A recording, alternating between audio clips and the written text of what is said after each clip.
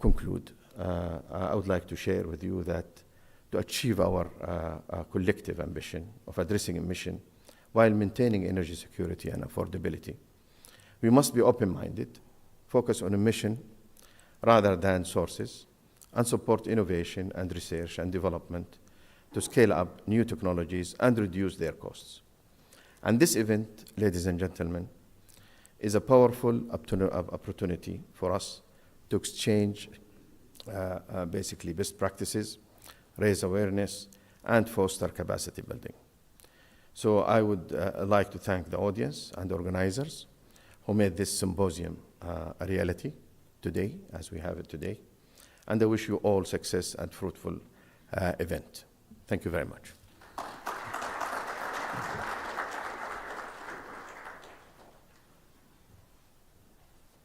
Thank you very much for His Excellency for this speech.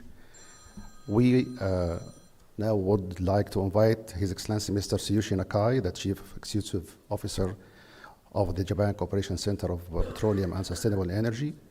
Welcome, Mr. Nakai.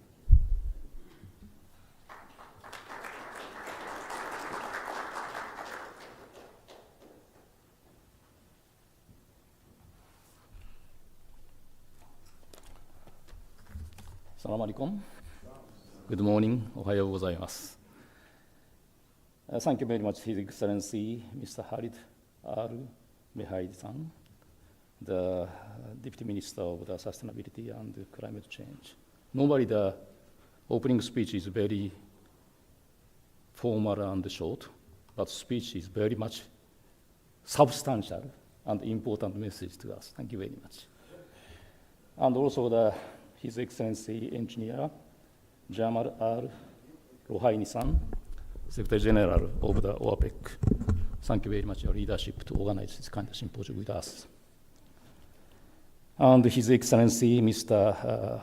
Kazutaka Kawahara-san from Japanese Embassy here, charged mission of the Japanese Embassy here. Thank you very much for your participation.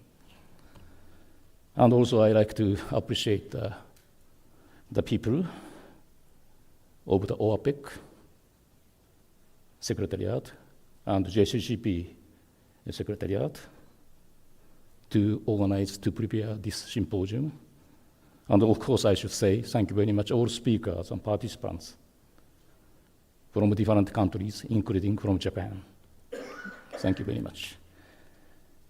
I came here 9 years ago. So it was very long not to come here. So I was very surprised that the town of Riyadh has been changing so dramatically with a very much dynamic atmosphere. That is my first impression. Last year, December, in Qatar, we have Energy Ministers OAPEC meeting. I was invited as one of the panelists with several ministers. And Jamal-san asked me, our joint JGP OAPEC conference has been stopped because of the COVID. So he asked me to let's start that symposium again. Okay, I totally agreed. And he said to me that there are important common issues, common topics, such as carbon emission reduction and carbon neutrality. He want to do this as a theme of this symposium. I totally agreed. Then we decided to restart this symposium.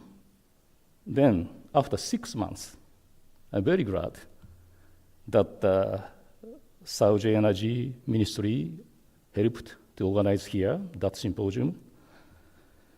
And your team and the OAPEC team had a very good, speedy action to prepare this kind of symposium. I'm very proud of that with my colleague. OAPEC Japan Symposium this time is the 6th time since 2011. And this is one of the items under the joint communique of Arab League and Japan leaders. So that's the reason we are promoting this symposium together. JGCP is Japanese Corporate Center of Petroleum and now Sustainable Energy. We are promoting economic cooperation with you by the support of Ministry of Economy and Trade Industry of Japan and the Japanese industries. We invited more than 7,208 people come to Japan for the training of you, your people, and we sent 1,406 experts to your countries. And we are doing the 163 technical cooperation with oapec member companies. oapec countries are most important partner of us. Of course, for Japan, your stable energy supply is essential for the energy security reasons. But also, we are supplying the knowledge and technology experience to you, your country, your region, for your stable economic growth and development. That's we know it. We will continue to help and support and cooperate with you in that field. We, Japan, G20 was held in Japan after Saudi G20, so we know that the trends are made together for the carbon neutrality angle.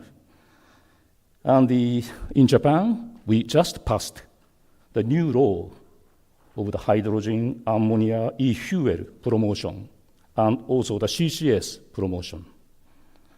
So our target is how to find the real project of these emerging energies for the carbon neutral target.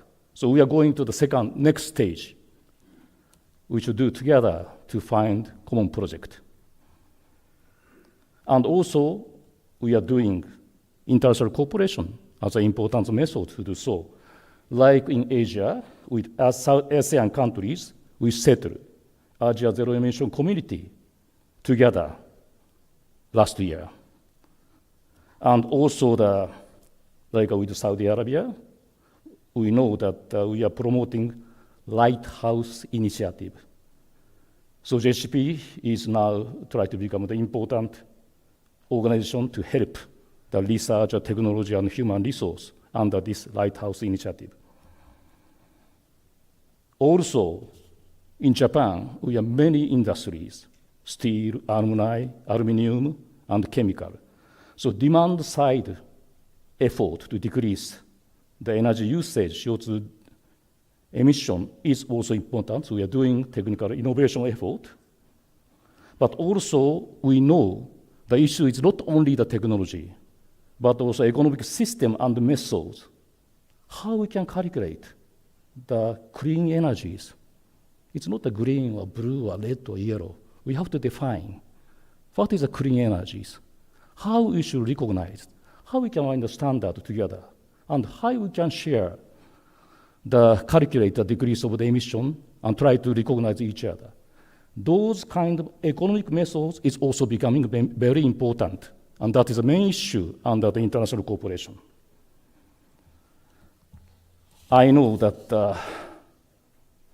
Harido-san also mentioned that we need to understand the difference of the condition of economy, energy, environment of each country, each region. So the pathway of each country and each region is different. We should respect that reality, that way. Then we have a together target, how to decrease the global warming, and how we can go to the carbon neutrality society together. That is most important. So I totally agree. Today, we have an important symposium with a lot of excellent speakers here, so we can find the better understanding and the important ideas to share each other together between you and us, try to challenge these important topics to us. Thank you very much.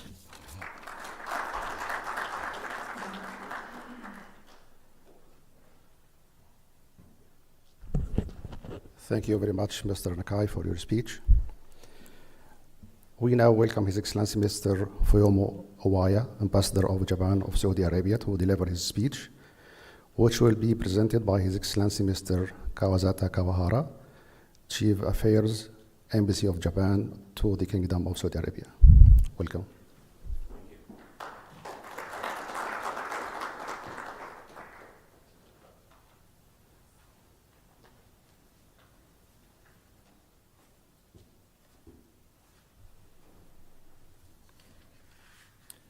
Excellencies, ladies and gentlemen, good morning.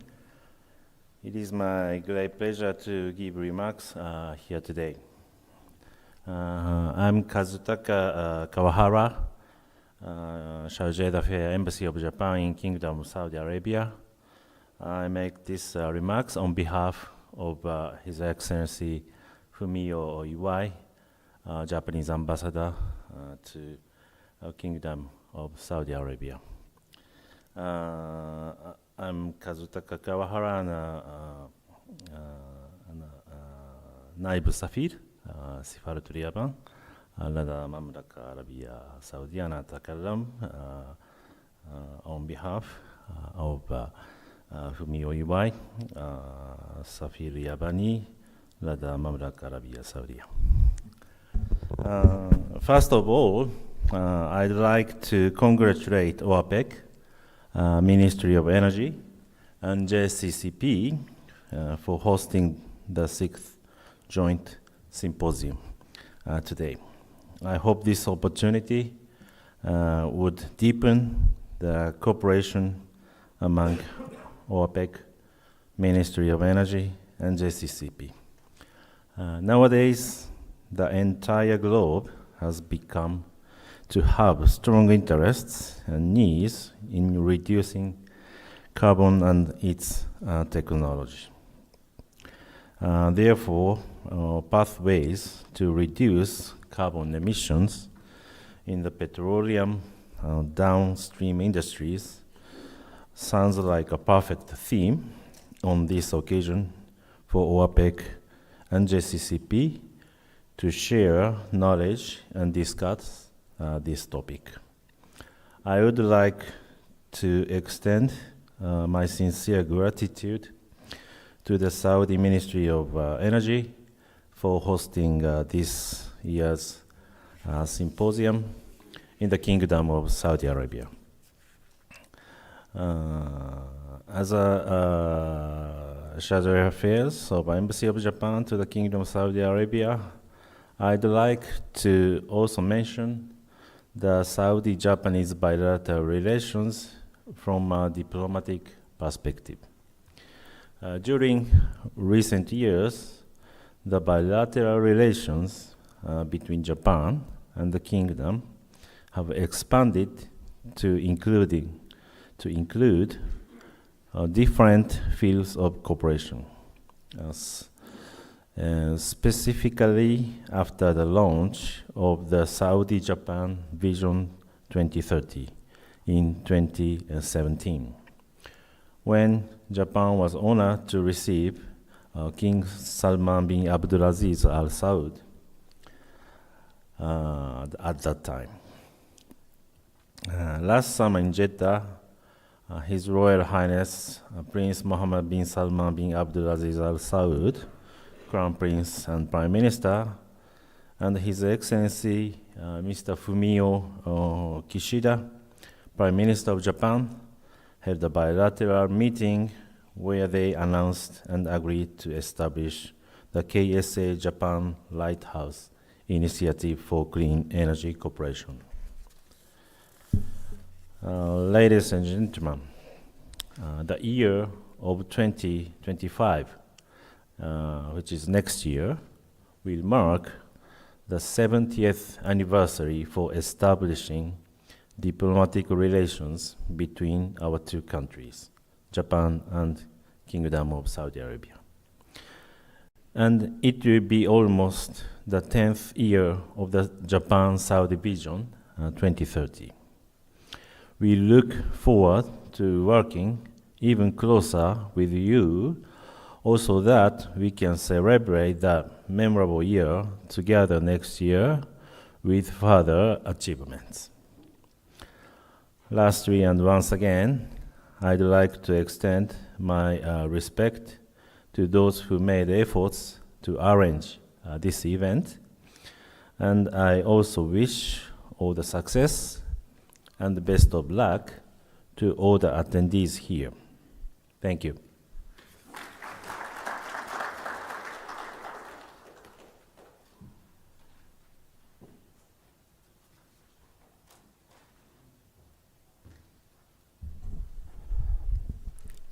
It's time now to listen to His Excellency Engineer Jamal Isa Lugani, the Secretary General of Organization of the Arab Petroleum Exporting Company, oapec. Please, the floor is yours.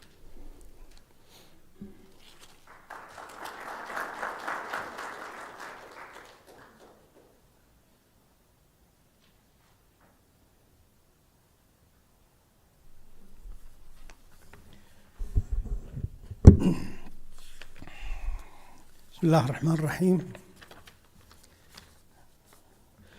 Your Excellency, Mr. Khalid Al-Mahaid, Deputy Minister of Sustainability and Climate Change, Kingdom of Saudi Arabia. Your Excellency, Dr. Nasser Al-Dosari, Deputy Minister for International Relations, Kingdom of Saudi Arabia. Your Excellency, Mr. Tsuyoshi Nakai, Chief Executive Officer of Japan Cooperation Center for Petroleum and Sustainability Energy. Your Excellency, Mr.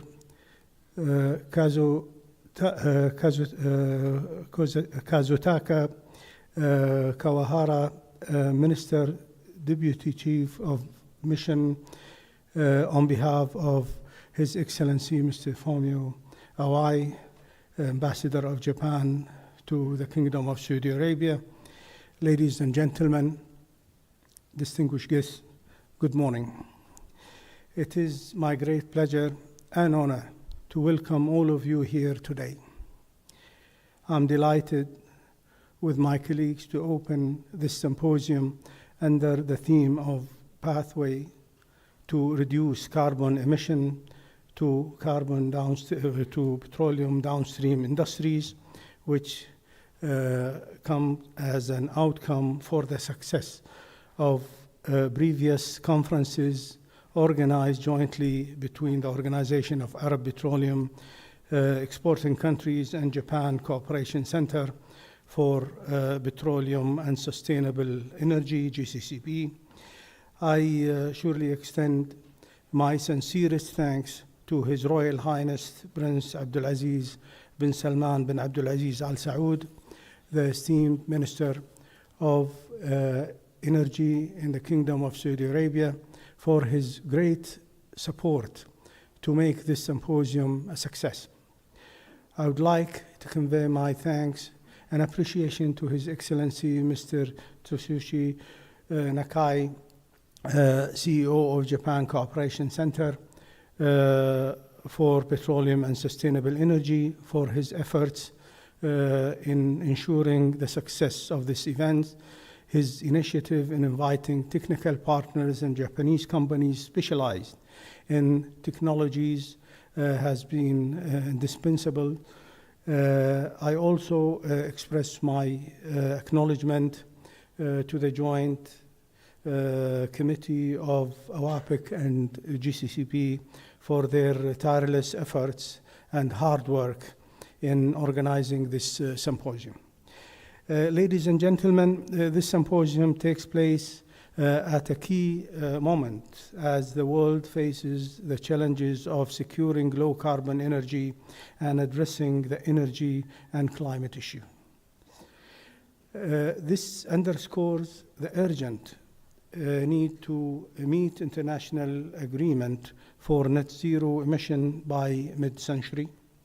oapec member countries are intensifying efforts with partners in the energy sector, including technology companies and research centers, to develop solutions for producing low carbon fuels from oil. And of course, reducing carbon emission throughout the petroleum industry value chain. Ladies and gentlemen, OAPEC member countries, including Kingdom of Saudi Arabia, United Arab Emirates, Bahrain, Egypt, Iraq, Algeria, and Kuwait, have implemented various initiatives aimed at reducing carbon emission. Moreover, oil and petrochemical industries or companies are using technologies to produce low carbon products. Prominent example of these initiatives is in,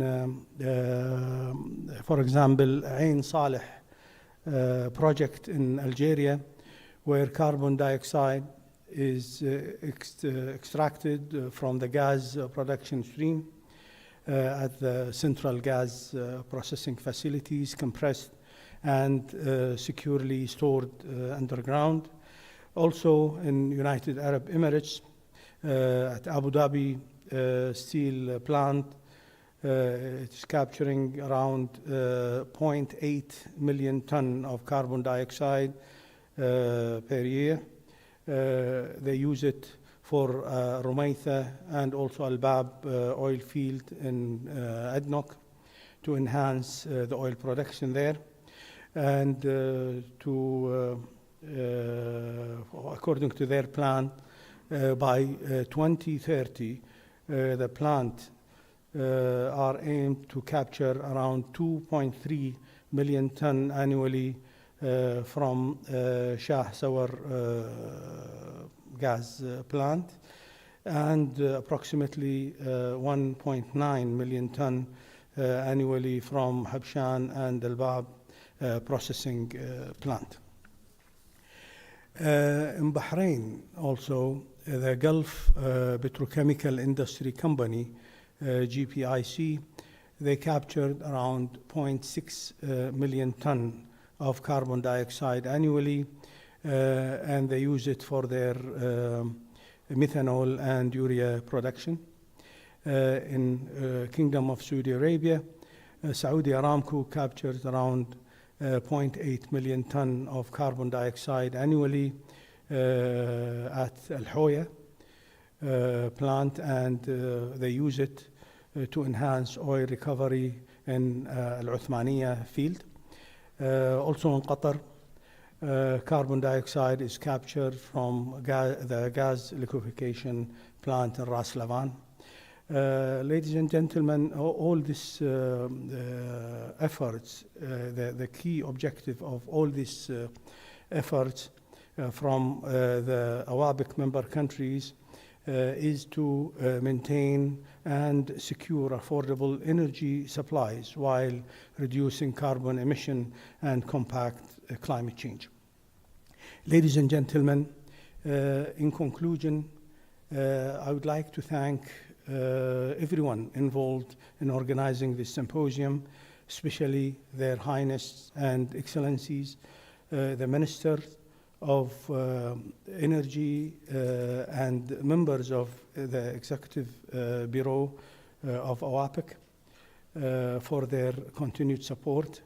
I would like also to thank Japan Cooperation Center of Petroleum and Sustainable Energy, GCCP.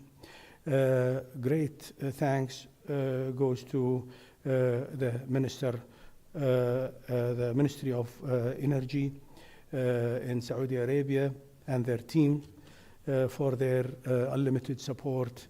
And of course, my thanks to all the speakers and participants who are going to participate in this important symposium. Finally, I hope that you will find the discussion and the presentations of this symposium very interesting and very useful for you. Thank you very much.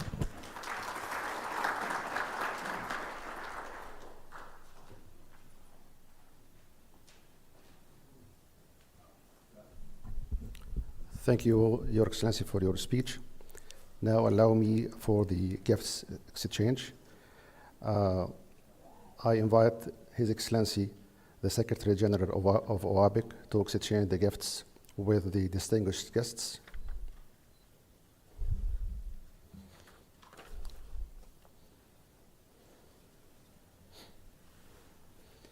OAPEC gifts to His Excellency Dr. Khalid Al-Mahid. Please, Dr. Khalid.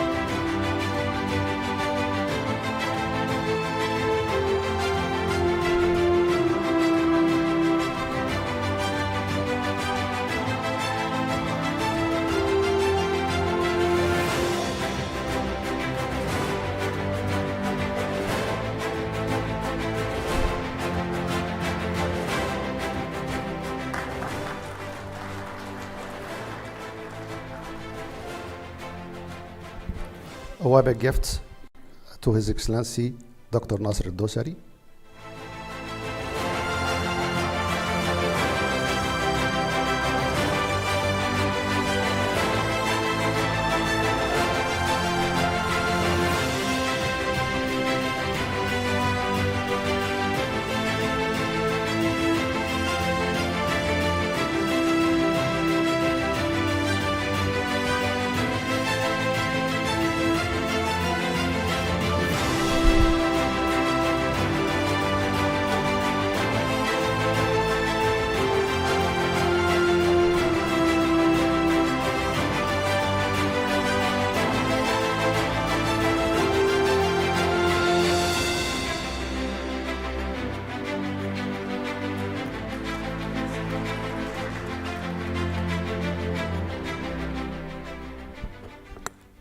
OAPEC gift to His Excellency Mr. Seyushi Nakai, JCCP.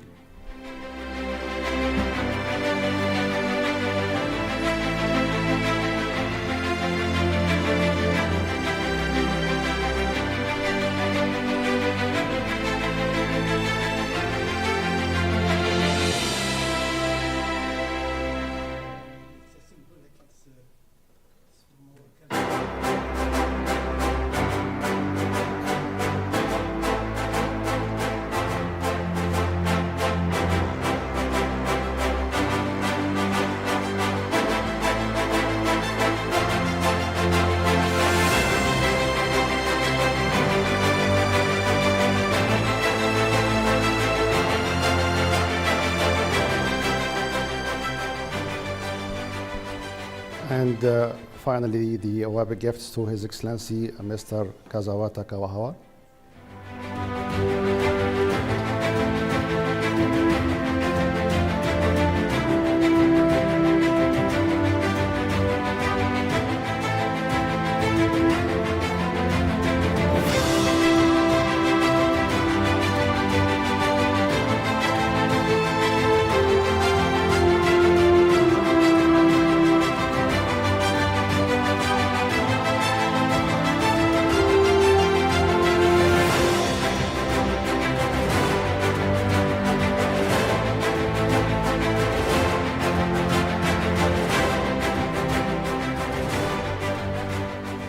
Now allow me to invite Mr.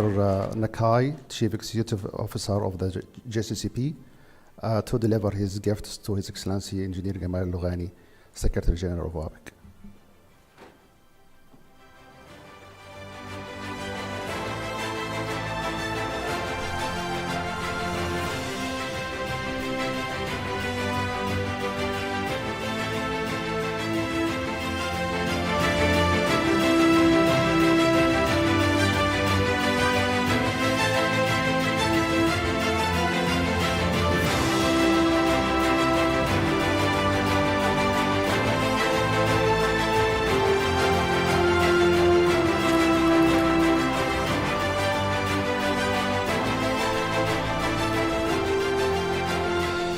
Now, excuse me to invite the distinguished guests to take a group photo with His Excellency.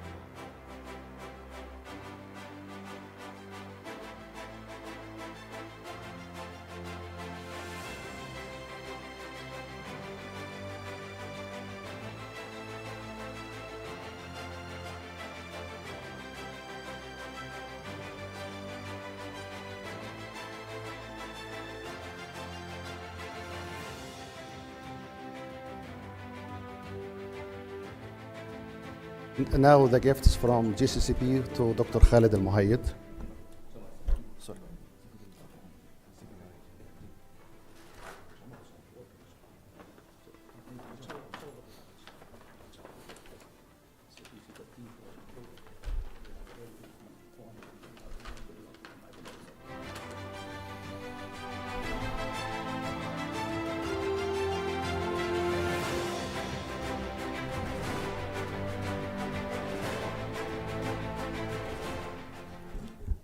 We now invite you to take a short break for 15 minutes, after which we will begin for the first session entitled Modern Technologies and Success Stories for the Carbon Emission Reduction. We will be back by 10 o'clock. Thank you very much.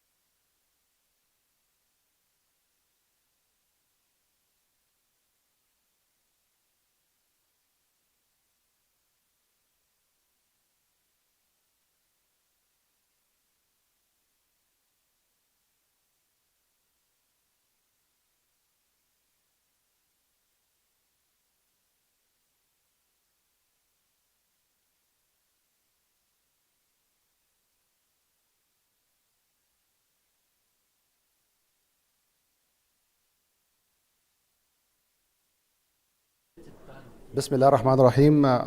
Let's start the first session. The title of the session, Modern Technologies and Success Stories of the Carbon Emission Reduction. I would like to welcome the chairperson, Dr. Nishawaza. We will have 5 speakers. The first speaker will be Dr. Abu Zahra. The second speaker, Mr. Takamara. The third speaker, Mr. Mayoza. Then Mr. Yamura. And finally, we will have Dr. Nasser Oda. Please, the floor is yours. Okay, ladies and gentlemen, we would like to start the session 1. The session 1 title is Modern Technology and Successful Story of the Carbon Emission Reduction. I'm Nishizawa, in charge for the chairperson of this session. So in this session, we would like to invite the 5 speakers from the various sectors. First, the speaker is Professor Dr. Mohammad Abu Zahra, the head of the Middle East and Africa region, Global CCS Institute. The Professor Mohammad Abu Zahra, head of the Middle East, North Africa, and the Global CCS Institute, has 18 years of the experience in carbon capture. And he is a member of the United Nations Council of the Engineers for the Energy Transition and previously led CO2 capture research at Masdar Institute and Khalifa University. Dr. Zahara, please. Assalamu alaikum. Good morning, ladies and gentlemen.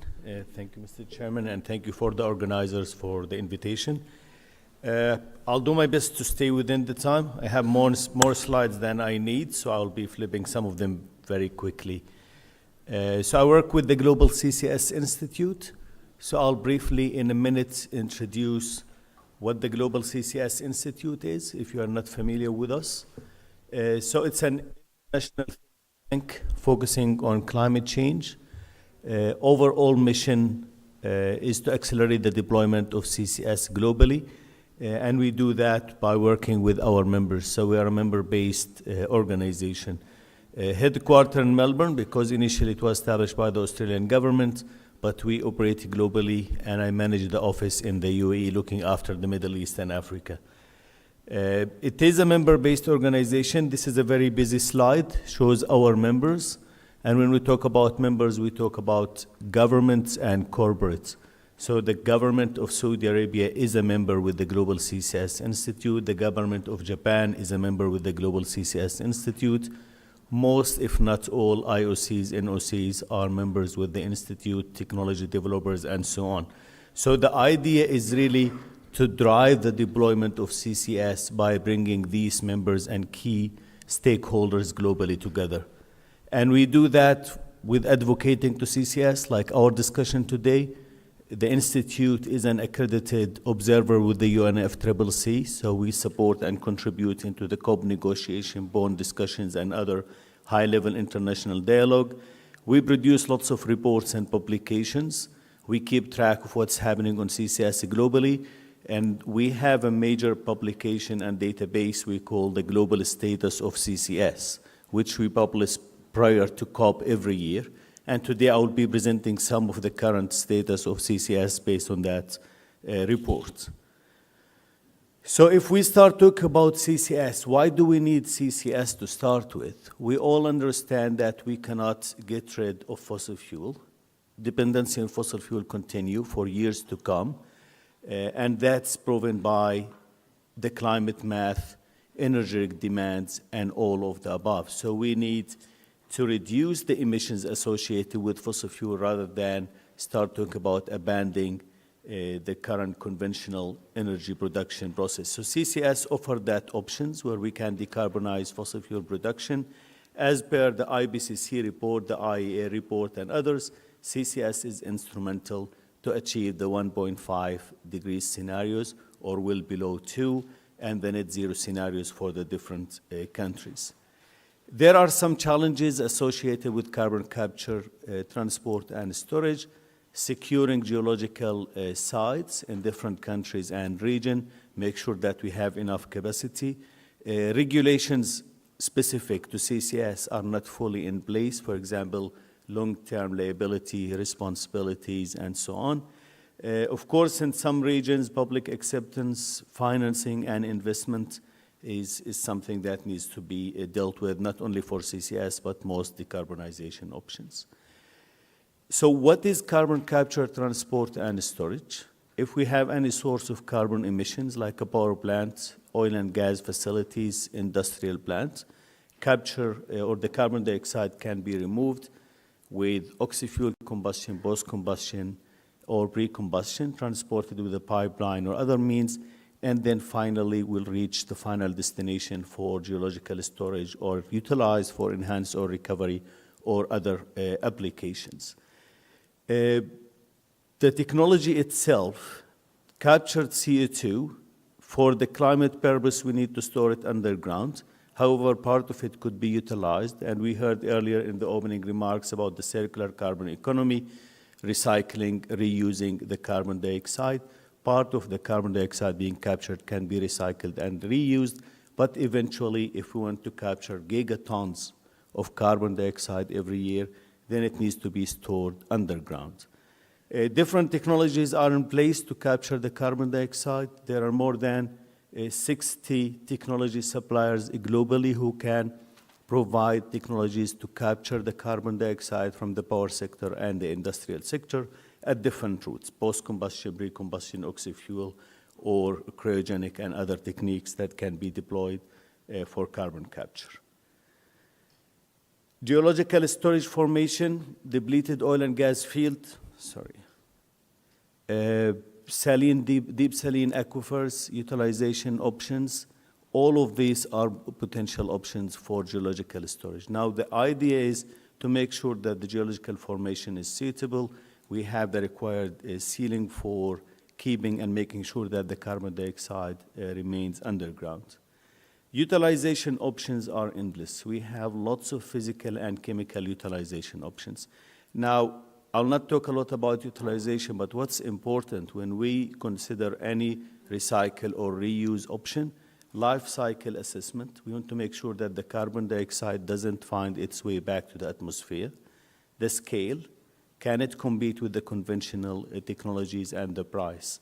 And then there are some issues on like policies and carbon credit. For example, if we capture the carbon dioxide, use it to produce SAF, will that SAF be recognized as a clean energy or not? So these type of questions need to be clarified for the utilization options. If we start talk about large-scale CCS projects, this figure is updated in March 2024, so just 3 months ago. Currently, there are more than 560 commercial CCS facilities globally, different stages of development, operational, under construction, or different stages of early or advanced development stage. At a global level, 43 operational, and here we talk about commercial, large-scale integrated with transport and storage, or enhance or recovery. There are many hundreds of pilot units or projects that focus on capture only, on storage only. We don't count that when we define our commercial definition for the projects. The total capacity being injected underground currently is around 50 million tons of carbon dioxide every year.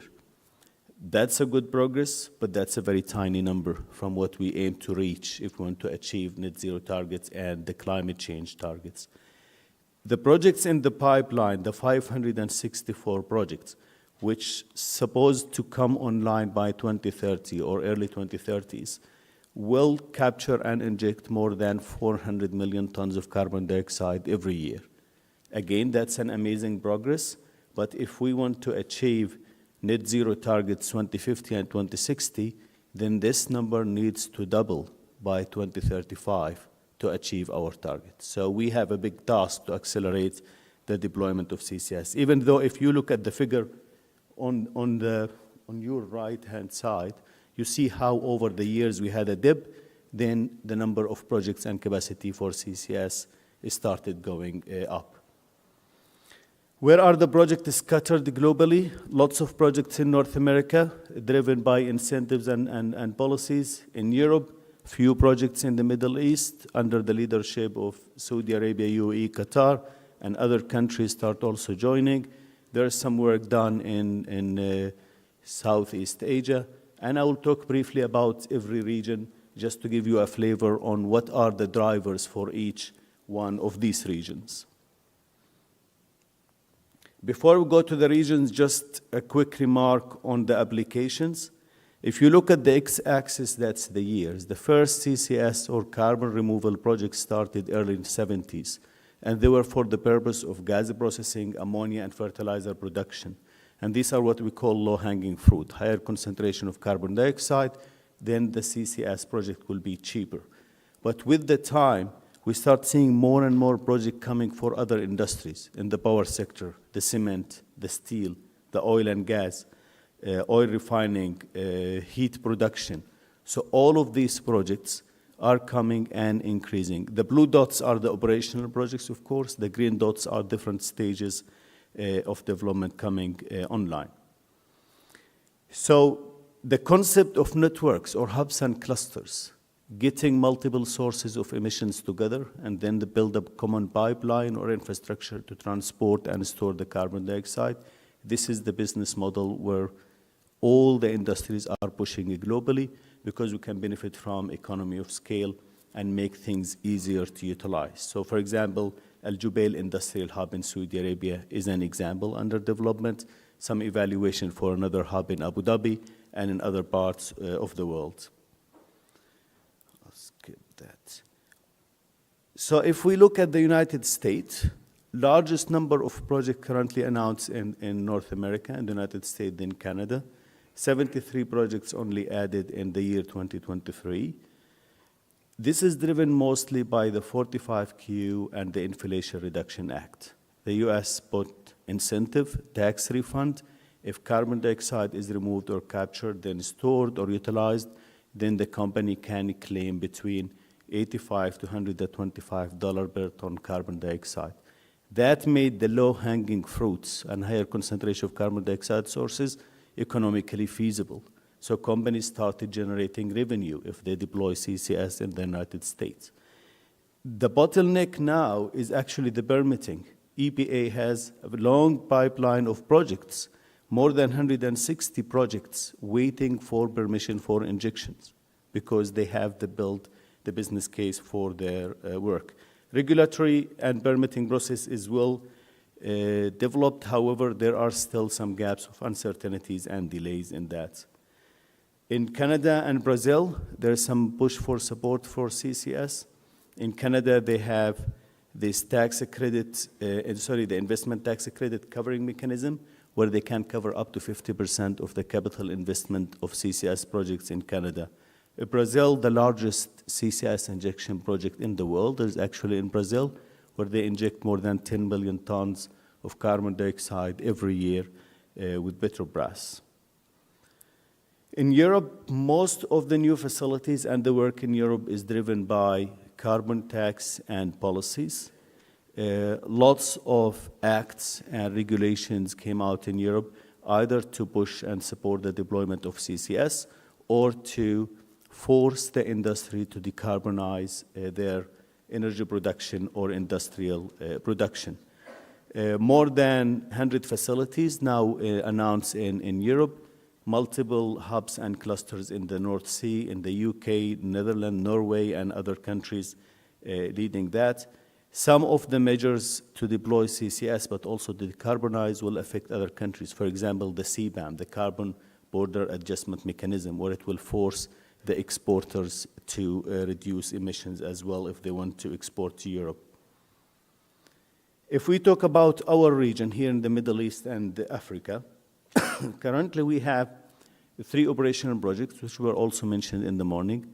The Ras Laffan in Qatar, Al Uthmaniyya with Saudi Aramco in the Kingdom, and then Emirate Steel with ADNOC in the UAE.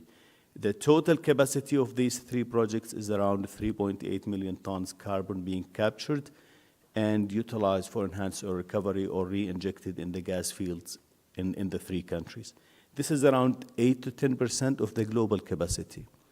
However, in the countries or in the region, we have heard new announcements. Al Jubail Industrial Hub in Saudi Arabia aims to capture 9 million tons by 2027 and reach a full capacity of 44 million tons by 2035. ADNOC has doubled their commitment in the UAE. Initially, they were supposed to capture 5 million tons of carbon dioxide by 2030, but they just announced doubling that to 10 million by 2030. They have 1 operational project, 2 projects under construction, Gash and Habshan, where they reached the FID, and there are more projects linked to blue hydrogen and blue ammonia. In Qatar, Ras Laffan is 2.1 or 2.2 million tons, but the second phase after the expansion of the North Sea will push more projects. More work is happening in Oman, pushing regulatory framework, pushing the task force for CCS and blue hydrogen. More work is coming up in North Africa and the African countries.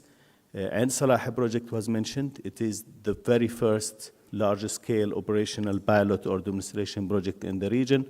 More work is coming up. The potential for direct air capture in the sub-Sahara in North Africa with the cheaper renewable energy is another driver in the region. Another important driver is the voluntary carbon markets. Carbon markets being developed in Saudi Arabia, UAE, in Egypt, in Africa, and these are supporting the deployment of CCS and carbon dioxide removal, and I think we'll be hearing more about carbon dioxide removal and DAC in the other presentations. Asia Pacific, again, there are more facilities being added. Specific countries have been pushing the deployment, like China, Japan, Malaysia, Indonesia. In Japan, they announced the roadmap to support 7 CCS networks for the country, and also the mechanism for funding and supporting these projects. China started maybe a bit later in the game for CCS, but they are moving on rocket speed. So they have now 2 operational projects linked to the power sector, one for coal and one for natural gas combined cycle. And their calculations showed that the cost of CCS in China will be around 1/4 to 1/3 of the cost of CCS in other parts of the world. So that can help in deploying and pushing the deployment of CCS. So let me conclude quickly on how the accelerator and the breakers for CCS. We talked about incentives like IRA, 45Q, regulations, carbon tax, moving CCS into a business model where the private sector is engaged, the commitment from the governments, the industry. All of these are accelerators to help the deployment of clean energy, and one of it is CCS. However, permitting, uncertainties on geological storage, differences in cost in different regions, acceptance or opposition in some part of the world, anti-fossil fuel, all of these could force some objections or show a breaker for CCS. So just to conclude, good progress we have seen over the years. More than 400 million tons should be injected underground by 2030. This is an excellent progress. I call them the honeymoons of CCS over the last 3 or 4 years, but that is not good enough. We need to reach the scale of at least 1 gigatons of carbon dioxide being captured and injected by 2030 or early 30s if we want to achieve the expected contribution of CCS in the climate change game. So I will leave it there. I'll thank you very much for your attention. And if there will be time, we'll be happy to have some discussion and questions. Thank you very much. Okay, thank you, Dr. Zahara. Now, time is a bit behind of the schedule, so we would like to move to the next speaker. The next speaker is Mr. Nobuyuki Takemura from the Toyota Motor Corporation, Middle East Office Chief Representative and Middle East Division. The presentation is a multi-pathway approach for the carbon neutral. Mr. Takemura is a Middle East Office Chief Representative for the Toyota Motor Corporation and promoting zero emission vehicles and sustainable mobility through the collaboration with Saudi Arabian companies. He joined Toyota in 1990 and has overseen the marketing in the Middle East and North Africa since 2015. Also, he served as the president of the Toyota Korea for 5 years, starting in 2018. Mr. Takemura, please give your presentation. Thank you very much. Assalamu alaikum. And good morning, ladies and gentlemen. And I'm very honored to be standing here. And thank you for giving me an opportunity to present Toyota Motor Corporation's strategy. As you can see, the multi-pathway approach for carbon neutrality.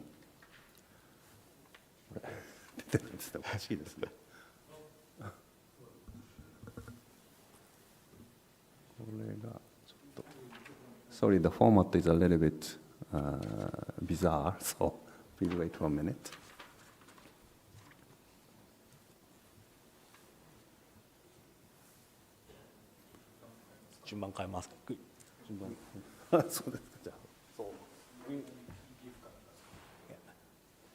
Okay.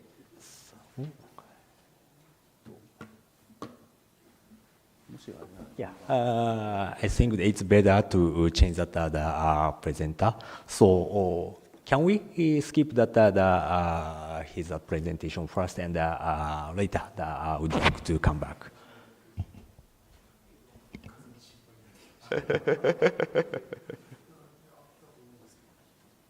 So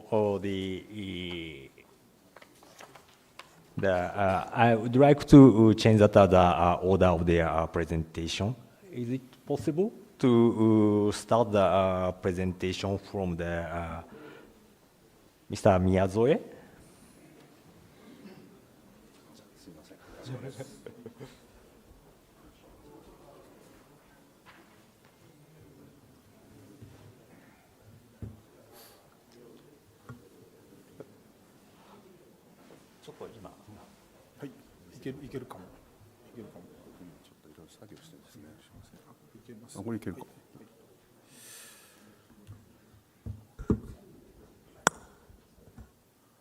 صباح الخير. Ladies and gentlemen, thank you. I'm a little bit unexpected. I didn't expect that my turn will come second, but let's overcome. So it's me, Eiichiro Miyazoe. Sorry, my Arabic is limited, only 2 words.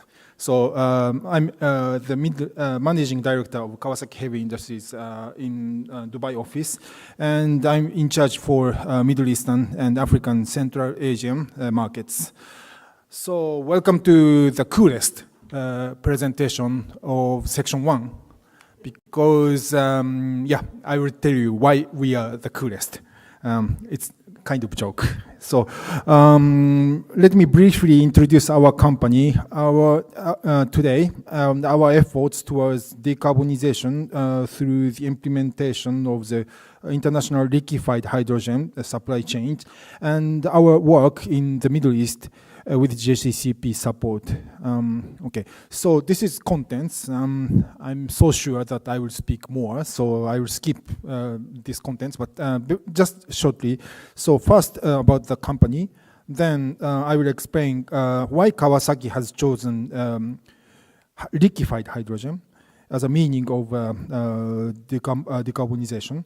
After that, I will speak about why what more about liquefied hydrogen, particularly as the energy carrier yes. Then I will introduce our technology to increase demand for hydrogen, before finally conclude with some example in the Middle East. So, introduction about Kawasaki. Maybe you heard about our company.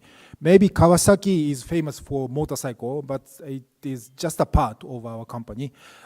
This particular year, the sales of motorcycle business was very good, like 32%. But this is just exception. And of course, we are very happy that this sales was good. But as you may know, our company has started as a shipbuilding company more than 120 years ago. Here is a very short history about our company. This samurai in black and white color photo is Mr. Kawasaki. That's why our company is called as Kawasaki Heavy Industries. I cannot summarize 120 years history in one minute, but we have some number one in the region or in the world. So, for example, we have the first LNG carrier builder in Asian countries. So let's move on. So why Kawasaki has chosen hydrogen? So the answer to that question is most probably lies in the unique energy situation in Japan. Unlike Middle Eastern countries, Japan does not have many domestic sources of energy. As you can see on this slide, our energy self-sufficiency is only, unfortunately, 13%. This used to be higher when we had nuclear power station as an option. It's coming back, so it will be more, a little bit, more than 13%. but it will not be dramatically big, like 50% or something. So we rely heavily on energy imports. As Japan is manufacturing nation, cheap energy and electricity is critical to keep the costs of manufactured products low. So to prevent these from being passed on the final consumer. So our imports are predominantly fossil fuels, and these are coming from Australia, Saudi Arabia, UAE, and other countries. Finally, Japan has already installed a lot of renewable energy like wind, solar, and hydroelectric power. Wind and solar have great seasonal fluctuation, and we are facing with grid stability issue. So, why hydrogen? Because hydrogen can solve most of these problems which I mentioned in the previous slide. Hydrogen can be produced from various kind of sources, such as natural gas with carbon capture, which is, as you may know, blue hydrogen, or from green hydrogen, green electricity from solar, etc. Since hydrogen can be produced from various sources, nations in this region, which have strong ties to Japan due to existing energy trade, have great potential to continue trade with Japan in this new energy field as well. Hydrogen does not release any CO2. That is a very good point. Also, hydrogen can be converted to a variety of carriers, such as ammonia, MCH, or liquefied hydrogen, which can then be stored in a stable form for long periods of the time, and also transported over long distances.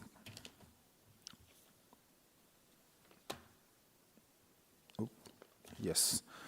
So, about the coolest page. It's half joke. So, as I previously mentioned, ammonia, MCH, liquefied hydrogen. Among these, Kawasaki chose liquefied hydrogen as the carrier of the choice. And this slide shows the merits and demerits of each carrier.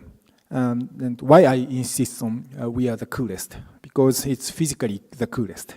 Among these three technologies, liquefied hydrogen is the coolest because it stores hydrogen at the temperature of minus 253 to 53. So that's why I say this is the coolest. So half joking, yeah. But it's definitely cooler than others. Liquefied hydrogen has its some unique points I'd like to explain. So liquefied hydrogen requires a large energy input at the point of production. However, there is minimal energy required after the hydrogen has been liquefied and stored. Transportation in its cryogenic state is the key to this secret. There is no need for energy input at the import location, only heat exchange with air, which produces a very high purity hydrogen that can be used as is, without further refining in fuel cells or power generation. On the other hand, ammonia and MCH are mature technologies. However, they require energy input for production and dehydrogenation, which can be expensive at the import location. Both ammonia and toluene are also toxic substances, harmful to human health, and thus safe handling is challenging. But this challenge will be overcome by our esteemed colleagues, inshallah. Therefore, ammonia and MCH might be more cost-effective if we calculate product post up to the import terminal, but we believe that liquefied hydrogen is the cost-effective option to the final off-taker if we consider costs of the import terminal facilities. That is how we think. So next, about the supply chain of the liquefied hydrogen. Kawasaki is a unique company in the world that can offer products among 4 phases of the hydrogen supply chain, which are namely production, storage, transport, utilization. So because we are very diversified heavy industrial equipment manufacturer, so this synergy made it possible to offer these products.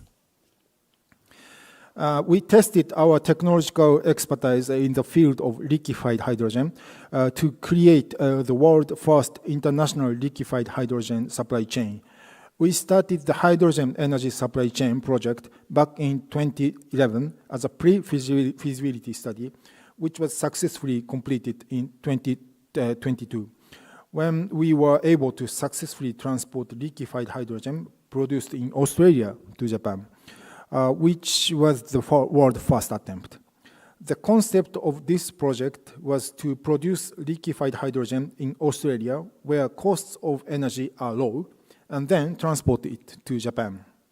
In the future, we foresee that similar concepts will be applied in the area such as Middle East, where low carbon hydrogen can be produced in large quantities, and then transported to Japan for end use in applications such as power generation, mobility, hard to abate sectors like steel making or chemicals. So this is a voyage between Japan and Australia. So this was a technical demonstration project, and in this project, we focused on proving the technical capability of technology to store and transport liquefied hydrogen over long distances. This project was executed in 2 demonstration phases. In the first phase, we conducted multi-loading and multi-unloading in test facility in Kobe, where the world's first and only liquefied hydrogen import terminal designed and built by our company, Kawasaki. We also conducted domestic tests using the ship and the world's first liquefied hydrogen carrier designed and built by Kawasaki by traveling around Japan. Then, in the second phase, we departed from Japan to Australia. In Australia, we loaded liquefied hydrogen onto the carrier, brought it back to Japan, and unloaded to the cargo into the onshore storage tank, which is largest in Japan and the 3rd largest in the world. So, many of you may think that liquefied hydrogen at the temperature of minus 253, yes, is inefficient with high boil-off losses and maybe unsuitable in the region with high heat like the Middle East. However, as shown in this slide, as a result of our success in the pilot project, we were able to prove that the boil-off rates for ships and onshore storage tanks are similar to LNG ships and tanks of the modern days and the same class. Therefore, we are confident that the large-scale supply chain can be established with similar performance to modern to-date commercial LNG supply chains. So let's look about the future. This slide shows our next steps toward establishing large-scale liquefied hydrogen supply chains. We completed our pilot project, as I said, back in 2022, and are now almost completing our detailed design phase of the commercial demonstration project. In this project, we will scale up the pilot-size ship, tanks, and other equipments to the full commercial scale, similar size in modern to-date LNG equipment. While the project scale, a pilot scale project was focused on proving technical viability, the focus on this project is to confirm the economic commercial viability of the liquefied hydrogen supply chains. After completing the commercial demonstration project, we will be able to have scale commercial phase in which we will be manufacturing capabilities to produce multiple large-scale equipment needed to which would need to establish large volume supply chains. So about the utilization stage, very briefly, let me introduce technology developed by Kawasaki to increase the demand of the hydrogen.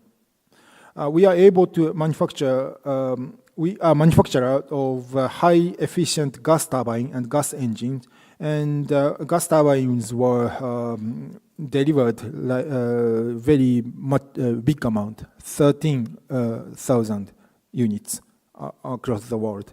So our expertise in gas combustion technology was used to develop gas turbine and gas engines.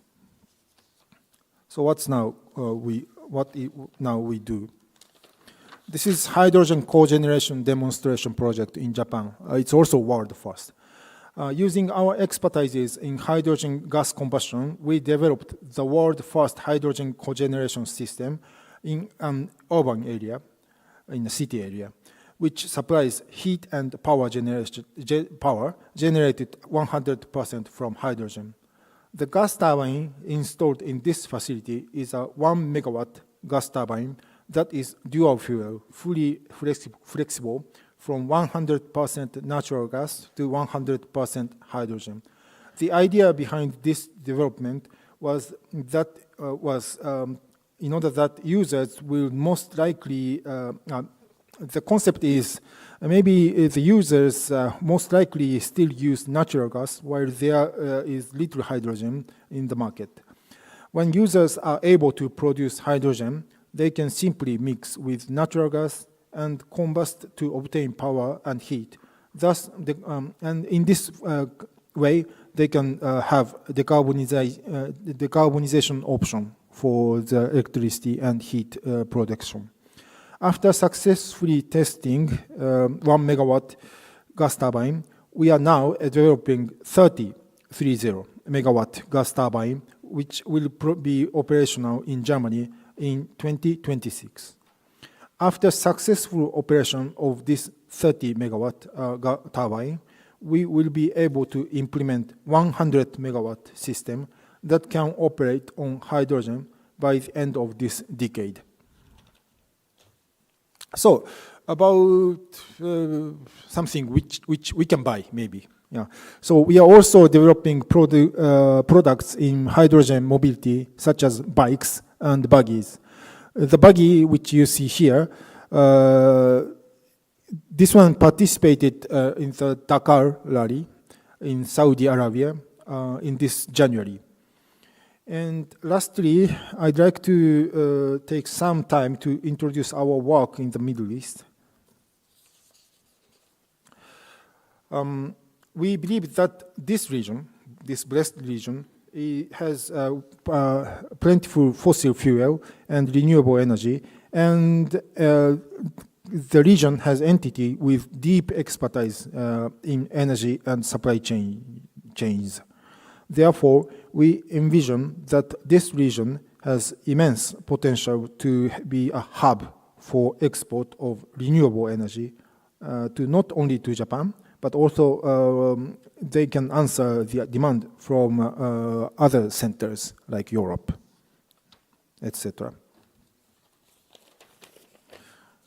So in Saudi Arabia, in particular, we are undertaking a JCCP project in which we plan to discuss potential collaboration with Aramco to establish liquefied hydrogen supply chain to Japan.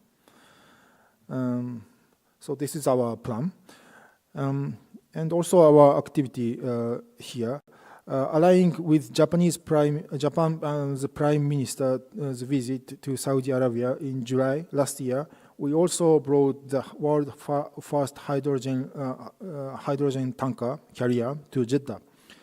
We were honored to host His Royal Excellency, Minister of Energy, Abdulaziz bin Salman, and the Minister of Investment, Khalid Al-Falih. After Saudi Arabia, this ship visited UAE and Oman. where we were able to host, we honored to host local dignitaries. So my slide, this is the last slide. So today I introduced you to our hydrogen supply chain and utilization technology, but we are also developing various transportation technologies such as trains, aircraft, and etc. So within 20 minutes, I cannot explain many things. I brought very small brochures, 8 copies. Yeah, if you are very interested in, or maybe not very interested in, but just a little bit interested in, or you forgot how the temperature was, it is 253. I have a brochure, or I will have time to talk with you. So thank you for your attention. Very feel free to reach to me.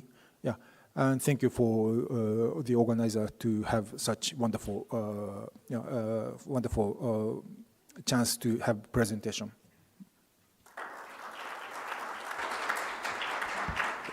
Thank you very much. So we would like to return back to the Mr. Takemura's presentation.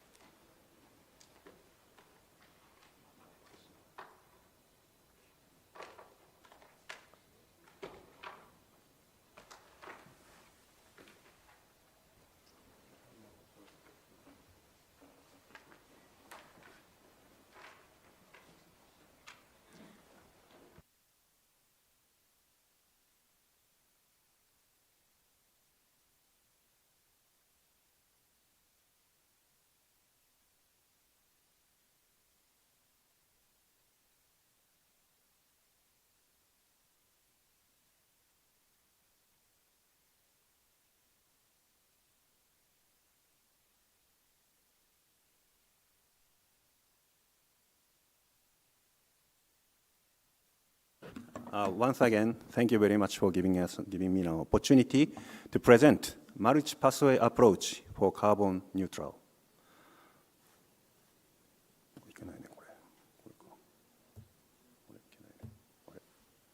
Next page に行かないと。下ですか？よいしょ。これ動かない。フリーズしてる。横？リターン。Next page は？ Next page。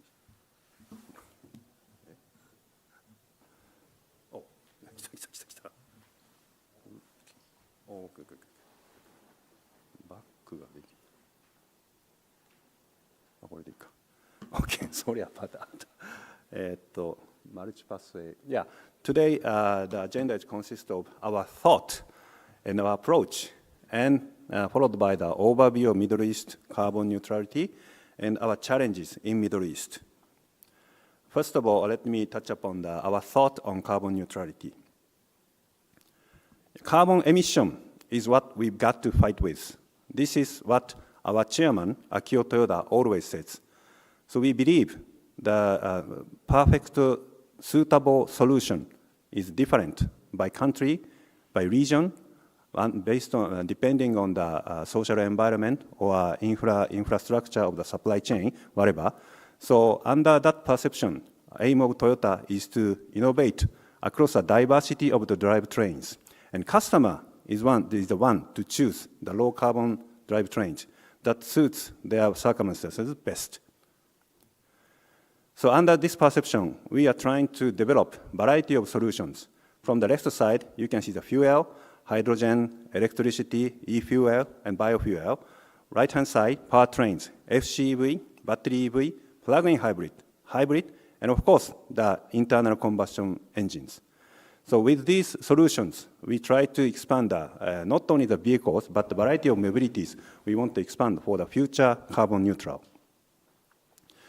But as you may already know, we have many challenges. The high cost And some, like a battery, requires very critical minerals, or what we call rare metals. But we need to challenge ourselves to overcome for the future. So next, I will touch upon our approach for carbon neutral solutions.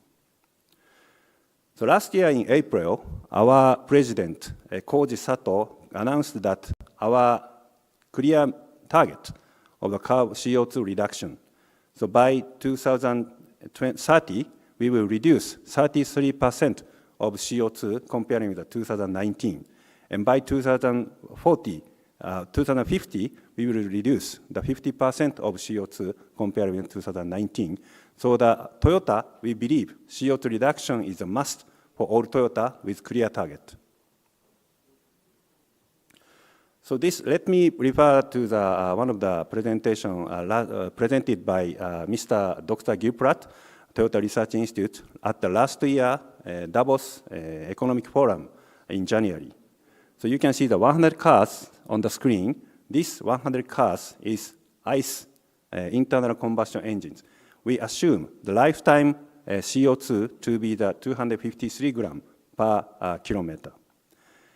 And if we replace 1 unit to the battery EV, which is lifetime CO2 is 62 grams per kilometer, but it requires a very big amount of lithium battery, which is very rare metal. So for 1 unit, it requires 100 kilowatt of the lithium. But if we use this 100 kilowatt lithium, we can split into the 90 units of the hybrid. So we can efficiently spread the CO2 reduction by applying it to the hybrid models. So if 90 units become hybrid, the free average of the CO2 will be 185.5 grams per kilometers, which we believe mass CO2 reduction hybrid is a very good solution for the practical standpoint. So the Toyota introduced hybrid 1997. So since then, we have already more than 25 years of history, and as a result, we sold more than 20 million of the hybrid models and contribute to the reduction of the CO2 by 160 million tons of CO2s. So we want to continue to seek for the opportunity of expanding the hybrid model in globally to contribute to the mass reduction of the CO2.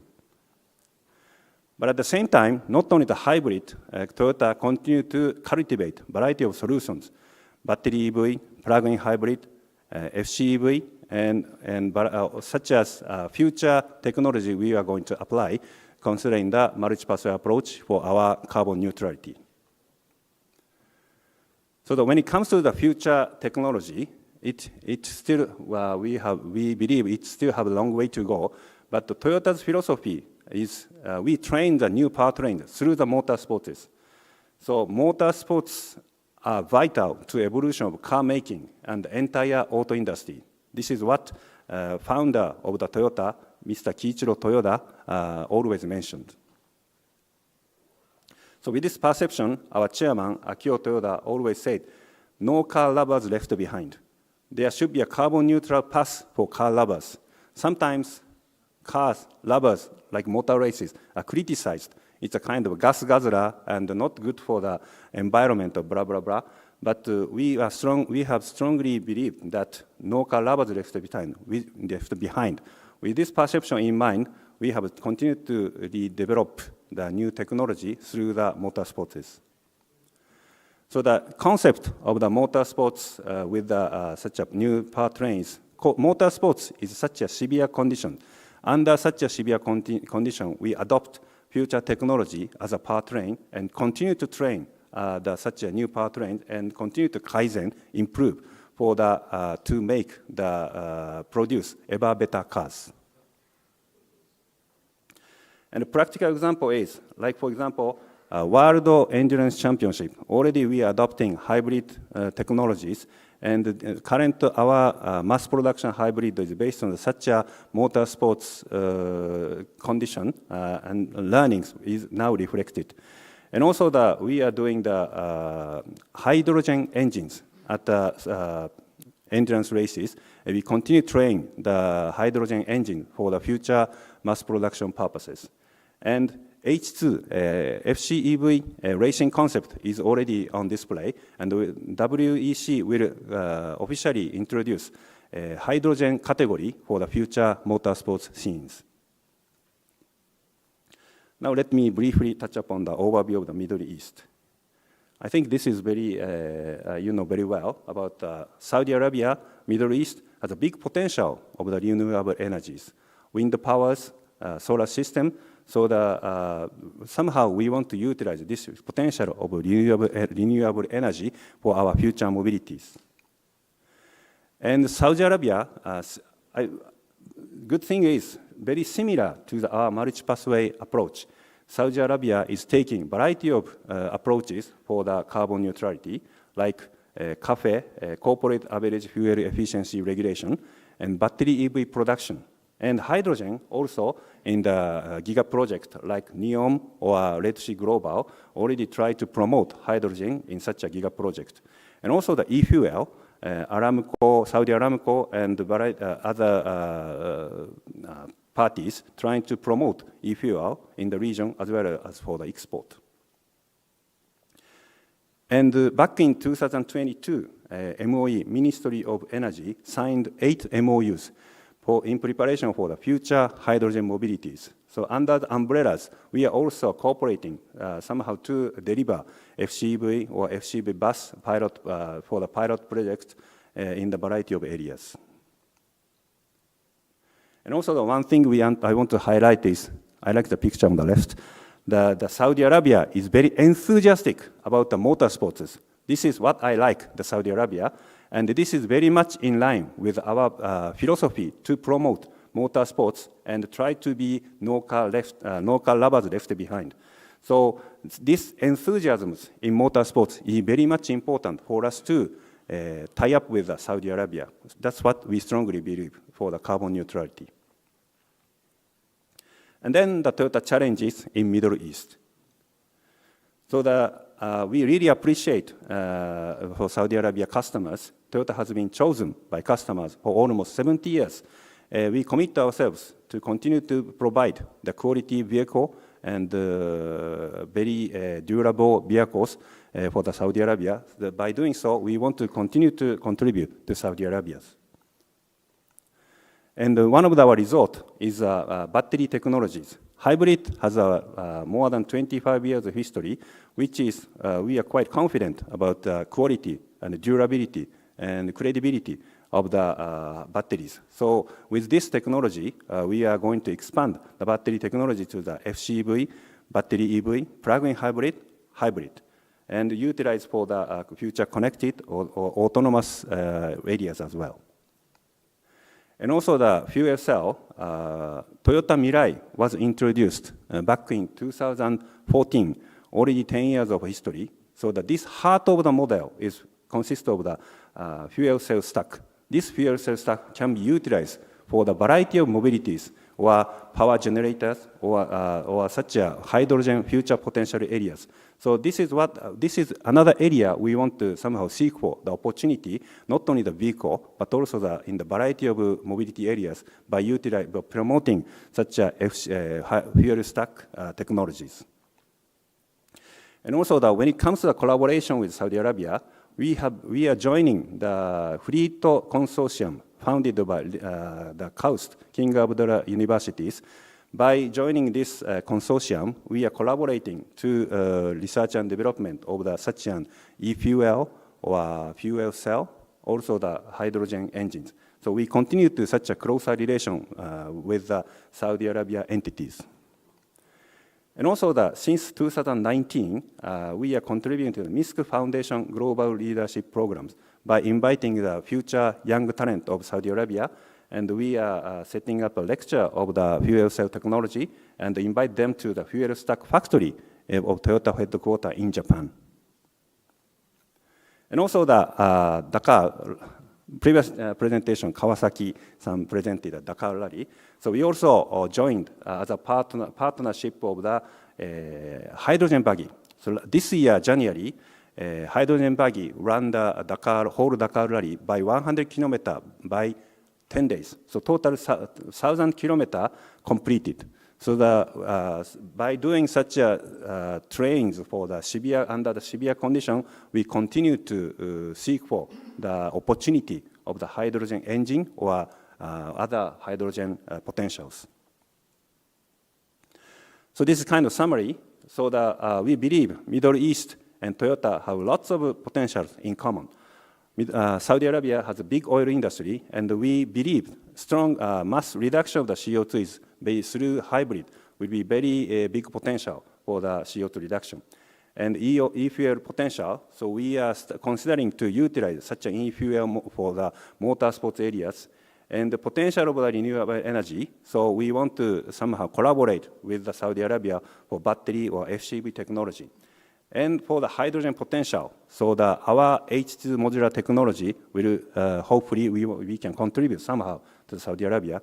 And most of all, the passion in motorsports. Toyota also have the passion in motorsports. No car lovers left behind. We want to continue to seek for some collaboration with Saudi Arabia. So in summary, we think that it's too early to conclude what is the best solution for carbon neutrality. Customer is the one to decide suitable drivetrain. That's what we have in mind. And Toyota to provide variety of solutions to meet the customer needs and provide solutions to suit customer needs. And we continue to promote practical CO2 reduction by what we can do now, what we can do now. So mass CO2 reduction through hybrid is a very practical solution, we strongly believe.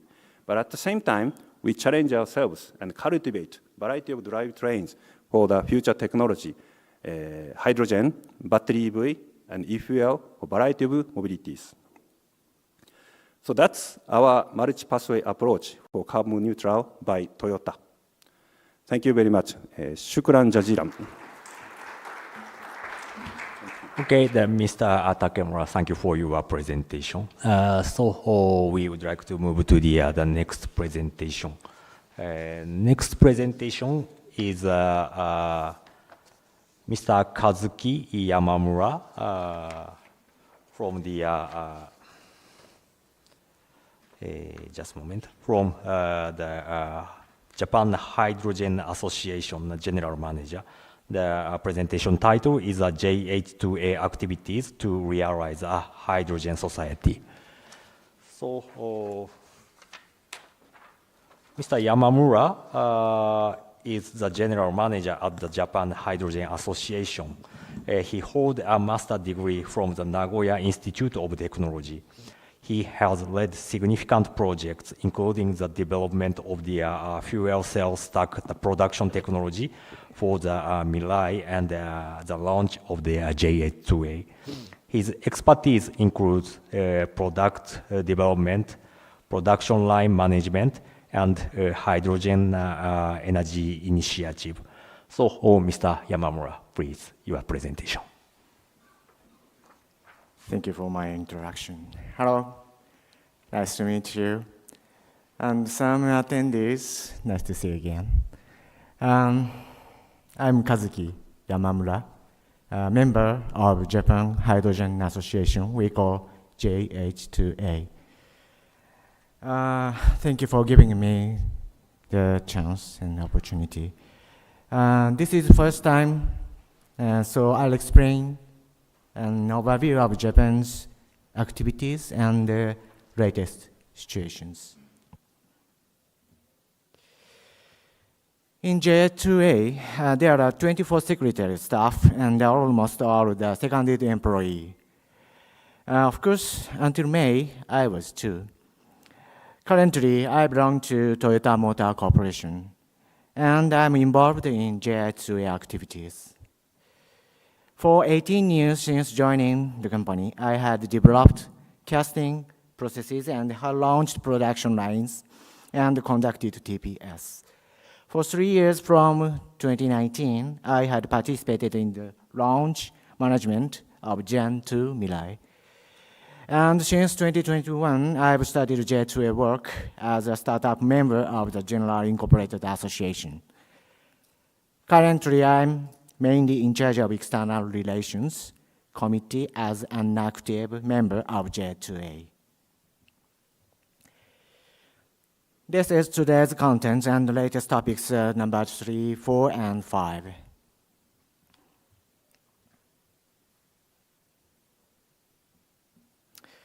This is background of J2A establishment. Our mission is to accelerate the building of hydrogen society. Hydrogen demand creation, innovation for cost reduction, making finance are our missions. Important thing is hydrogen is one of the ways to achieve carbon neutrality.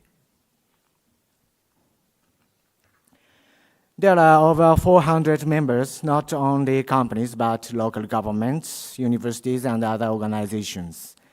Their sectors are energy, electricity company, general constructor, machinery, electricity, banking, and so on. It means to cover all sectors related to hydrogen from production to utilization. This is our organization chart. The center of governance is steering committee. Under steering committee, we have 5 committees: commercialization, regulatory, external relations, CO2-free hydrogen, and finance. And secretariat staff at the center of J2A support these meetings and operations and lead activities. Our purpose is creating a rich earth with hydrogen.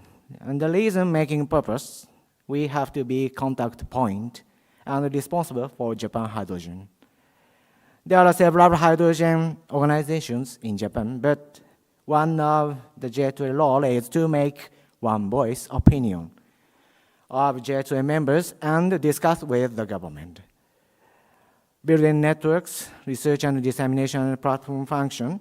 Through these 3 activities, we have tried to reach our purpose by 2030. This slide shows hydrogen supply chain image of carbon neutral period.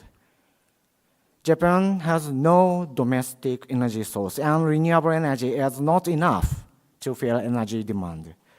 So we have to develop international supply chain for importing hydrogen from overseas with liquefied hydrogen, MCH, and ammonia. In demand side, hydrogen is expected to be used in a wide range applications such as commercial vehicle, machinery, power plant, steel making, chemical plant, industry field, and so on. For realization of this, it's necessary to consider the entire supply chain as shown on the next page. Hydrogen supply chain, we have to think from production to utilization. You know, the word chicken or egg. Even if there are many utilizations, if there are not enough hydrogen, we can't use them. Of course, the opposite is also true. Important thing is that all stakeholders have to challenge together. Okay, so from now, I'll show latest activities of Japan hydrogen. At first, hydrogen production using biomass. There are 2 cases. Upper side is challenge of using livestock manure in farm. That issues odor management and indoor feeding tariff system. It means they will not be able to sell electricity to the grid. Originally, as a countermeasure of odor and management, they make methane from biogas and generate heat and electricity. In addition, as a countermeasure of end of fit, they make hydrogen from methane and supply to fuel cell mobility and forklift. Lower side is challenge of using sewage in town. That issue is garbage truck noise at night. This is a rare case, but it works at night in this town. It is necessary to suppress noise as much as possible. So they challenge to make hydrogen from methane and supply to fuel cell garbage truck. The demonstration began the other day. The good thing about this example is it can be used anywhere if local government wants. And these two cases, the local government took the initiative in resolving the problem. Next case is about blue hydrogen non-power generation. Their issues are stable electricity supply and reduced fossil fuel use. In Japan, renewable energy is low at only 21.7%. So we need government support for transitional developments, not only green hydrogen, but blue. Upper side is a hydrogen mixed or monocombustion study on natural gas-fired power generation. Since last year, September, demonstration area has been opened. Gas turbines are also being demonstrated there. Lower side is a hydrogen mixed or monocombustion study on coal-fired power generation. Demonstration of burners and furnaces underway. In Japan, there are several types of fuel cell mobilities. Upper left, Mirai, which I was involved in developing, and other sedan type car and bus. And now hydrogen bike development is also underway.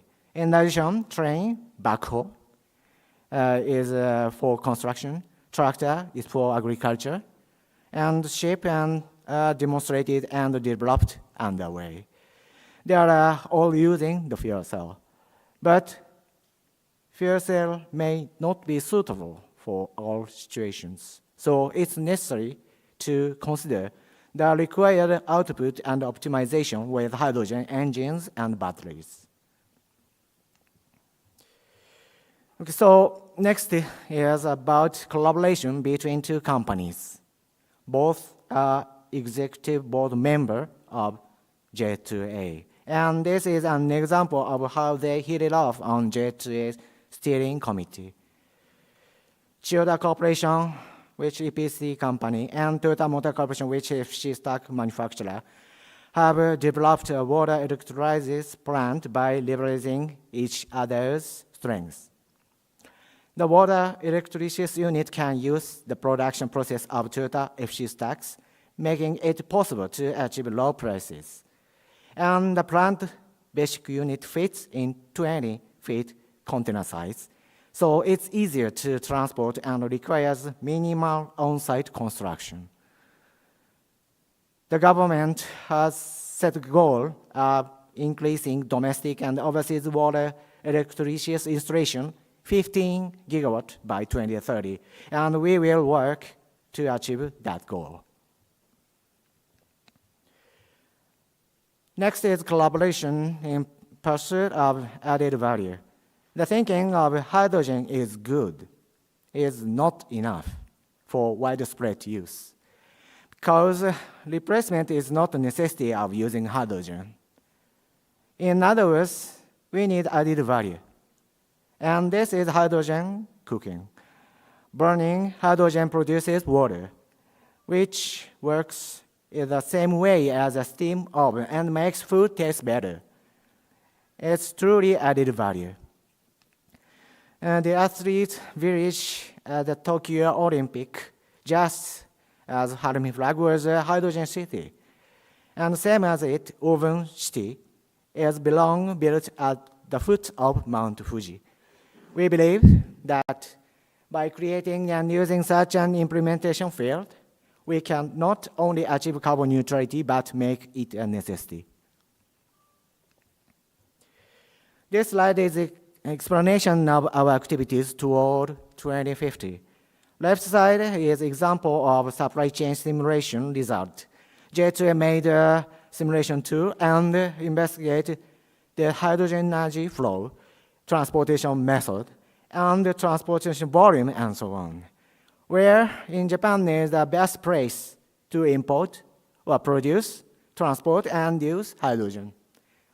We can make a quantitative judgment by inputting various conditions. After that, this year we tried to verify and survey 3 areas. This shows right side. Through these activities, we want to connect to feed stage. Mikasa City is rich in coal, so they are now considering producing blue hydrogen using coal and using it in mobility. The CO2 generated is fixed in old coal mines. Matsumai town is rich in renewable energy. They are considering using it to make hydrogen to provide heat and electricity for schools and factories.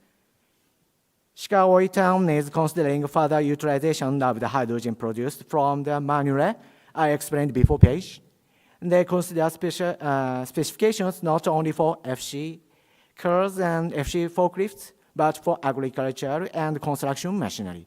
This is exactly the case with the demonstration of use that I explained the utilization page.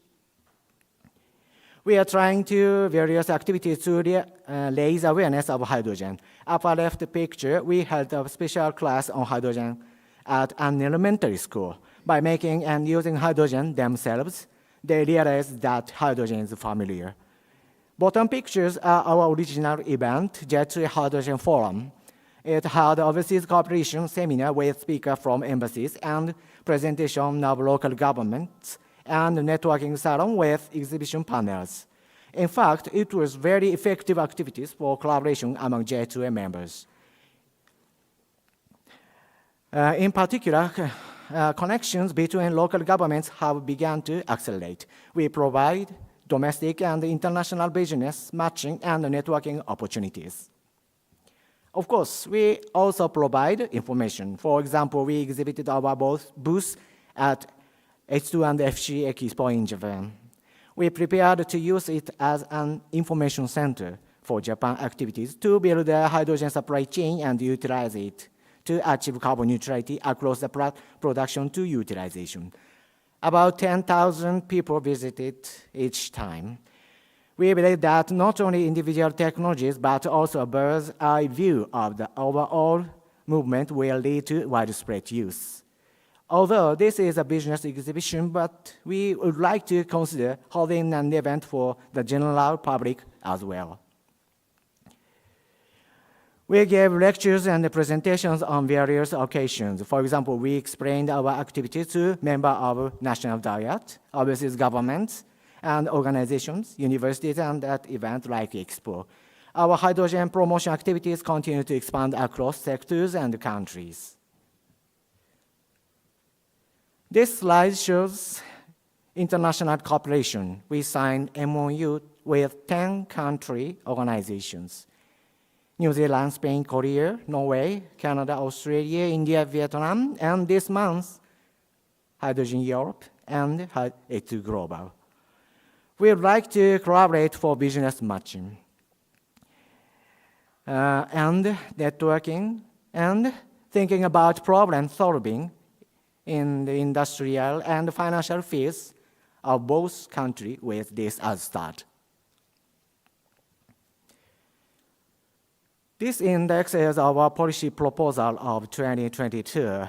One of our mission is to bring together the voices of our members, that means Japanese consensus, and have discussions with the government. I won't go into detail today, but if you're interested, please visit J2A website. This is only a Japanese version, but you can know that. The number of hydrogen stations in Japan is like this. 164 hydrogen refilling stations are opened at this moment. And it's almost in line with the target of government's hydrogen roadmap. According to the roadmap, it aims to have about 1,000 locations by 2030. By the way, the number of hydrogen refilling stations, China about 250, EU 155, Korea 130. This slide shows that the current status of FCEV for passenger cars. As of February 2024, about 8,300 vehicles sold in Japan. But US is 13,000, EU 3,000, Korea 60,000. Currently, sales in Japan are not attractive. It's hoped that increasing the lineup of FCEV will lead to an increase in sales. As shown in the graph on the right, the breakdown of next generation vehicles is 54% And of course, the main is HAV. In order to increase demand for hydrogen, it's necessary to increase the number of commercial vehicles that are filled hydrogen at constant intervals and amount.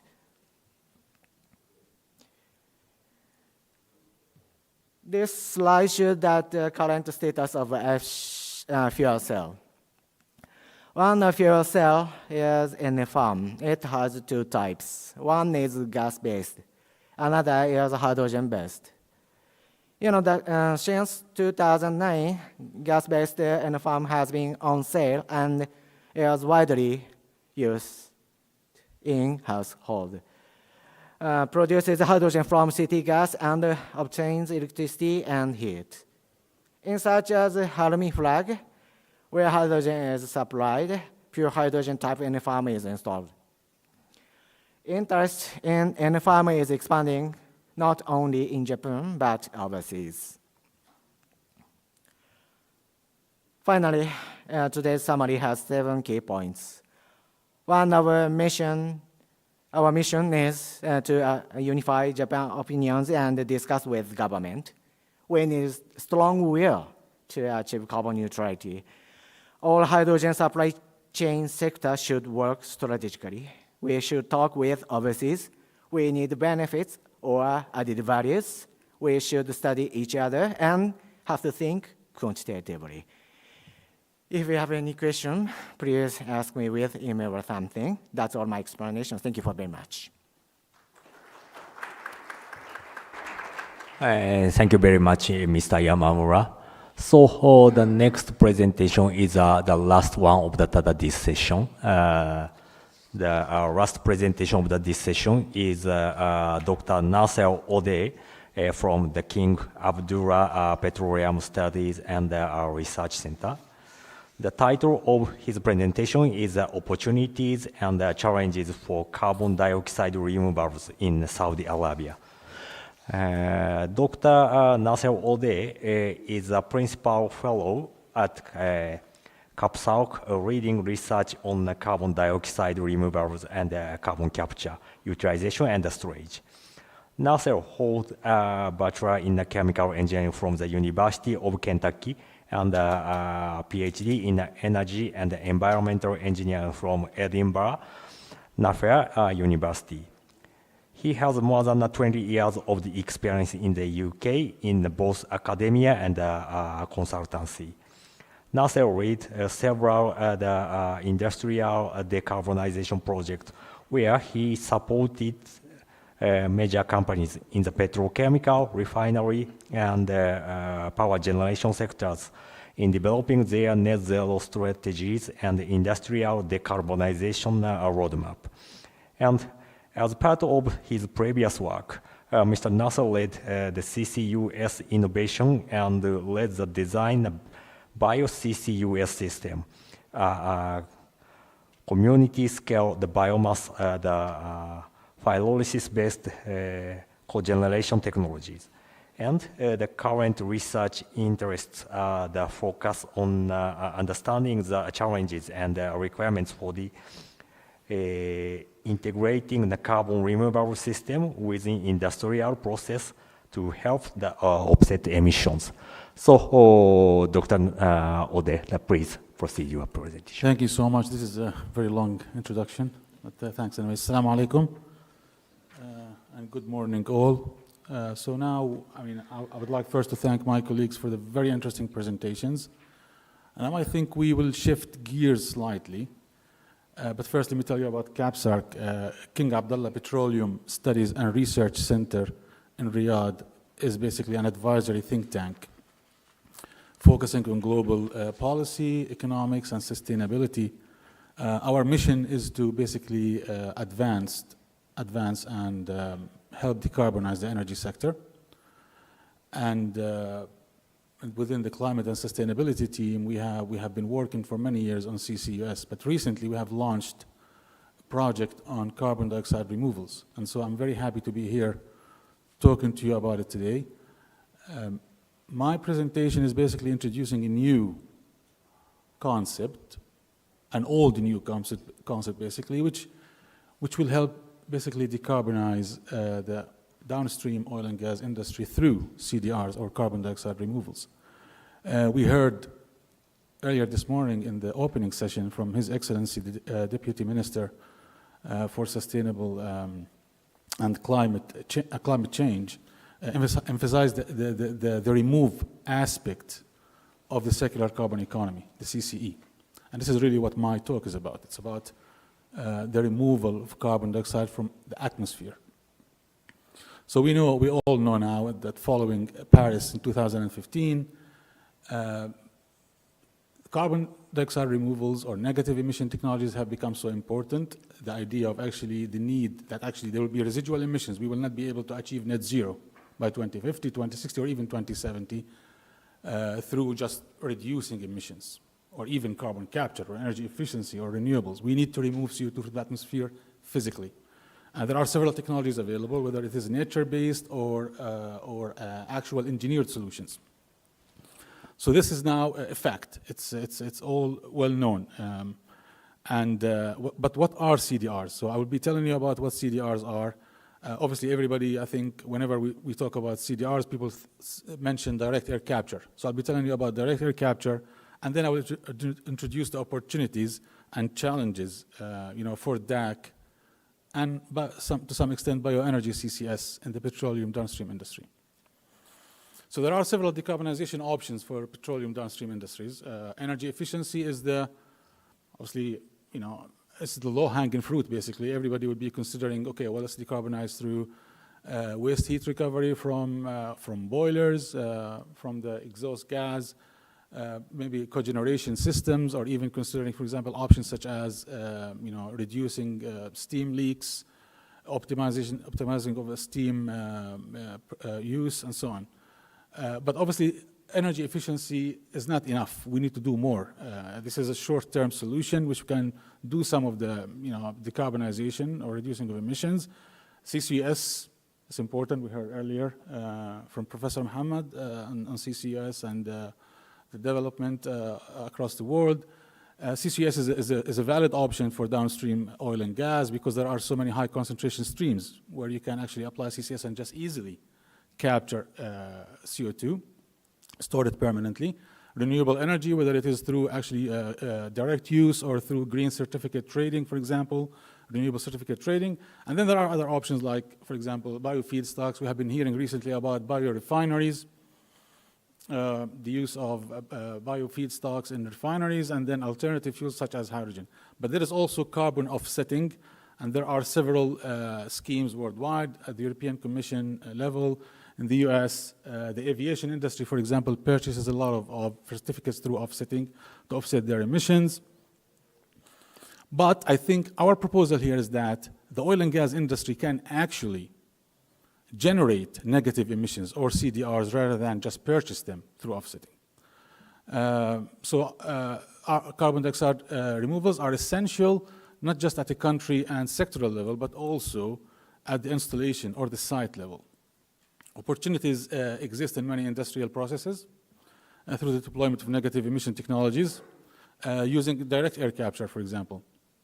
So now, what I'm trying to establish with this presentation is that the oil industry has a real opportunity to invest in CDRs to offset their own emissions.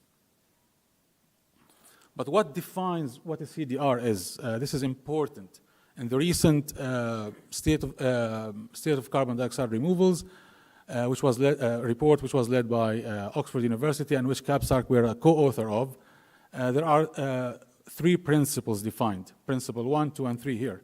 First of all, the source has to be atmospheric, and that can either be directly from the atmosphere, or it can be through biomass, where biomass captures the CO2, and then if you combust biomass, you capture CO2 at the other end and store it permanently. That is also a CDR. So you have to consider where the source is. Fossil fuel with carbon capture, that is not considered CDR. Also, you have to consider the sink, and this is where the permanence of the CO2 in the sink, for example, geological storage or storage in bricks or concrete or other aspects, becomes important. And at the moment, there is no definition of permanence, the durability of CO2. It is basically decades to thousands of years, like in geological storage. And the third principle at the bottom here is that it has to be a result of human intervention. For example, trees currently absorbing CO2 are not considered CDRs, but planting trees, that's the additional activity we do, our human intervention, is considered a CDR. And the fourth one I would like to introduce here, which is important, needs to be considered as part of the definition of a CDR, is that the process needs to be obviously net negative, which means you need to look at the full life cycle. For example, transporting biomass from across the world, bringing it to site. This is associated with the life cycle transport emissions, which might negate the effect of capturing CO2 at the other end. So you need to consider at the full life cycle. CDRs are both conventional, nature-based, as well as engineered solutions. Sources and sink and what's in between is important. That's the conclusion of this slide. So this slide shows basically the different CDRs. If you look at the right, at the last column there, it's basically there are different types of CDRs. Some of them are nature-based, some are engineered, as I mentioned earlier. And if you trace these back, it all goes back to the atmosphere. It has to be atmospheric CO2, historic CO2 emissions in the atmosphere, right? For example, soil, rocks, agricultural biomass, forests absorb CO2 at some point, and then if this stays, this is called the CDR process. On the other hand, we have, for example, using trees or sustainable biomass, forest, and even waste, municipal solid waste. If you use that, burn it in an incineration plant, capture the CO2 and store it permanently in the ground. This is called the considered CDR. It's called BECCS, Bioenergy CCS. We are all familiar with direct air capture. This is the direct removal of CO2 from the atmosphere. And then you have the ocean processes, which are very low TRL, still in the very early stages. The nature-based solutions such as afforestation, soil systems, and rocks, for example, absorbing CO2, these are TRL, very high TRL technology, readiness level of 9. However, when we look at systems, engineered systems, which are basically BECCS, they are a TRL of 6 to 7. And then we have DAC, which is again the same range of TRL and readiness. And I will talk about this later. But DAC and BECCS are the most talked about solutions. The IEA has targets for these, as you see, in 2030. Of the CDR target will come from BECCS, and then 38% from DAC. But these systems are very energy intensive, and this is why, obviously, it is difficult to deploy. There's a lot of things that are going on. At low TRL, very expensive. Based on IEA, the costs are $15 to $150 per ton of CO2 for BECCS, and then 150 to 340 for DAC. However, this is the IEA, what the IEA mentions. In reality, if you look at most of the literatures, the costs are really $600 to $1,000 per ton in reality. These systems need to be scaled significantly for the cost to come down. And so, for the time being, a regime where CDRs, or negative emission technologies, as they are sometimes called, need to be incentivized is needed. So we need a scheme to incentivize, to give a value for negative emissions. And this is really what's being developed through worldwide discussions. For example, the certification of what these emissions are, like for example, Article 4 is being discussed and so on. So again, what is DAC? DAC is the most talked about or mentioned CDR at the moment. Although, if you look at the trading or the purchase of in the voluntary market of CDRs, DAC is at the lowest end, basically, in terms of what's currently being traded. Biochar is at the highest. A lot of certificates are being sold through biochar, CDR certificates. For example, if you heard about Microsoft recently had an agreement with Stockholm Exergi, which is a bioenergy CCS plant in Sweden, to purchase their negative emissions when they are produced around 2026, 2027. And a lot of these bilateral agreements are happening worldwide. But what is DAC? DAC basically is again, it's the removal, the The key is in the word direct, removal of CO2, sucking CO2 directly from the atmosphere. The concept came about in 2009 by Climeworks in Switzerland. The concentration of that atmosphere is very low, 400 parts per million, and this is why the energy required for that removal is 2 to 3 times higher than removing CO2 from a stationary source, like a gas power station, for example. And so it's around 7 to 9 megajoule per kilogram of CO2 removed from the atmosphere. Several technologies exist. I mentioned Climeworks and carbon engineering. One of them is based, and there are a couple of examples worldwide. The Orca plant in Iceland, which is based on geothermal energy, and also there are planning the carbon engineering demonstration plant in the US. Carbon engineering in the US is also planning to deploy 70 large-scale DAC projects by 2035, which is a significant target to achieve. And here in this table, you see many examples of projects in planning. Again, none of these are operational yet. The only operational site is the Orca plant in Iceland by Climeworks.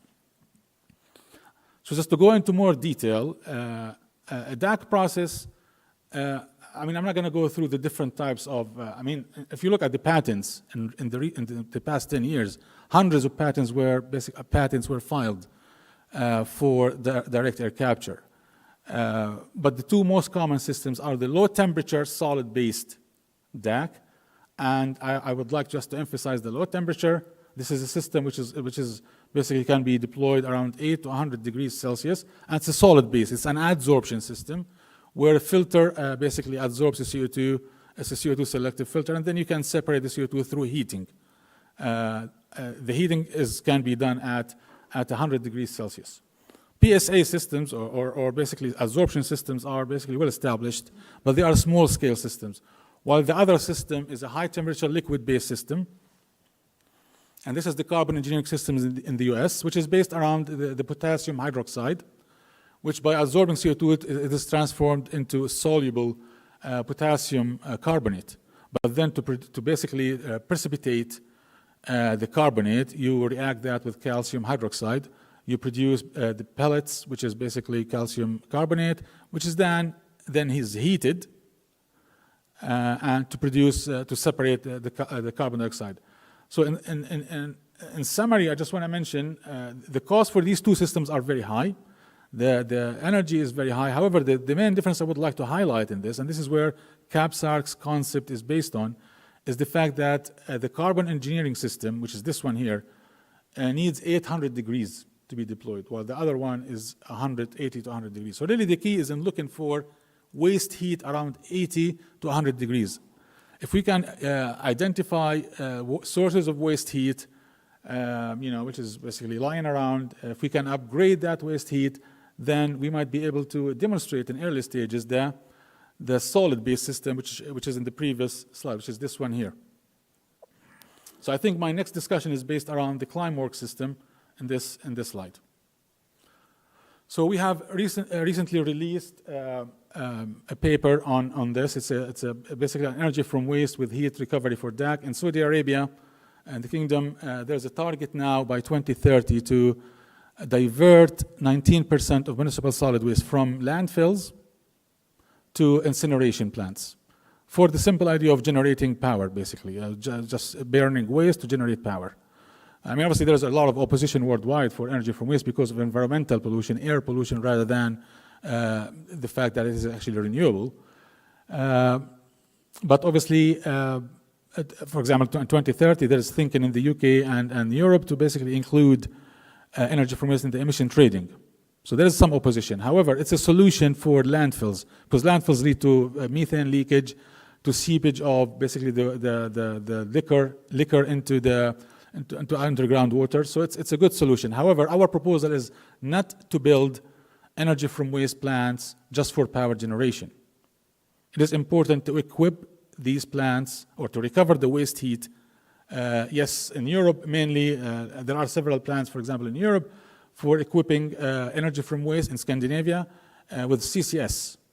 And these are district heating schemes. There is no need for district heating in the Middle East and in Saudi Arabia, for example. However, the waste heat or that heat from energy from waste can be utilized for both the carbon capture process and also for DAC. So this analysis here, which is a simple high-level analysis, which obviously the next step is to undertake this in more detail, is basically to show that because of the biogenic content and the reason why energy from waste, just to mention that, energy from waste is a CDR, a carbon dioxide removal, is because 50% of it, yes, 50% of it is fossil fuel based, which is plastics, nylon, and so on. The other 50% is biogenic. It's agricultural. It's basically, it absorbed CO2 from the atmosphere at some point, right? And typically in Saudi Arabia, the biogenic content of waste is 40 to 50%. So that additional waste heat can be utilized for DAC. So really, DAC sites can be located anywhere. So in the future, our estimate shows that actually by 2040, if we are going to divert 19% of waste from landfills, this is going to be equivalent to 40 incineration plants, each with 500,000 ton of waste. If we equip each of these with CCS, capture the CO2 and store it permanently, then we will be able to produce about 9 million tons of CDR, carbon dioxide removal. If you use the waste heat for DAC, this will double the CDR potential, the negative emission potential. In a way, energy from waste plants, when there is a value in the future for CDRs, can actually become a seller of CDRs, of negative emissions. And a similar concept can also be used for the oil and gas industry. Currently, basically, you have fossil fuels producing process heat and electricity. One option for achieving negative emission or carbon removals is the fuel switching to bioenergy with CCS. Well, that's just one option. For example, bio-LNG. LNG coming from AD processes, let's say, or biogas production and so on, where biomethane is being produced. This produces process heat. Then if you apply CCS to these processes, then this will give you negative emissions. Obviously, subject to the fact that the full life cycle does not exceed in terms of emissions the capture of CO2 on site. But then there's this concept, the third one at the bottom here, where actually waste heat can be either captured and utilized directly at 80 to 100 degrees, or can be upgraded through industrial heat pumps. Industrial heat pumps currently are very mature. You can upgrade the heat from 40 to 80 degrees or 100 degrees even easily. A 5 megawatt thermal industrial heat pump costs $500,000. If it's above, then it will be between $500,000 to a couple of $1 million to install an industrial heat pump. If you upgrade that industrial heat, it's an additional capex, but at the same time, it will give you negative emissions, which in the future, these negative emissions will become, if they have a value, it becomes a revenue stream. And so just a high-level calculation for petrochemical and refinery sector in Saudi Arabia.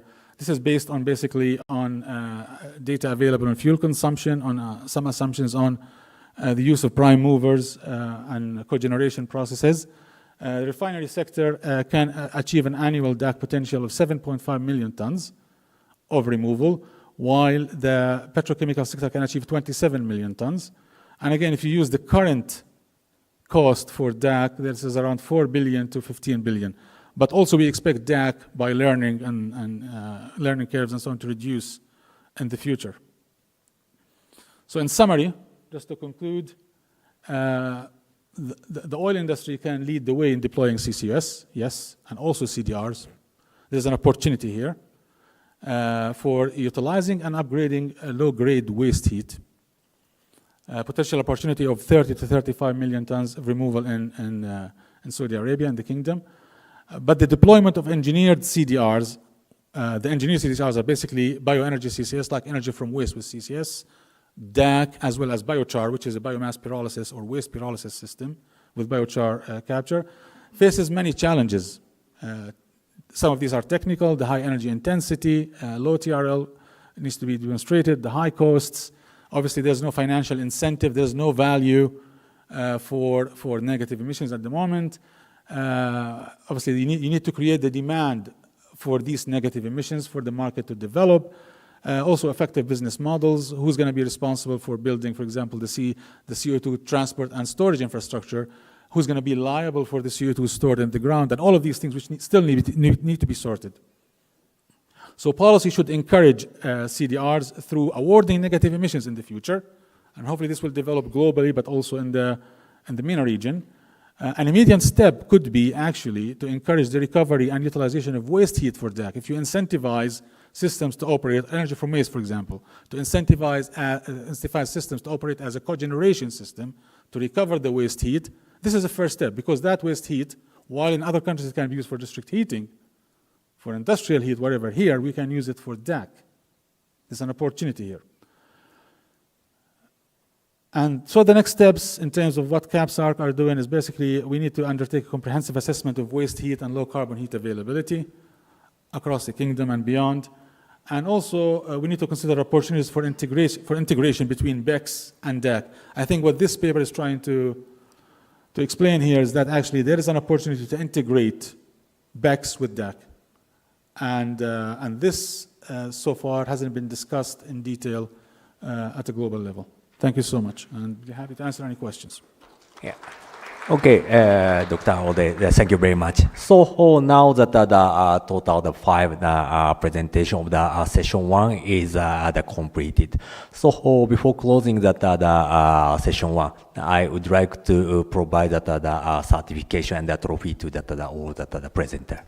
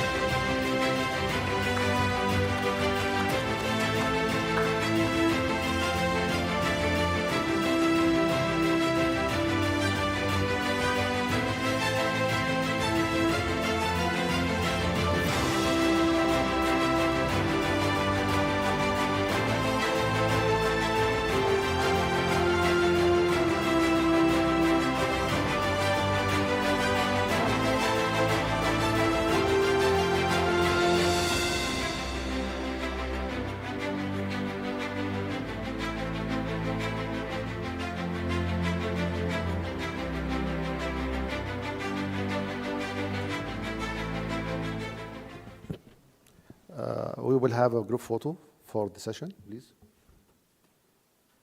Yes, yes.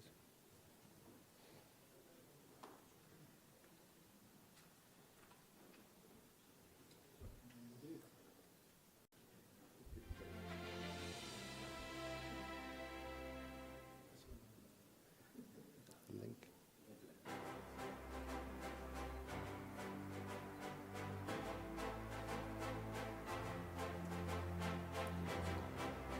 Thank you very much for your time, and thank you for the chairperson and all the delegates, the speakers. Because we have a limited time for the questions and answers, we will put an email for any inquiry. So please don't hesitate to send your questions, and we will cooperate and coordinate with the speakers for that. Now we will have a break for 30 minutes, and we will back by 12:10 for the second session, inshallah. Thank you very much.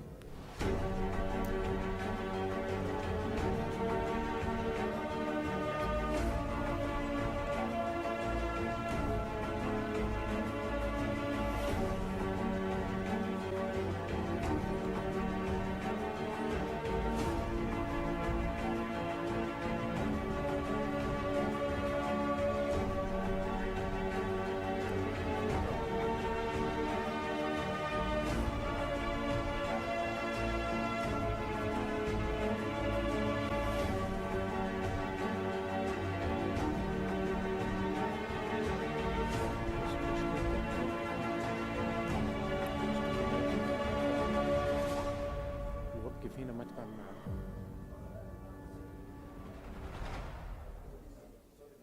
تعكسها الجهة الثانية أحسن.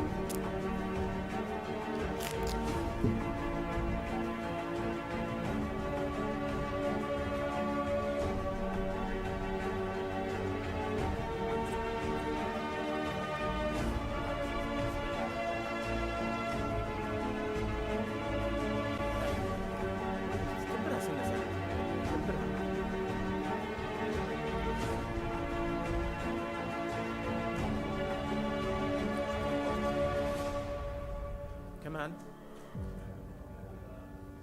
اوكي افتح لي فول سكرين برزنتيشن. فول سكرين برزنتيشن من عنده هنا. لازم نسوي كمان بس دقيقة قاعد اسوي شيء.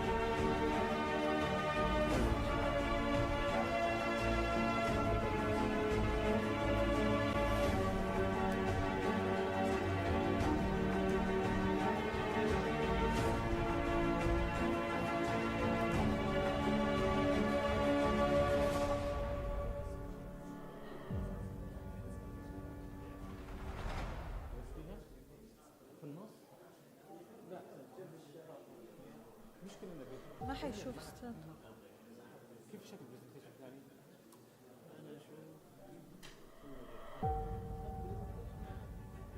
انا احس مكانها حلو حتى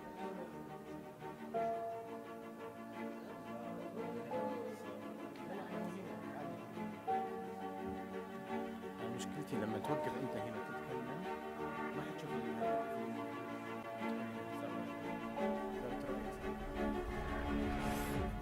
هم بيشوفوها ما في المحاضرات اللي بيشوفوها.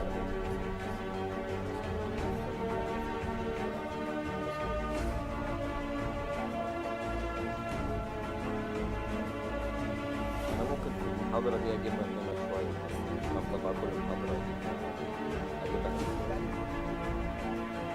دي إحنا بالصدفة دي فين أصلا البرزنتيشن السيشن 2 يا سيدي؟ ممكن ما تكونش هي دي أساسا.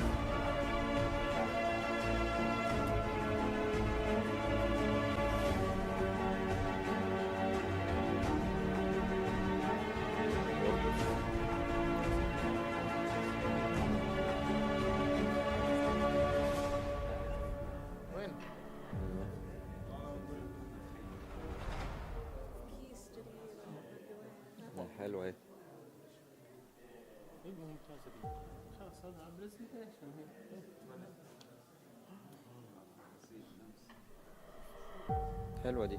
يعني كويسة. في المعظم على فكرة هتلاقيني مش شرط يبقى.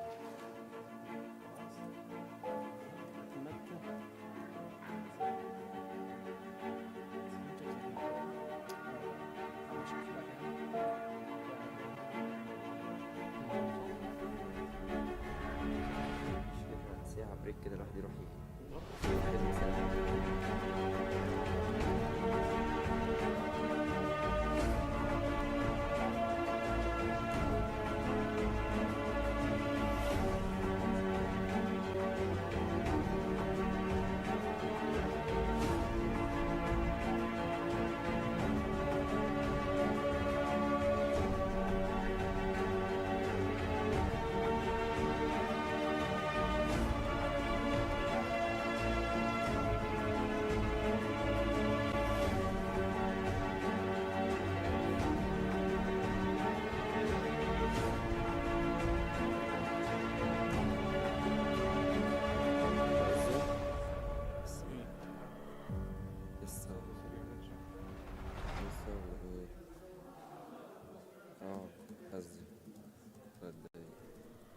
احنا المفروض نرجع الساعة كام؟ 10 بالدون. 10؟ ماشي.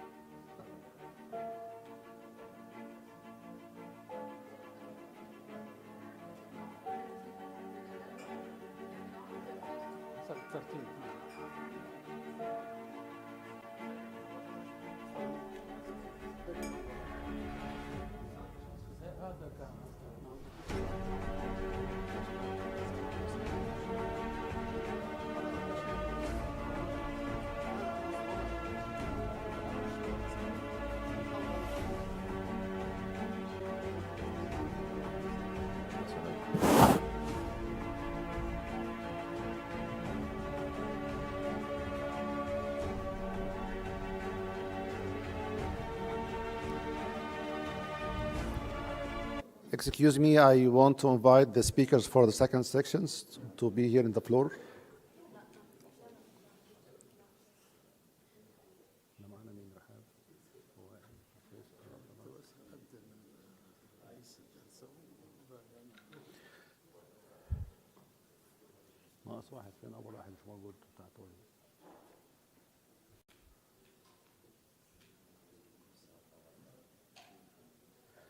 Mr. Nishawaza, excuse me, can you?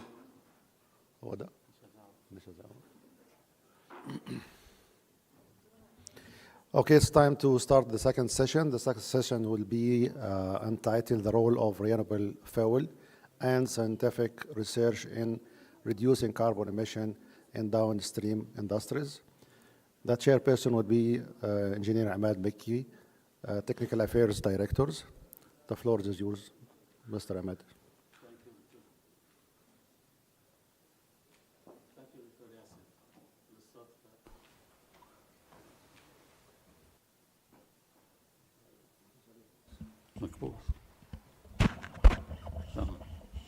Thank you, Dr. Yasser. Welcome to the session 2 of this symposium with the theme of the role of renewable fuels and scientific research in reducing carbon emissions in downstream industries. We have 4 distinguished speakers. The first speaker is Mr. Dr. Katsuhiro Nishizawa. Is it okay? Yes. Thank you. His presentation will be, the title of his presentation is the E-Fuel Production Technologies for Energy Transition. Dr. Nishizawa, Deputy Division Director from 2024 for Carbon Neutral Business Division, Business Development and Marketing Unit, Toyo Engineering Corporation. He holds Doctor of Philosophy in Mechanical Engineering field, Hokkaido University, 2004. He joined Toyo Engineering Corporation in 2004 and acted as a manager for several projects since 2004 till to date. The floor is yours, please. Okay, thank you very much for your the introduction. Again, I'm Nishizawa from the Toyo Engineering Corporation. So today, I would like to explain that the e-fuel production technologies that handled by our company Toyo Engineering, how to achieve that the energy transition towards the net zero. So this is the agenda of today's my presentation. Okay, so I'd like to, the first is who is Toyo? Maybe you know or you may not know. So the Toyo Engineering is engineering and EPC contractor. We founded in 1961, and so that more than 60 years old company in Japan. And the business field of the Toyo is a wide variety. A conventional the process plant, including oil and gas refinery and downstream, including fertilizer, chemical, ammonia, methanol. And also the we have several experience for the renewable energy, for the photovoltaic and biomass. also the geothermal and thermal power plant and agricultural and food industries. And the Toyo have a very long history with OAPEC countries from the 1970s up to date. Almost all of the OAPEC countries. So this is the company's midterm management strategy. The right-hand side is a conventional EPC operation, and to strengthen that such as the EPC operation, and we invest such as the knowledge and the experience and benefits gained through that the EPC into that left-hand side of that sustainable technology and business development. Okay, so this is the figure of the activity in carbon neutral field.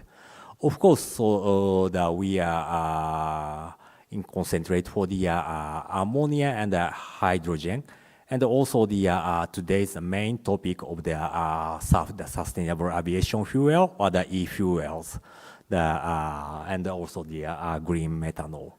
Also, we have several field concentrated in renewable energies and energy saving technologies.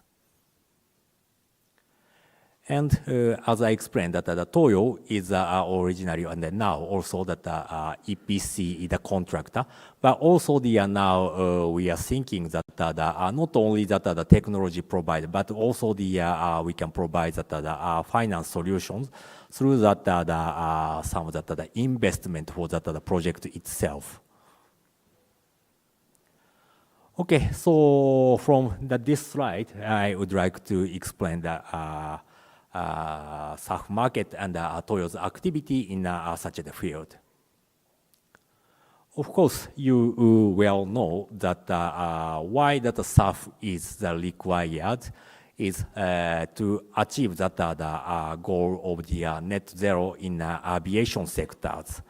The figure shows what is the contribution percentage of the net zero in aviation fuel. So the SAF is the most important activities to achieve the net zero for the aviation sectors, as you know. And by understanding that SAF, what is the synthetic fuel? This is the key issues. So synthetic fuel are expected to utilize in mobility solutions, which is difficult to convert to the electricity or the hydrogen, as previously explained in the previous session, including the aircraft and large ship and heavy-duty vehicles. And also the long-term storage, also the one of the issue. So that the synthetic fuel is the key to solve such issues. So the synthetic fuel is coming from the CO2 and H2 hydrogen. And we, Toyo, is now doing for the several pathway. The one is the FT, the Fischer-Tropsch, the synthesis through the alliance technology. And also the another way is through the methanol synthesis. And later I will explain that the detail. The methanol synthesis is Toyo's own technologies. So this is the SAF pathway. As you know, that there is several pathway from the liquid-based fuel or the carbohydrate, the treated fuel, and waste, and so on. So this figure shows that Toyo, the recent the SAF activities. So now Toyo is handling for the several pathway of their SAF. The one is gasification and Fischer-Tropsch, and the second one is alcohol to jet, and the last one is power to liquid. And Toyo is now doing the project in several countries. Unfortunately, not in the Middle East or the OPEC countries, but we have several challenges in Europe, Japan, South America, Australia, and India. So the next topic is G-methanol production technologies. As you know, the methanol, the demand is drastically increase up to the 2050, 5 times. And the current main user of the methanol is still the chemical use, which is at the 69%, and the fuel use is still the 31%. But in the future, the fuel use is drastically increased, especially in the maritime fuel sectors. And this is the forecast in alternative marine fuel adoption. And the methanol is a yellow color. So the methanol is one of the important maritime fuel to achieve the carbon neutral in the future. So methanol demand by use is that of course that methanol can be used for the several fuels. The first one is a marine fuel, and this one that directly the methanol itself can be used as a fuel.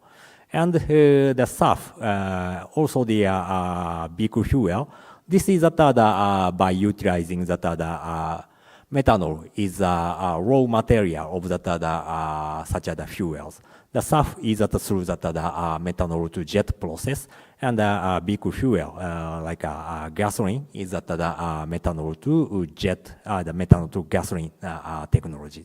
And there is still several challenges, but we need to solve, and we can solve such issues.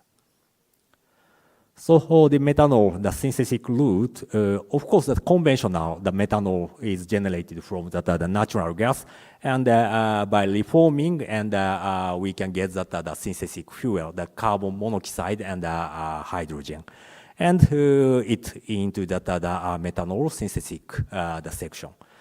Now that our the source is changed from the natural gas to the CO2 and hydrogen. So from CO2 and hydrogen, there is still several pathway of to get the methanol. The one is that by the producing the methanol, the methane by the methanation way. Or that another way is that the CO2 electrolytic or the reverse shifting. But it's that mean to generate the carbon monoxide from the carbon dioxide. The last pathway of the green methanol, the G methanol, the synthetic route is directly the carbon dioxide, CO2 and hydrogen going into the methanol synthetic section. So and after that the methanol, the several fuel, the pathway is available.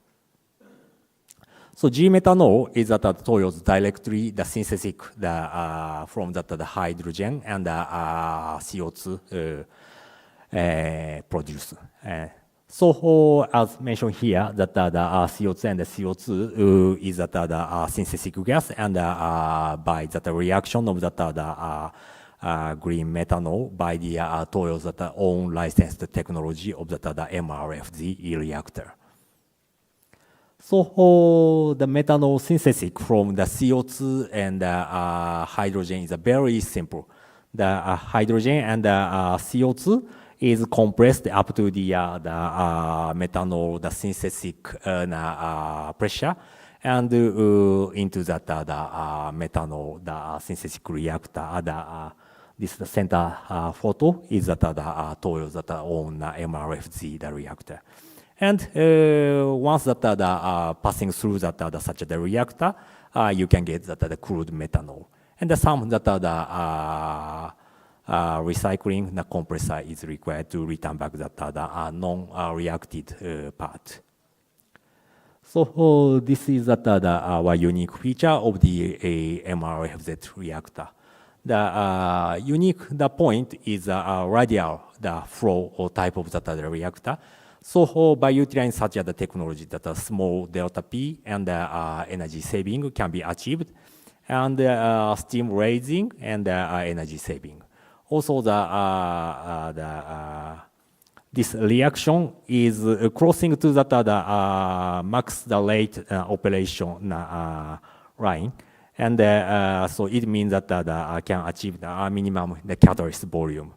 And the catalyst is in a shell side, so it is the easy operation and maintenance by the loading or unloading. Also, the one of the important point of that green methanol. Well, of course, that it's not only for the green methanol, but all that green hydrogen basis product. The challenge is that the changing of the renewable energy, the power. Of course, that the PV is only generated in daytime, and also that even the wind, the fluctuation. So by considering such a fluctuation, what is that the best configuration of the grid and battery and hydrogen storage, and also that the operational the change of the synthetic section. Toyo developed that one of the study is technology that so-called the MetaMaster. So by utilizing this the application, you can get that based on that the renewable energy, the input, and based on that the parametric study, that the output of that the lowest LCOM, the levelized cost of the methanol, and how much the production of the ammonia can be generated, and optimum that configuration of that the system.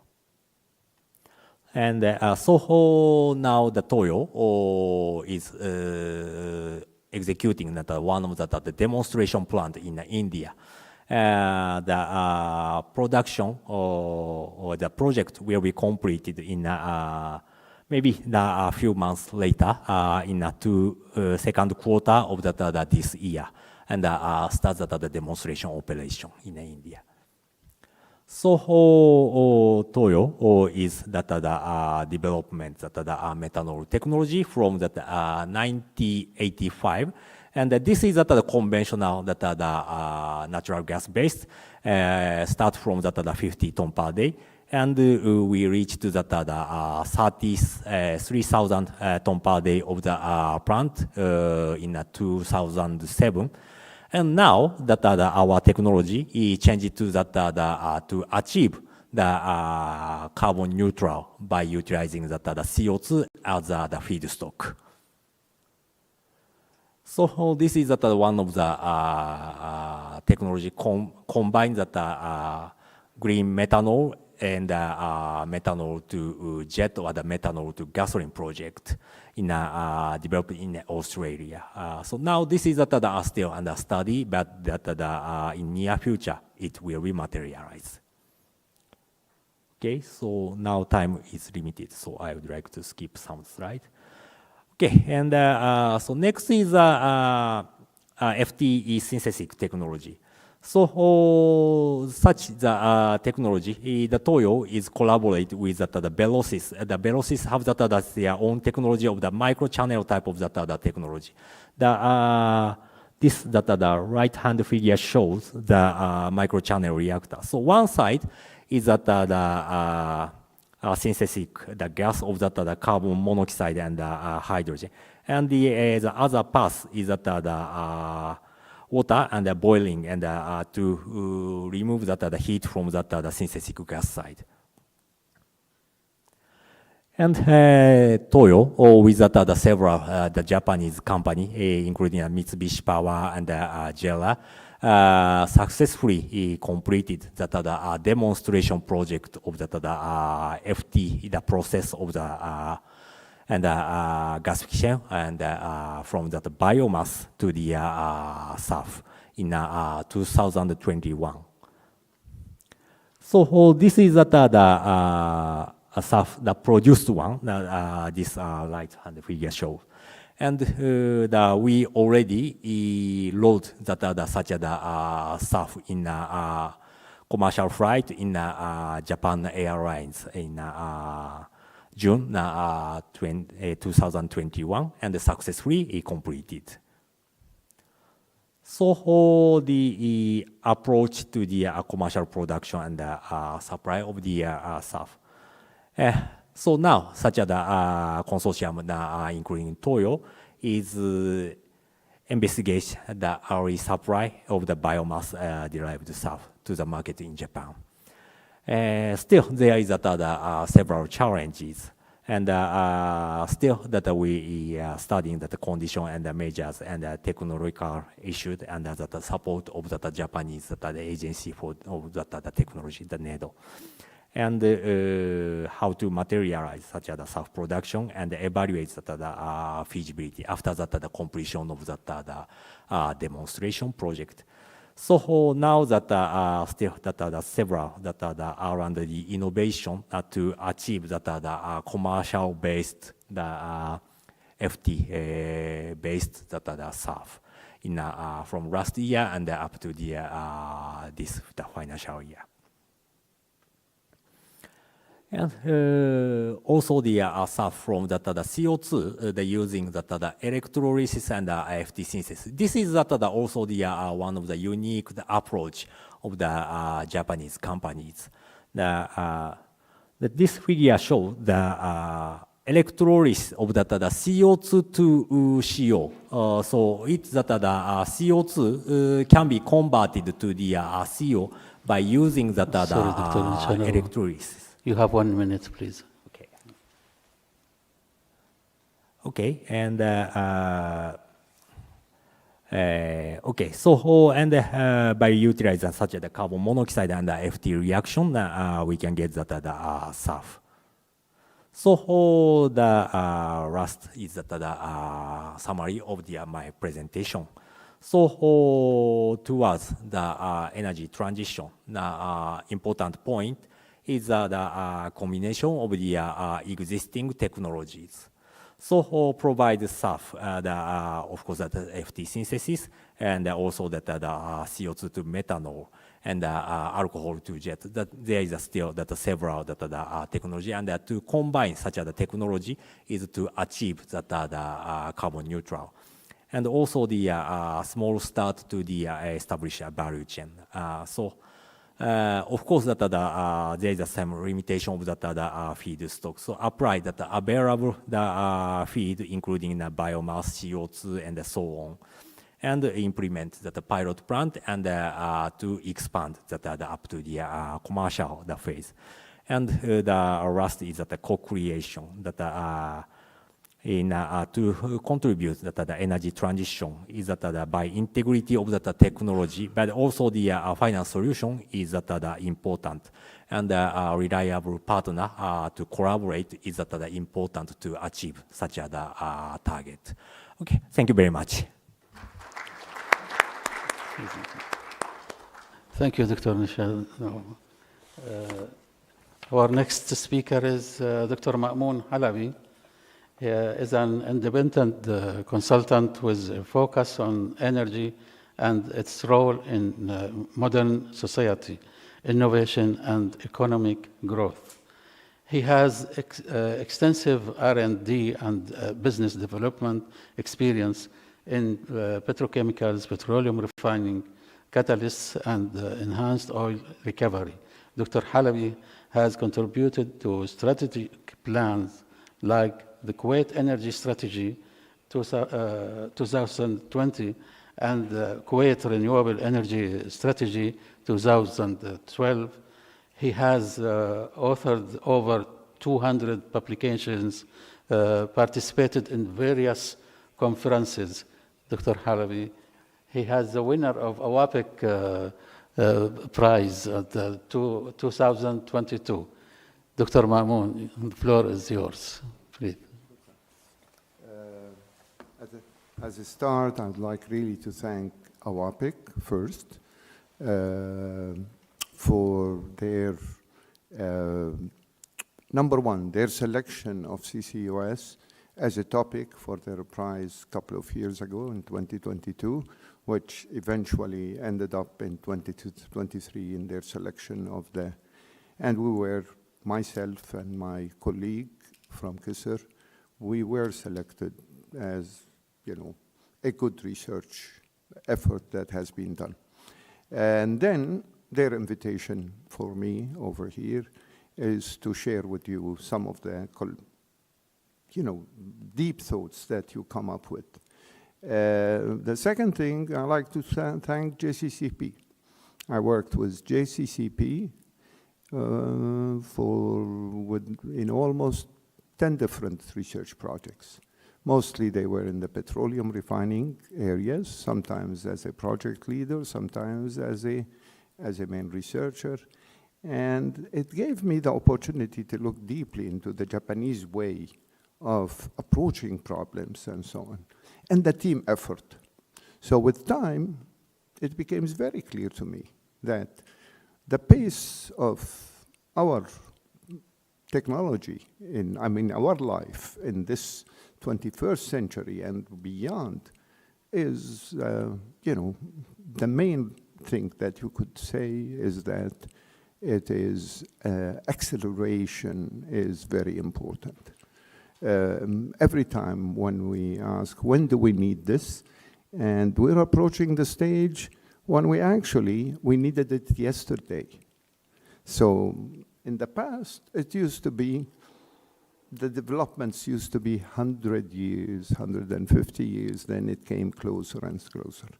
So I like to thank both organizations because they had a lot to do with the development until I retired from Kisser a couple of years ago. But for me, Kisser has been a home for a long time, and you cannot just abandon the home, and you can't abandon the colleagues that worked with me, we worked together and so on. And I was also very close to oapec, okay? I almost make sure that I contribute in any event that they do because of the way that, you know, their role in the region and among the Arab countries. So let me move forward to the next slide, the first slide. Which one? Okay. Now, energy transition. Energy transition is a continuous process. Actually, if there is a way that one can put it, we might have some numbers to it, like, you know, the numbers, transition number 1, number 2, number 3. I lived through one transition related to petroleum, and that was when petroleum was found to have a negative environmental effect in the terms of its particles that are produced from diesel and the sulfur impact. And that was started in the 1960s, and the culmination was in the 1970s, and by 2000 almost, or even earlier than that, the solutions were developed. The solutions were very good technologies that ended up producing what we label now ultra-clean diesel and ultra-clean gasoline that have no sulfur in them. And that was very tough. It wasn't easy. Okay, so that was a transition. It wasn't because the other choices were different. When, of course, through that transition, natural gas became to have a bigger role than what it used to be in the 1970s. Okay, it became a common energy, okay, supply there. I've seen the renewable energy, and when it started to evolve, I tried to contribute to that within the Kuwait energy sector. seeing what are the opportunity there, because we have a vast opportunity in the region in terms of solar energy. Our solar radiation is one of the best worldwide. So it's a source of energy. Can we export it? Of course we can export it. One form of that is hydrogen. So we can make the hydrogen, and it becomes another contribution to the world economy in providing it. Is it competing with oil and gas? No, it won't compete, because the rate of oil, of energy that we require worldwide, I've seen it. You know, oil in 1970 was 60 million barrels a day. Today, despite the entry of renewable energy and solar energy and all other forms of energy, it is around 100 million barrels a day. Okay?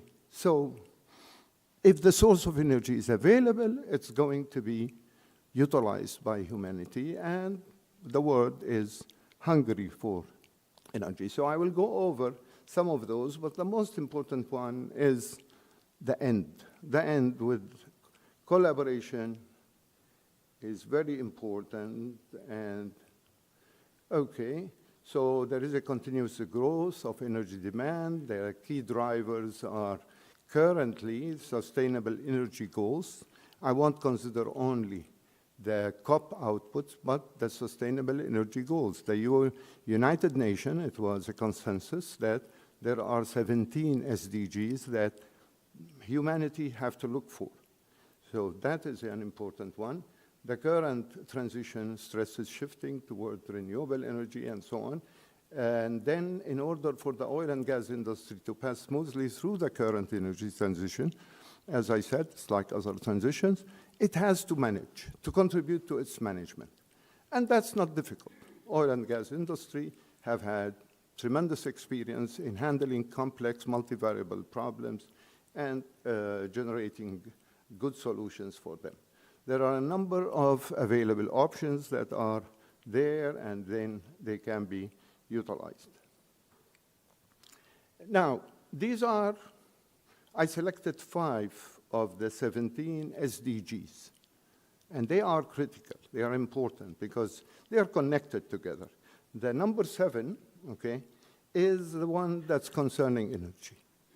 Okay, that's a consensus of the world. By 2030, there should be access to energy for many societies that are still poor in energy.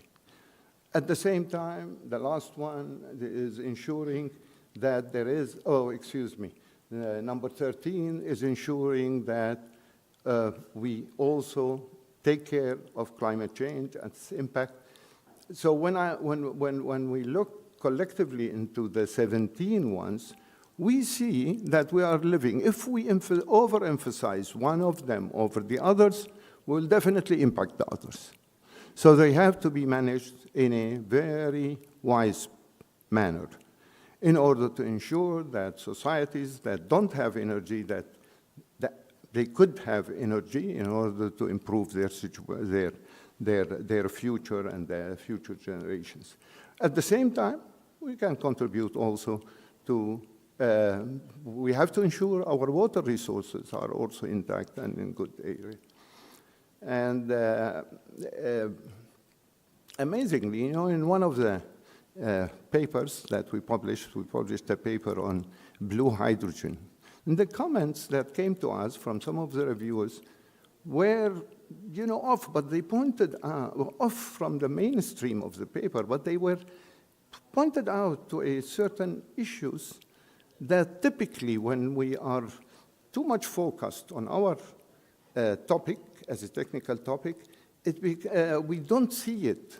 We don't see the impact on other issues and so on. They pointed out, we looked deeply into it, and we found out, yes, there is a concern. It was about blue hydrogen and land use and issues like this. So what are the key policy drivers? We have the UN SDGs. We have the COP28 now, the final agreement that came in Dubai at the end of last year. And there were 3 recommendations, and among those recommendations is that we have to look toward CCUS as one of the solutions that can contribute to limitation of emissions. What are the current status of CCUS technologies? I think this whole, this whole meeting is addressing that. I'm not going to go over it, but perhaps it can be summarized by the following couple of slides. Typically, technologies are assessed in terms of their technology readiness level. I skipped the lower part of this, which is TRL 1 to 3, and I looked at TRL 4, 5, and 6, and then the next one. So there are already technologies that are in the development stage, and they are in a relatively advanced one, okay? But they are not ready. These technologies that are listed over here are not ready, and they are not deployed industrially. The ones that are deployed industrially are these ones. And there is plenty. Among them, in the transportation sector, we have solutions. The technology solutions are there. Whether we create the economic opportunity to make them happen, okay, that's then an economic decision, a business decision. Concerning storage, for us, especially and for many other areas in the region, for example, in the US, CO2 EOR is the best because you don't need then to depend on subsidy. You could utilize to some extent. You could utilize the CO2 to get more oil out of the ground. The technology related to CO2 EOR has been there, has been under studies and considerations almost for more than 6 decades, okay? So plenty of knowledge concerning that is available. So the rest of the technologies related to capture, there are some capture technologies that are very mature. In fact, thousands of units in producing natural gas. Very often we need to take off CO2, so a lot of carbon technology, particularly absorption type capture, is already very mature. Perhaps it can, by its cost, could be dropped, and its cost is high, and contribute considerably to CCUS cost, but probably with scaling up, with selection, scaling up of various parameters in there, it could be dropped further, but there are other promising technologies that are there, okay, and nearing completion, as you can see them in T7 and 8. Now, in my opinion, both from 4 to 9, the technologies are there. There are technologies that can help us support CCUS. Now, one main key challenge, getting a CCUS, this is a slide that has been derived from CCS Institute, the Global CCS Institute, and it shows the time frame it requires to get a CCUS project off the ground, okay? It's definitely an average one, but it shows you the various components that are required now and so on, and many of them are regulatory ones. Some of them are require information and so on, engineering. But to start, so if you want to start a CCUS project, if you start your effort now, probably you will see the output coming out clearly 2030 and beyond. So that's an area that is challenging. Status of CO2 storage potential has been plenty of effort, have been done by Global CCS particularly. They have developed a map for the world where the CO2 can be stored, geologically mainly, okay? And they were supported by SPE. They have now a clear methodology how to do this and so on. And a number of our countries in the region have participated, Kuwait, Oman, Qatar, Saudi Arabia, and United Arab Emirates have already, are already part of this scheme of looking into those options. These shows the various areas where CO2 can be stored, okay, the geographical scope. And The amount that is definitely commercially can be made available or already mature enough is a very small percentage of the total potential which is available. The total potential to become available, some more data is required, okay, in order to have the database complete and enable its usage. Now, the reason focusing on geological storage is very simple. You know, most of the geological storage potential that we have already been used to store gases, for example, natural gas reservoirs and so on, have stored natural gas for hundreds of thousands of years, if not more, okay? And they were sealed. We unsealed them. So if we inject and seal them properly, definitely they will maintain the CO2 for, you know, a large number of Dr. years. Mamoun, 4 minutes left. Sorry? 4 minutes left. 4 minutes. Now, collection and distribution and so on, one key critical issue, and I know we noticed in our survey, CO2 producers are, the emitters of CO2 are fragmented. And all of them are small emitters, even big industries like power generation and so on. They are small compared on how much we need CO2. So the drive to establish hubs for both the collection and later on for the usage side is very critical. That shows it very clearly in the US. You see the current CO2 hubs are concentrated in regions where there are industrial activities and the CO2 is transported to regions where CO2 is needed. So without those, you can't. And from my experience with a couple of countries in the region over here, they need CO2 for COR, for EOR, but from any one location, there isn't enough. Okay? So that's one characteristic then. Now, main challenges facing the deployment of CCUS. There is a cost established to ensure technologies namely pre-combustion capture, a number of technologies that need to be developed. The capture technologies for energy intensive, steel and cement are very tough. But they can be done. Already proven case has been done in UAE, and it has been effective. Extensive effort are required to have sufficient data concerning storage, so there is a need for that. The methodologies in doing this is where collaboration becomes very important. Further long-term development efforts for CO2 utilization is required. Eventually, we will have enough CO2, and there are enough routes now to utilize this CO2 beside the conventional routes. We already use a lot of CO2 in various applications. Now, fortunately, there are a number of international collaboration efforts has been done. There are some of those main organizations. Some of them are European, some of them are international.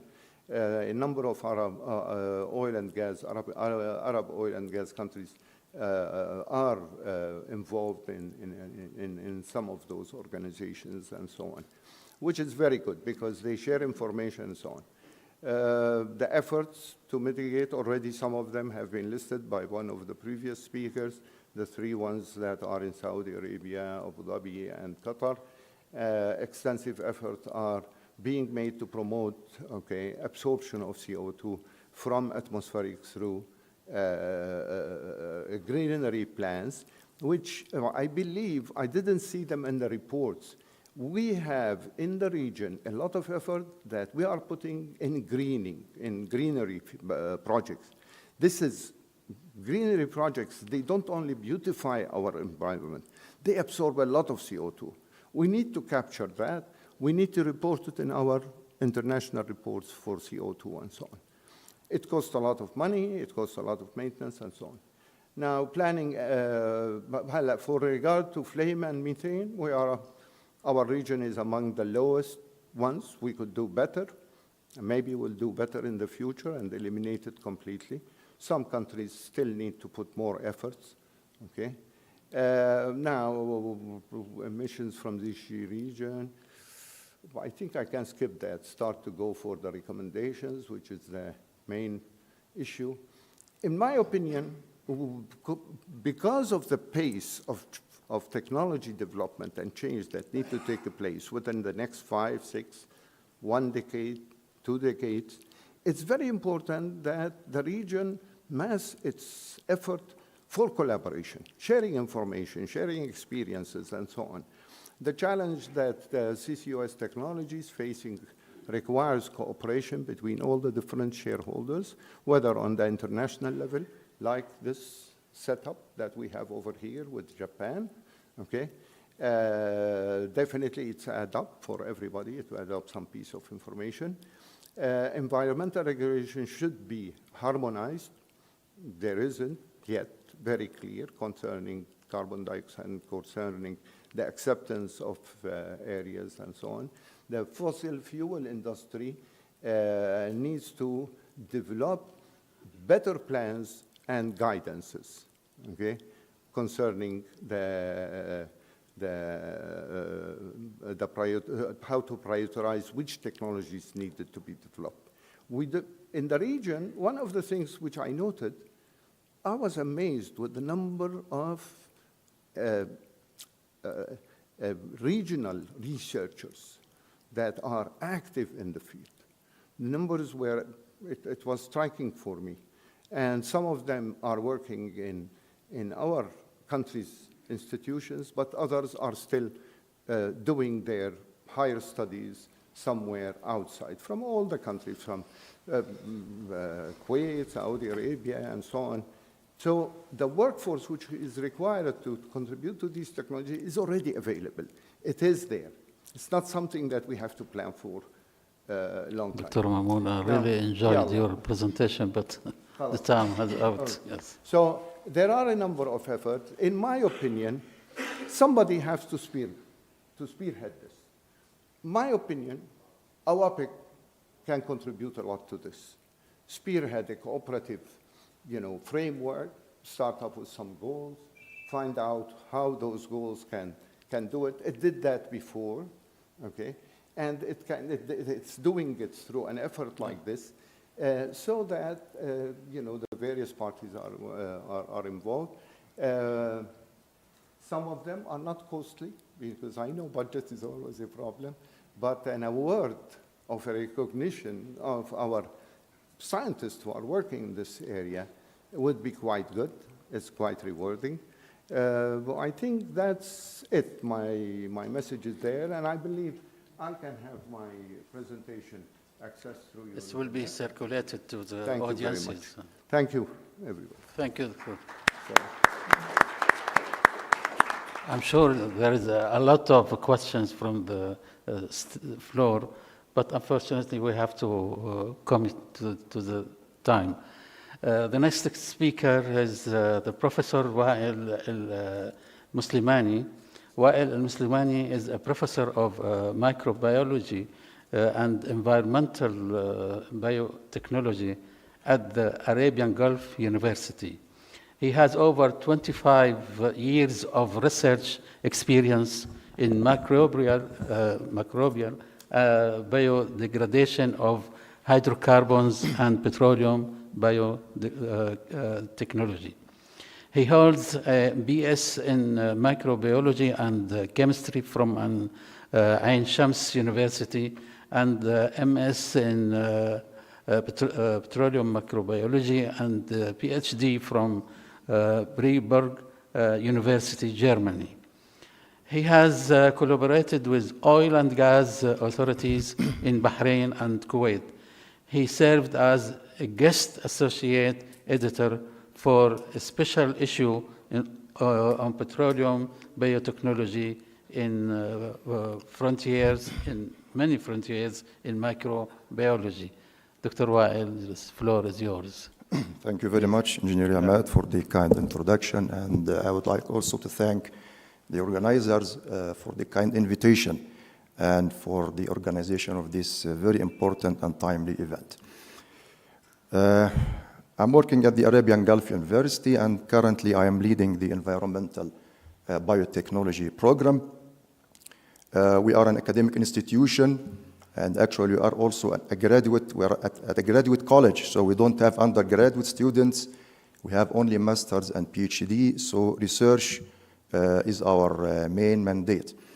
So as you can see from the name of the program, we focus mainly on environmental issues like, of course, environmental pollution, and as you know, the petrochemical industry contributes a lot to this issue. Actually, the issue is exacerbated by the technologies or the methods that are usually implemented to treat the petrochemical wastes, or even during the different processes throughout the value chain of the oil industry, starting from the recovery through transportation up to refinery and also downstream for the waste treatment. These methods, which are mainly thermochemical, can be very prohibitive in terms of costs, in terms of efficiency, and they also generate secondary pollution. So we thought, let us do something by preventing the problem at the source. So why should we wait until we have the problem, until we have carbon dioxide emissions, and then we start looking for a solution? Can we do something at the beginning of the story? And that's why we work on nature-based environmental biotechnology methods, which are based on the use of certain types of microbes, microorganisms, mainly bacteria, which are commonly found in oil fields and oil-polluted environments, and they live in intimate contact with oil even in the reservoir. So we get them from there. Microbes have very unique biocatalysts, which are the enzymes, which have very unique characteristics in terms of selectivity, specificity, and also they work at ambient conditions. So you can imagine that desulfurization, which is usually done with hydrodesulfurization at very high temperature and the high pressure of hydrogen, bacteria can do this at room temperature, conditions like where we are sitting now. Of course, there are some issues with the kinetics of the process, but it is still in development. I'll speak about this later. Actually, how biotechnology can contribute to reduction of carbon emissions. The process is green, so there are no carbon emissions from the process. Not only this, the microbes that we use, some of them have the capability to capture CO2 from the atmosphere and use it to build biomass, which can be used for the production of some bioproducts like biofuels and some other industrial products. There is a subfield of environmental biotechnology, which we call it hydrocarbon biotechnology, or some people call it petroleum biotechnology. So again, it's a nature-based solution, uses green biocatalysts, so it is relatively cost-effective compared to the conventional technologies, and the selectivity and the specificity of the biocatalyst have a direct impact on the outcome of the process in terms of purity of the products and yield. So what can we do? Actually, with biotechnology, we can do a lot of things throughout the value chain of the oil industry, starting from even the exploration phase. But here we are talking about downstream. So biotechnology can be used to transform petrochemical waste or even crude oil itself, using a variety of biochemical reactions catalyzed by enzymes or by biocatalysts. And this can be engineered to produce a large number of products of industrial interest, including surfactants, alcohols, aldehydes, biofuels, even plastics or bioplastics. So the whole process can be designed as or developed as a biorefinery, where you have the crude oil as a feedstock or a substrate, and you have the microorganism as a biofactory, which takes up the substrate and make a lot of biochemical reactions. And of course, this can be engineered to produce a certain product. Some of the famous products which have been under investigations for some time are biosurfactants and biodegradable plastics, and also, of course, biofuels. So in our program, we focus mainly on biocatalysis and biotransformation in the petrochemical industry. We work on waste valorization with particular focus on biosurfactant production and the biocatalytic upgrading of heavy oils and the refining residues. We also did some research on biodesulfurization and bioremediation of refining sludge, and also on the rejuvenation of spent refining catalysts. So, as I said, we get these microbes from oil fields or from oil polluted environments. And we start by screening them for certain phenotype or biochemical activity. We want to check if they really can work on some of the important components of crude oil, particularly asphaltenes, because it has been known for several decades that asphaltenes are resistant to microbial attack. But this has changed now, and there is strong evidence in the literature that asphaltene can also be modified with biocatalysts. Actually, there is a large number of interesting biochemical reactions can be catalyzed by the enzymes, by green biocatalysts. These are just some examples which are of interest to our research. So microbes can catalyze cleavage of aromatic compounds, whether monoaromatics, polyaromatics. We have hydroxylation reactions using oxygen as a source of the hydroxyl group, carboxylation reactions, and of course the very famous desulfurization. There are microbes which can selectively remove sulfur from organosulfur compounds commonly found in the fuels. The same concept applies to denitrogenation and ring reduction by hydrogenation. Actually, there are complete degradation pathways for hundreds of aromatic compounds. The same concept applies to alkane degradation, which can be used for chain shortening and has a direct application in the upgrading of heavy oils, and also to combat wax deposition. These are also some of the reactions which actually happen even in the complete absence of oxygen. So bacteria can live without oxygen.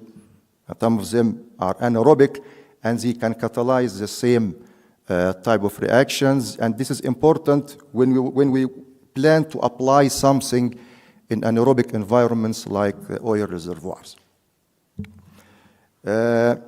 Actually, the main concept here is to try to develop a process where you have a biocracking of the high boiling fractions of crude oil, like asphaltenes and resins, into low boiling fraction. This will have a direct impact on the quality of the product, and also can be used or can be engineered to produce certain commodity products. This was just a brief introduction into the concepts. Now I'm going to present to you some of our recent findings, work that have been published in the recent years in this area. So we started working on HVGO using one of the microbes which we isolated from oil-polluted soil in Kuwait. We developed a batch system for the conversion of HVGO, and actually we noticed that with time the consistency and the color of the system changes dramatically, and this indicated that maybe the microbe is producing a kind of emulsifier or surface active product which has emulsified the system and made the oil appear like this. To check this, we measured the surface tension of the system with time, and actually we noticed that there was a very strong reduction in surface tension with time, and this was associated with a parallel increase in the biomass of the microbe. This indicated that the microbe is producing a surface active product, which could be a bioemulsifier or a biosurfactant, and this is essential for this kind of microbes when they grow on hydrophobic substrates like crude oil and organic compounds. We managed to isolate or extract a biosurfactant from this system, and we elucidated the structure. So we know the structure of this biosurfactant is from the glycolipid group, and it has a large number of applications in the petrochemical industry. The next question was, okay, since the microbe appeared to have worked on HVGO and performed some biochemical transformations, do these transformations have an impact on the chemical composition or chemical characteristics of HVGO?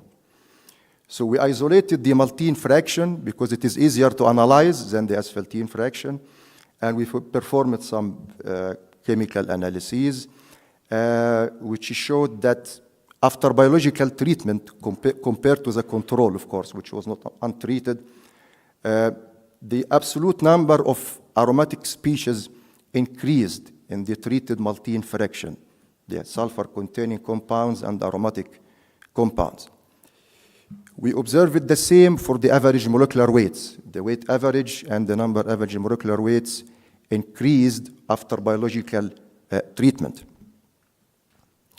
Then we performed SIM test to see if these changes have any impact on the distillation profile of the treated HVGO, and we noticed that after biological treatment, there is a slight increase in the diesel light distillate fraction and a slight decrease in the heavy boiling fuel oil fraction.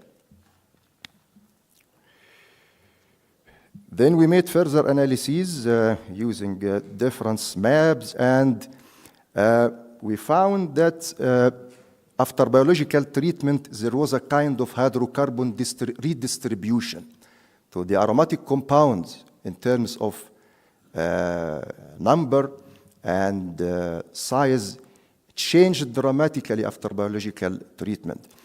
Actually, all these observations led us to conclude that the microbes that we used had the capability to perform several biochemical transformations on HVGO, and this led to the production of a bioproduct, biosurfactant of very high commercial value, and the changes that we observed in HVGO can eventually be optimized or developed to achieve bio-upgrading of HVGO.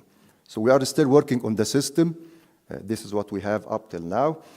Then we switched to work on crude oil itself. We wanted to see if we can have something similar by feeding the microbe with crude oil as a substrate, as a feedstock.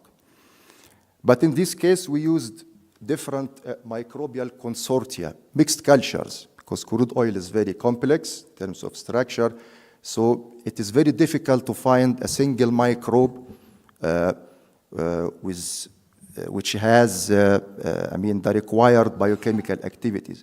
So we isolated several microbial cultures from oil fields in different countries, and we used them in a batch system, in a bio-upgrading system for Arabian heavy crude oil.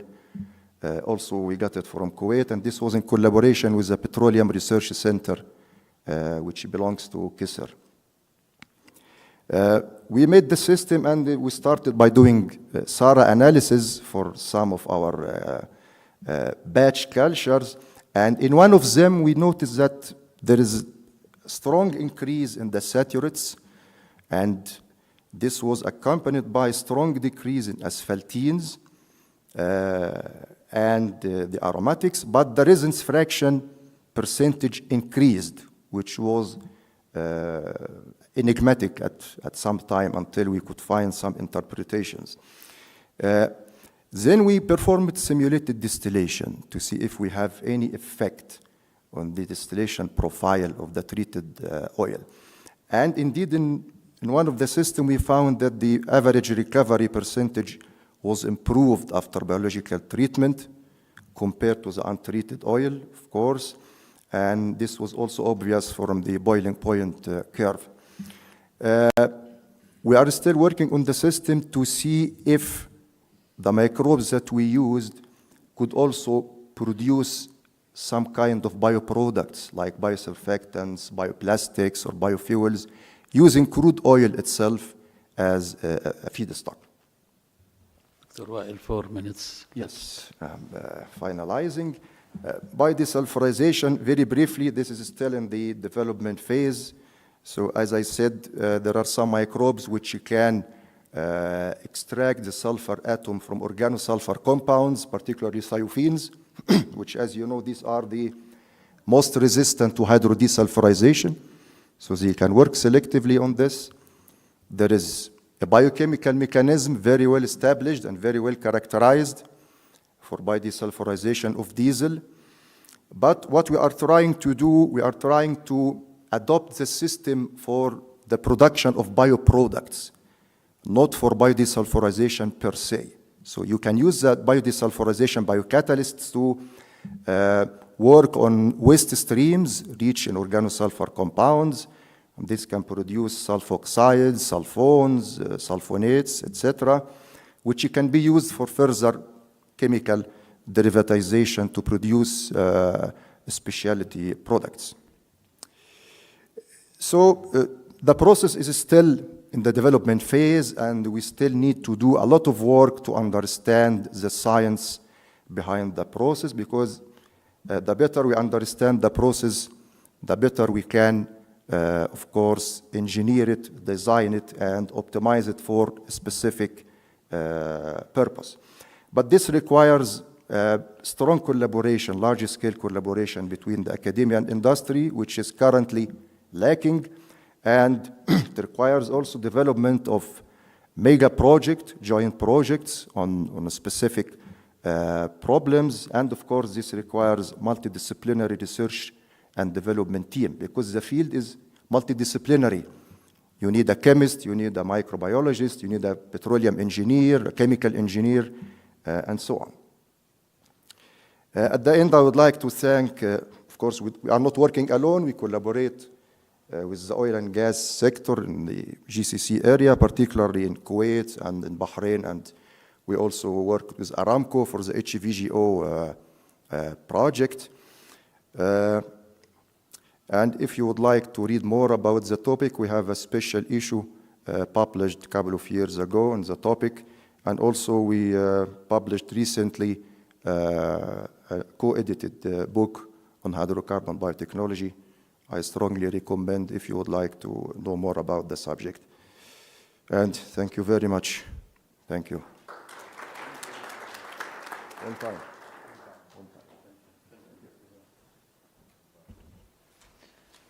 Our last speaker in this session is Dr. Rihab Al-Maghribi. Dr. Rihab is an associate professor at Faculty of Petroleum and Mining Engineering, Suez Refinery, and an adjunct associate professor at AUC and AIU. She holds a PhD in petroleum engineering from Imperial College London in 2013. Dr. Rihab led the first lab experiments in storing CO2 underground in the UK in 2012. She has supervised many MSc and PhD projects related to CO2 capture and published over 25 papers in international journals. She also serves as a reviewer for prominent journals. She worked in several fields of community service. She is currently the vice chair of the Mining, Petroleum, and Metallurgy section in the General Egyptian Engineering Syndicate. Dr. Rehab, the floor is yours. Thank you so much. It's actually my pleasure to be here and sharing in this symptom. And hopefully this will increase awareness about the need for reducing carbon dioxide, and many collaboration will start from here, hopefully, inshallah. So my talk today is about a new method for separating carbon dioxide from nitrogen and hydrogen gases using a supercritical capturing method. But let's first go through the need, how to define the problem, just very briefly, and then talk briefly also about the CO2 capturing technologies that is currently here. Then go through the supercritical phase definition, the experimental work that we did, and then the integration between our method and the ammonia and urea production, cost calculation, and then conclusion. So actually, the CO2 emissions is increasing year after year, and we can see from these figures that it's actually year after year, this is affecting our temperature, and actually 2023 was the hottest or the warmest temperature in the globe, and this will be not be the hottest one. Maybe the years to come, the temperature will be increasing, and this is actually directly linked to the CO2 emission to the atmosphere. Actually, we are now at 1.2 degrees Celsius higher than the pre-industrial level. According to the IPCC, in 2022, the cap is 1.5 degrees Celsius to minimize the economic and non-economic risks associated. So let's talk about the available methods that we are doing in our downstream, and actually some of them are used upstream also. So the capturing technology that we have is absorption, adsorption, membrane separation, and cryogenic distillation. The point that I'm going to compare with is the maturity of the technology, the CO2 capturing efficiency, environmental impact, energy penalty, and capital cost. Actually, all of these technologies are mature, so it's well known. The highest one to know is the absorption, solvent extraction. The CO2 capturing efficiency actually is directly related to the amount of CO2 in the stream. Yeah, if we have a small or low concentration of the CO2, we will find that the absorption technology will perform high, and the capturing efficiency will be high. And actually, most of them will perform, except the cryogenic distillation, will be better fit for low concentration CO2 streams. So the absorption will be like efficiency of the separation 90%, but for low CO2 concentration stream, also for the adsorption, also for the membrane separation, cryogenic distillation can handle high concentration CO2. The environmental impact, we will have the absorption technology actually using solvent extraction. So there is disposal of the spent solvent, so it will be polluting the environment. The adsorption also, we have zeolite and so on. Actually, we have to get rid of this, so it's impacting our environment. Membrane separation is environmentally friendly, and the cryogenic distillation is also environmentally friendly. The energy penalty, we will find that the absorption technology involves regeneration, so it will have high energy penalty. The adsorption is still high, it's not high energy penalty, it's slightly high. And then the membrane separation and cryogenic distillation is high energy penalty. Capital cost, all of them have a high capital cost.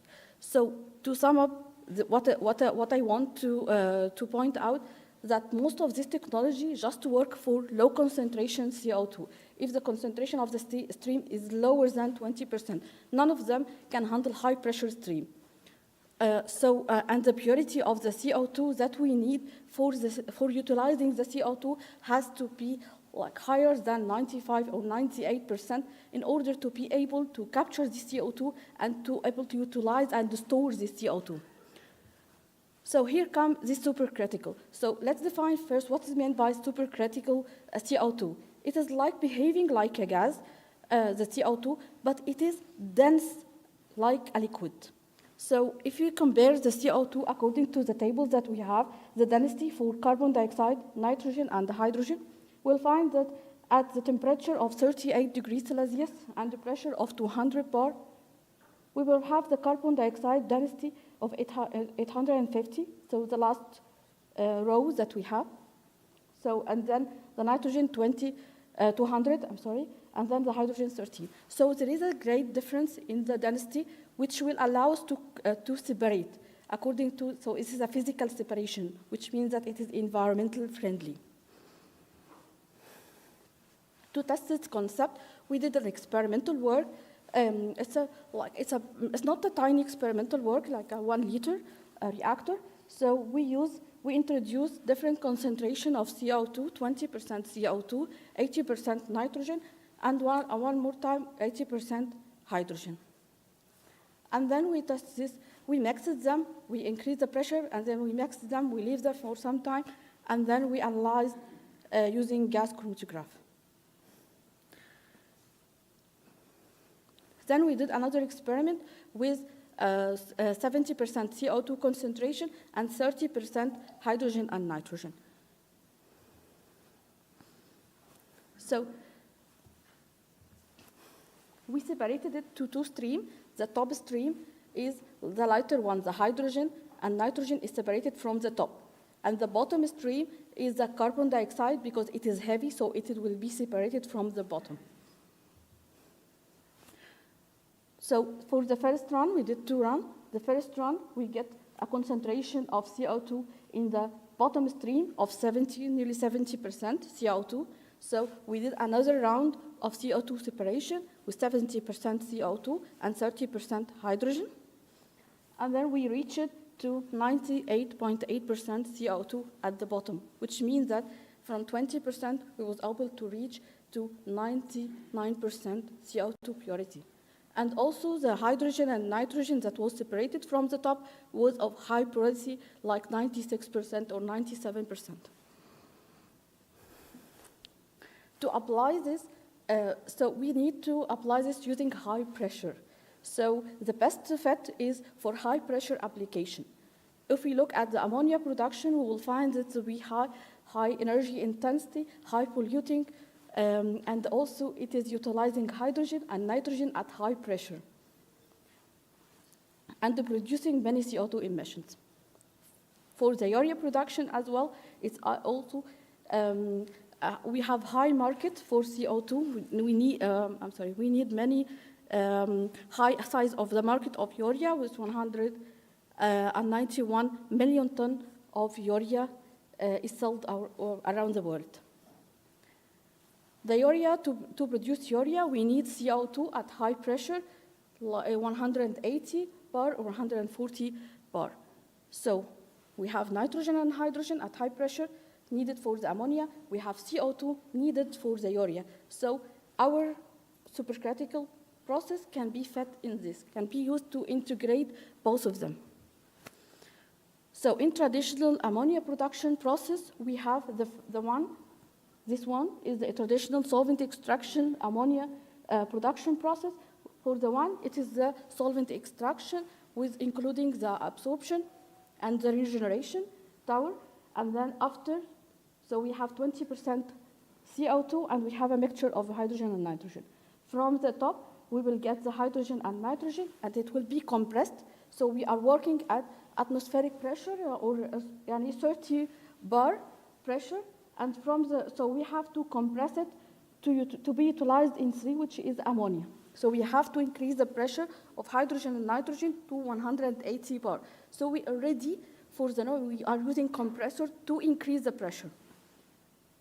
And then the CO2, the high purity CO2 separated from the solvent extraction is also compressed to be utilized in the urea. How our process is going to fit, what this is in the second, in here in the right figure. So the first one, we are introducing a compressor. So we have to compress the gases that is produced before synthesis of ammonia to increase the pressure to 200 bar. And the temperature is normal, so we have the 31.1 degrees Celsius is actually where the supercritical, the CO2 will be converted from gas to supercritical phase. So it is going to be introduced after compression. It will going to be introduced to a separator to separate it to two streams. The top stream is the lighter one, which is the hydrogen or the nitrogen, and the bottom one is the high concentration CO2. Actually, this is done in 2 stages because the purity is increasing by stages from 20% and then 70%, then 99%. To compare the cost, because actually this is one of the criteria that we are going to talk about. So for the traditional solvent extraction method, we use compressor. For the CO2, we use nitrogen and hydrogen compressors. And also we use regeneration. So for the supercritical separation method, we use new compressor for the CO2 and nitrogen-hydrogen mixture, steam turbine, and the separators. If we compare that, we will find that the CAPEX is in favor of our method, and the OPEX also, and the total cost as well. So the percent cost reduction, 61.8, CAPEX reduction, total cost 44.6, and the OPEX is 43.2.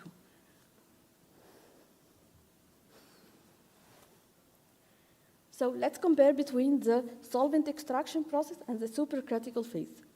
So the supercritical phase is physical separation, no chemical involved. Solvent extraction has a chemical involved, so it will be not environmentally friendly. Separation efficiency for the solvent extraction process is 90% and just for low concentration CO2. For our process, actually, we can handle high concentration CO2 stream with high efficiency. Environmental effect, this is a negative impact because of the spent solvent that we have to dispose in our environment. For the supercritical phase, there is no environmental impact because it is just a physical separation. Energy consumption, according to what I show, is a high energy penalty because of the regeneration mainly in the solvent extraction. For the supercritical phase, this is not the case. Okay. So, in conclusion, we actually was able to separate the CO2 from each nitrogen and hydrogen stream. This can be applied for post-combustion, for actually pre-combustion, and could be integrated with alum cycle. We can use this CO2 directly utilized because it is high pressure, because to transport CO2, it has to be of high pressure to be effective, to be more economic. And actually, we can utilize the nitrogen and the hydrogen for ammonia production, and CO2 can be stored underground or even will be utilized for urea and other chemicals. There is cost reduction, so the total cost was reduced comparing with high pressure. So it actually has to be high pressure process in order to be more efficient and also to be more economic. So it was environmental friendly, no chemical involved, and this is it. Thank you.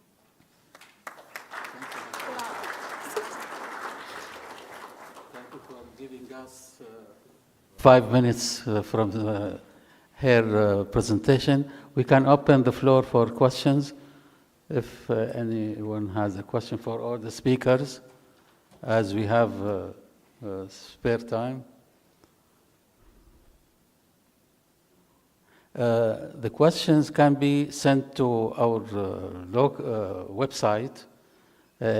Anyone who wants to ask the presenter or speaker, there is our website. We will download, upload the presentations, and any one of you, we will send you the link to download these presentations. And if you have any question, we will put the emails of the speaker if you have any clarification or want to communicate with the speakers, the opportunity is available. I have a question, but maybe the time for lunch, and I will not take your time. Allow me to give the memorial speakers.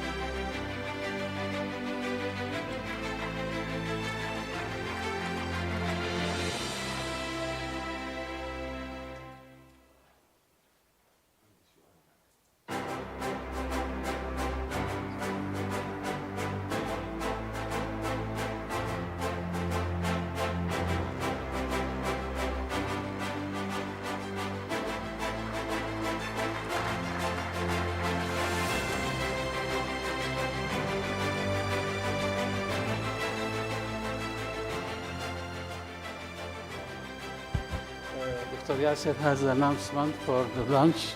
Please, the floor is yours. Now we reach to the end of this session. We will have 1 hour break for the lunch, and we will back by 2:30, inshallah. The restaurant in the ground floor, Mosaic Restaurant. Have a nice meal. Thank you very much.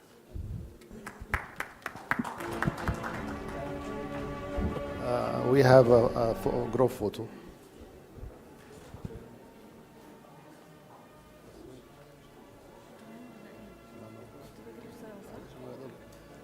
أصورك أنا.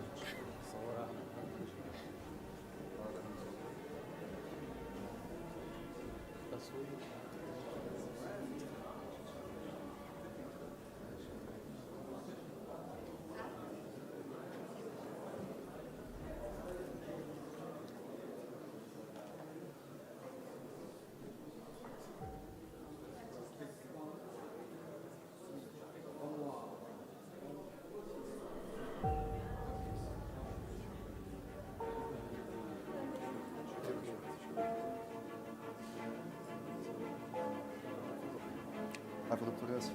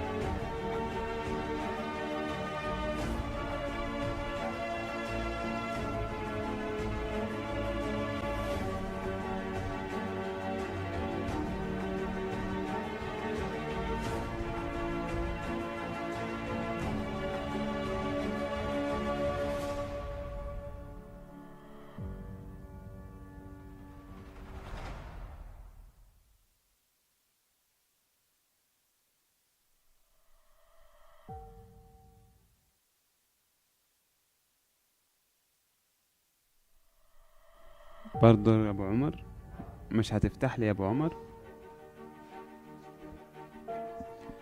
الله الله، ليه يا ابو عمر الكلام ده؟ ما انا اللي هدلك على الطريق، اوعى.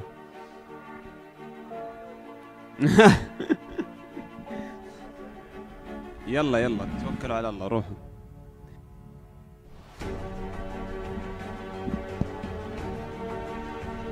ايش يا المنتدى؟ وزارة الطاقة.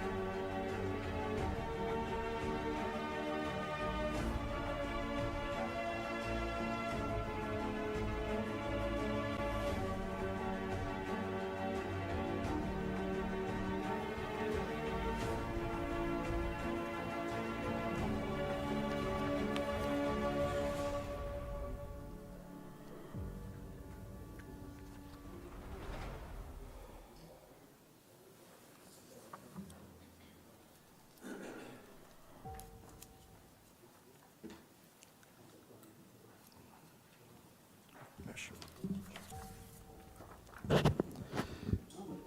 Bismillah ar-Rahman ar-Rahim. Allow me to start the last session for today, session 3, under the title, The Role of Energy Efficiency in Reducing Carbon Emission in Petroleum Downstream Industries. The chairperson is Professor Dr. Wael Al-Musallamani. Floor is yours. Bismillah ar-Rahman ar-Rahim. Assalamu alaikum and welcome to our afternoon session. So the topic of the session is the role of energy efficiency in reducing carbon emissions in petroleum downstream industries. We have 4 talks, and our first speaker is Engineer Fatma El Amir from KNPC. Engineer Fatma is a chemical engineer, and she has a bachelor and master's degree from Kuwait University, College of Engineering and Petroleum. She joined Kuwait National Petroleum Company, KNPC, in 2015 as a process engineer. She has actively developed her expertise in process design, monitoring, troubleshooting, and project management. She has continued her expertise to a critical energy project at KNPC, further solidifying commitment to energy efficiency and sustainability. Engineer Fatma, please.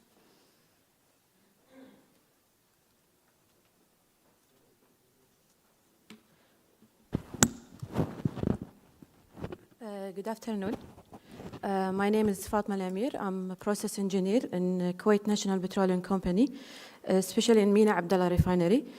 Today we'll discuss about our adoptions of energy efficiency technology and best practices to reduce the energy usage and carbon emissions at KNPC Mina Abdallah Refinery. So first of all, in the first section, we'll talk about the steam trap audit and maintenance program as best practices in our refinery. First, KNPC, we have 2 existing refineries, Mina Abdallah and Mina Al-Ahmadi refineries. And in Mina Abdallah refinery, we are divided or integrated into 2 refineries, R&B, or it's called like the old refinery, and the new project, CFB refinery. And our existing Mina Abdallah refinery, R&B section, we have more than 8,500 steam traps. Mainly 95% is a thermodynamic type and 5% is a balanced thermostatic type. So the benefit of doing the steam trap audit is to reduce the steam consumption from the defective steam traps, rectify the installed steam system as per the design and the manufacturer guideline, also to identify the reason of water hammering in IP steam and LP steam headers, and also to improve the condensate recovery, improve the efficiency of heat transfer process equipment, and also to update the refinery steam trap list with a new facility, and finally steam balance gap from the steam system. In this slide, we are showing what is the model and the manufacture of each steam trap. So the majority of our steam traps from Uruguay, Velan, and Spyrex Sarco. What is the methodology we follow up for the steam trap audit? First, we have a unit-wise steam trap list. We update it with the model and the location. Second, we form a multidisciplinary team from a separate division in order to have a process or steam trap audit. We have a day-wise schedule for each unit for the steam trap audit. Then we train this force team in order how to conduct this system, how to conduct the audit. Then we have a field audit for the steam trap. After that, we issue a report with the defective steam trap, and we issue a work order to repair the defective steam trap. Then the defective steam trap either repaired or replaced. And after that, we conduct a re-audit for this steam trap after the repairing. And finally, we evaluate the performance and the benefit of conducting this steam trap. And finally, we have tag each steam trap by unit-wise and link it to the Maximo system. So the finding of the steam trap audit that there was a steam trap was not in detail in Maximo system. The steam trap list was not updated in each unit. We identify the defective steam trap, and also we identify that there is some steam trap were not installed as per the manufacturer and the guideline with respect to the steam level. We identify the steam and the condensate header and bleeder passing valves. Also, we identify the steam trap were not taking in service after the startup and shutdown. And we identify the damaged insulation for the steam and condensate header. And also, we identify the reason of steam trap hammering in IP and LP steam headers. In these figures, we have like how many steam trap by unit-wise, how many defective steam traps, and how many steam traps we repaired by unit-wise. So the steam trap monitor and regular audit give a value additional to improve the below key performance indicator, the KPIs. The steam efficiency improvement, the condensate recovery increase, the improving energy efficiency index, which is known as an EII, also reduction in CO2 emission, increase reliability, and increase operational safety, and finally reduce the maintenance costs. So in terms of audit saving, there was an annual steam saving 315,000 kilopound. Annual CO2 reduction were estimated around 28,000 ton, and the energy annual saving around 412,000 million BTU. And in terms of EII, it was improved by 0.5. For the potential saving, there was estimated around $2 million of conducting of these steam trap audits. So the second part of the best practices to reduce the energy usage is Visual Mesa software, energy real-time optimization at KMBC refinery. This software is an application used to optimize the energy system in real time. It's developed by Sotika Visual Mesa and was implemented in 2012 in all three KMBC refinery, Mina Abdallah, Mina Lahmidi, and Mina Shaiba. Currently, Mina Shaiba is retired, and it was operated till 2015. The model was recommissioned again with additional new unit by Yokogawa KBC Advanced Technology in April 2023. The objective of re-establish the Visual Mesa energy management system at Mina Lahmidi and Mina Abdallah refinery is in order to update the model to the latest version and migrate it to the new hardware. Also to re-evaluate the model and fine-tune it, monitor and optimize the steam system, monitor the significant energy users and other utilities, and update the current model with the new units and revamp units. And this system is organized in such a way that everyone has an access through a web browser. The Visual Mesa Energy Real-Time Optimizer, it is an open loop where it's give a recommendation to the human operator, and he can decide whether or not to take these or implement these recommendations. So we call it as an open loop. This is an overview of the Visual Mesa model. It is like divided in area-wise or unit-wise with all related utilities and other parameters. This is a typical report generated by the Visual Mesa with a recommendation. And finally, the benefit of implemented the Visual Mesa in our refinery is in order to optimize special system like steam, fuel, flare, condensate, and electricity. The energy and significant energy users for the KPI monitoring, steam system optimization such as boiler, letdown station, and turbines, SEU like heater, turbines, heat exchanger, and coolers monitoring. The utility monitoring, air, nitrogen, cooling water, and seawater. Electrical power, hydrogen flaring system monitoring, and optimizing the energy with the sustained energy saving, and finally, emission reduction over the time. So finally, in terms of visual MESA saving, there was an annual CO2 reduction by 3,250 tons, and in terms of annual benefit, it is estimated around $0.6 million. The second part of the presentation is adoption of energy technology, and especially in our new hydrogen units.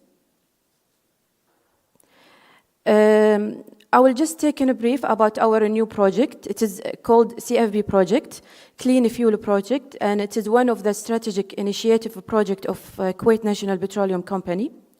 And this project is aimed to upgrade and expand the KNPC existing refinery into integrated refinery complex for meeting the future diversified market requirement, and also maintaining high safety and environmental standards in line with the KBC, Kuwait Petroleum Company, strategic direction.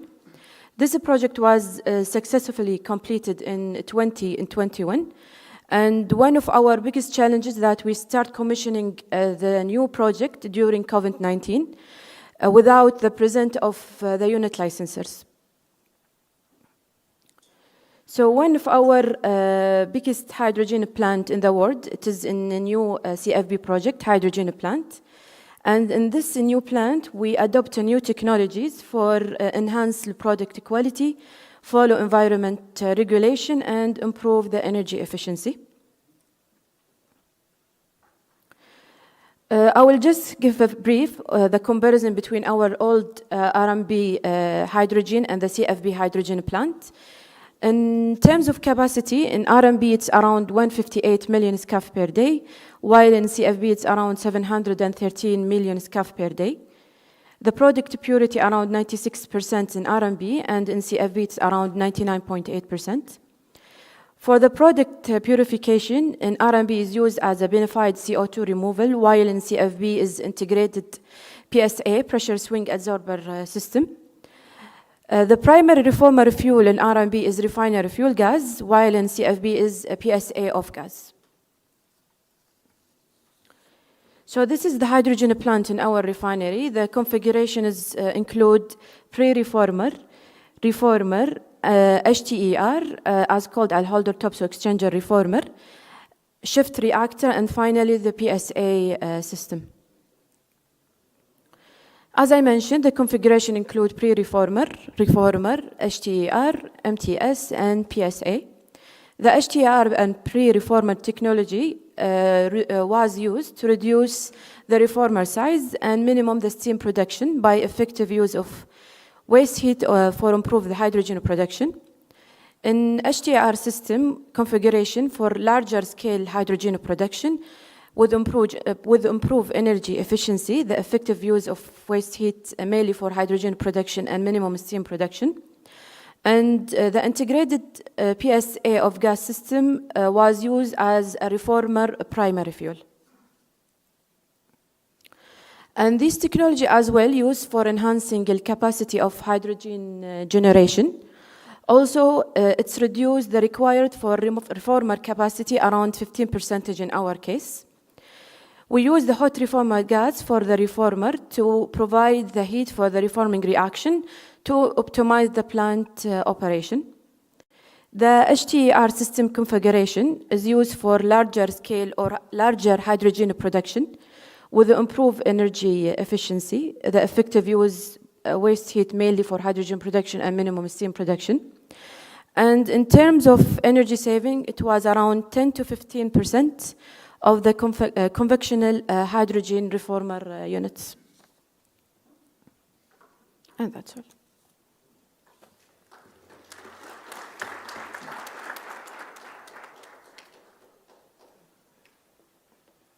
Thank you very much, Engineer Fatma.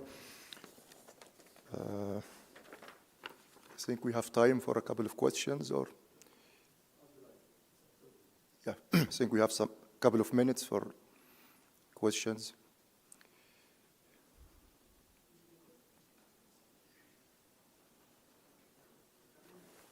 Please.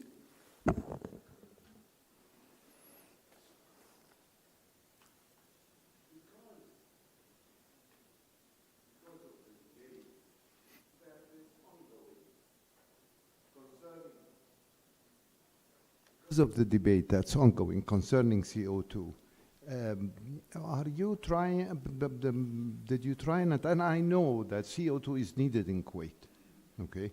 And the problem is that it is available, but it's not collected. KOC needs it for enhanced oil recovery and so on.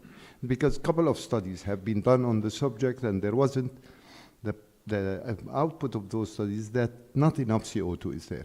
Have you considered, while you are doing those work and continuous work for improvements, the potential of collecting the CO2, or trying to put plans for that one, for collecting the CO2 for the future usage? Okay, thank you.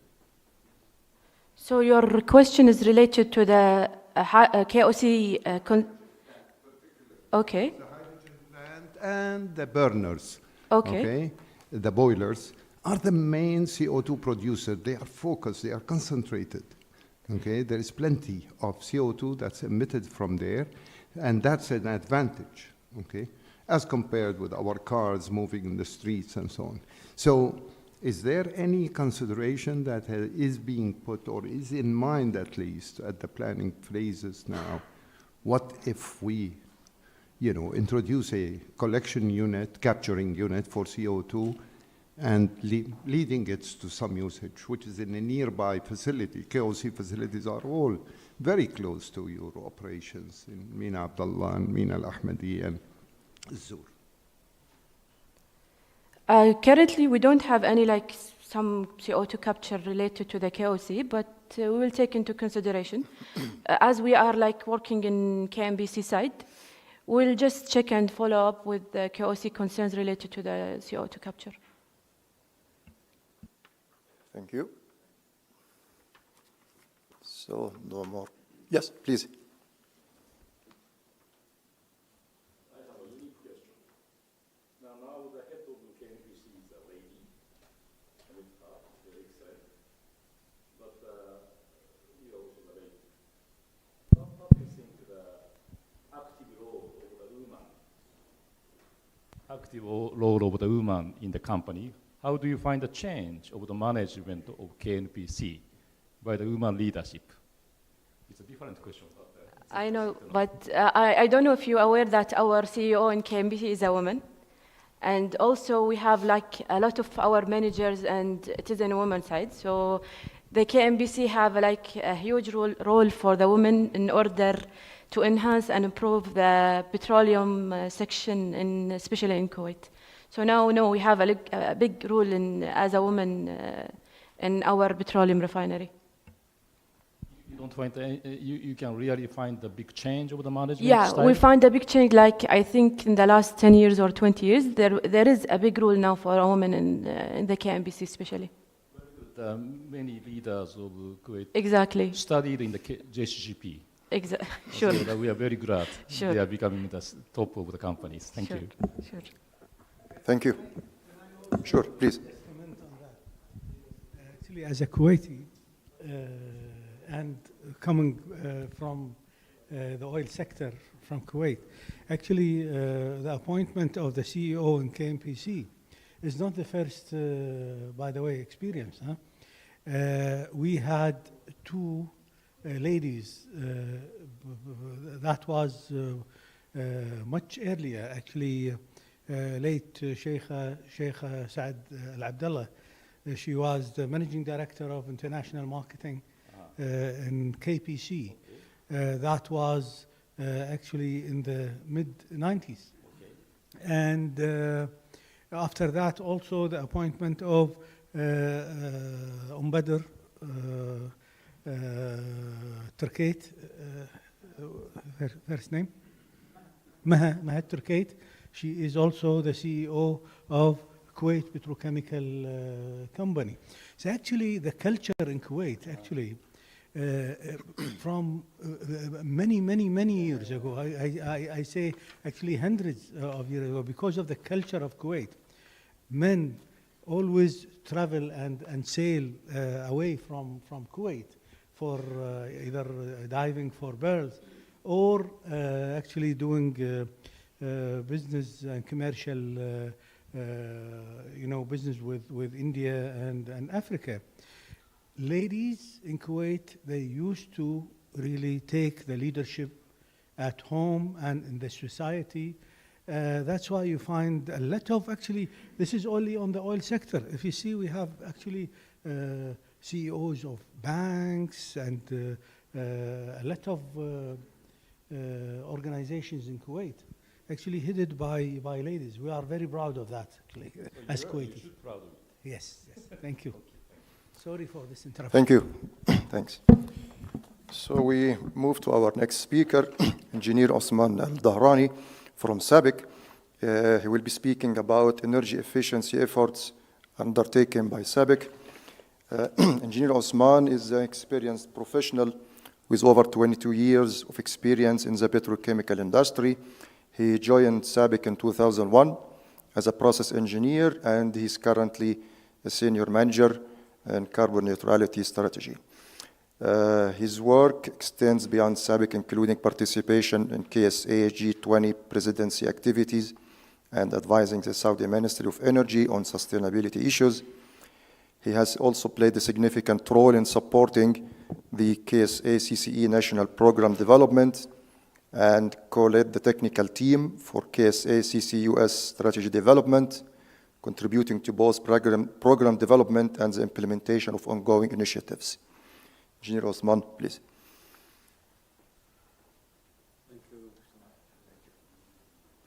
Thank you, Dr. Wael. And assalamu alaikum. Good afternoon, ladies and gentlemen, and pleasure to have the opportunity to present to you today some sort of overview about our story of decarbonization in general in SABIC, and specifically talking about one of our key pillar or key enabler of decarbonization, that's the energy efficiency. Firstly, I would like maybe to walk you through some sort of high-level global outlook when it comes to the investment in energy, different initiatives. We can notice here that the decarbonization technologies as part of the overall investment in energy sector, accounting for around 20%. And when it comes to renewable energy, that's another key enabler for energy transition. The extent of investment accounts for around 37%. Throughout the next 10 to 15 years. When it comes to investment, of course, in oil and gas, it's anticipated, of course, by McKinsey that it will be more or less stable within the same range till 2035. The key message here is that the extent of decarbonization technology or extent of investment in the decarbonization and carbon neutrality, and in particular the renewable energy, will be crucial in order to achieve the desired range or desired ambition of global toward realizing more energy transition. When it comes to the extent of impact for energy efficiency, it's believed that the energy efficiency in general will continue and have been there since earlier, a key enabler really for industry in particular to decarbonize and to achieve desired long-term as well as short-term carbon neutrality target. As per the anticipation of IEA, it's projecting that, or it's projected that energy efficiency or advancement in energy efficiency could take us big times when it comes to the decarbonization and when it comes to GHG reduction. It's anticipated to contribute with around 5 to 6 gigaton, which is something really significant, assuming that the scenario of net zero emission will be realized, and assuming that globally the rate of reduction or rate of energy efficiency improvement will be within the range of 4%. So this is clearly again indicating and proving the theory that the energy efficiency will remain as a key enabler and one of key quick win initiatives that it has to be supported really, and it has to be realized in order to ensure that globally we are on track toward achieving carbon neutrality long-term target, and especially the scenario of 2 degrees. This is just drilling down after this, global outlook, just maybe re-emphasizing or re-echoing what was stated this morning by His Excellency, our Deputy Minister. A glance of our KSA adapted circular carbon economy as a strategic framework that's helping or enabling really achieving our carbon neutrality ambition. So it is localizing around the 4 R's, as you are aware, when it comes to reducing and the avoidance, followed by reusing, recycling to some valuable chemical products or feedstock, and the last or the fourth key pillar or key lever of this framework is the remove that it could be achieved either by nature-based solutions or by CCUS in particular. So this has been a flagship really for KSA national level, which was developed and deployed end of 2020, and complemented with the announcement of our Saudi Green Initiative, adapting the set of key sub-levers under each of these R's. When it comes to context of chemical industry or industry in general, and in particular chemical industry, it's chemical industry actually is driven by, being in the value chain or in the middle of value chain, is driven by the upstream supplier of energy, okay, and in the downstream when it comes to our increasing consumer expectations, that they are seeking our help and support to produce or to purchase the least carbon footprint type of product. So chemical industry is positioned in a critical or found to be, responsible of decarbonization, and it needs to really take a crucial role when it comes to decarbonization, when it comes to enabling really the carbon neutrality and enabling the energy transition in view of whatever available or whatever emerging mega trends between the intervening policies, disrupting technologies, and more expectations from our different type of customers in the downstream industries, as well as the fast development of stringent target and regulatory standards globally. When it comes to SABIC, this is just an overview about our long journey of sustainability, and we keep saying it that we as SABIC, as one of top 3 or 4 players in the chemical market or in the chemical industry, we have been undertaking set of major initiatives for the past years, and since inception, SABIC is considered to be born out of sustainability actually. During the early days of 70s, establishing SABIC as an entity at that time recovering whatever wasted and flared gas at that time. That has been really a great major stone by or for our country to convert whatever wasted gases at that time into and make it or convert it into the most valuable product that we are supplying to the market, and we are enjoying the prosperity as a result of that development.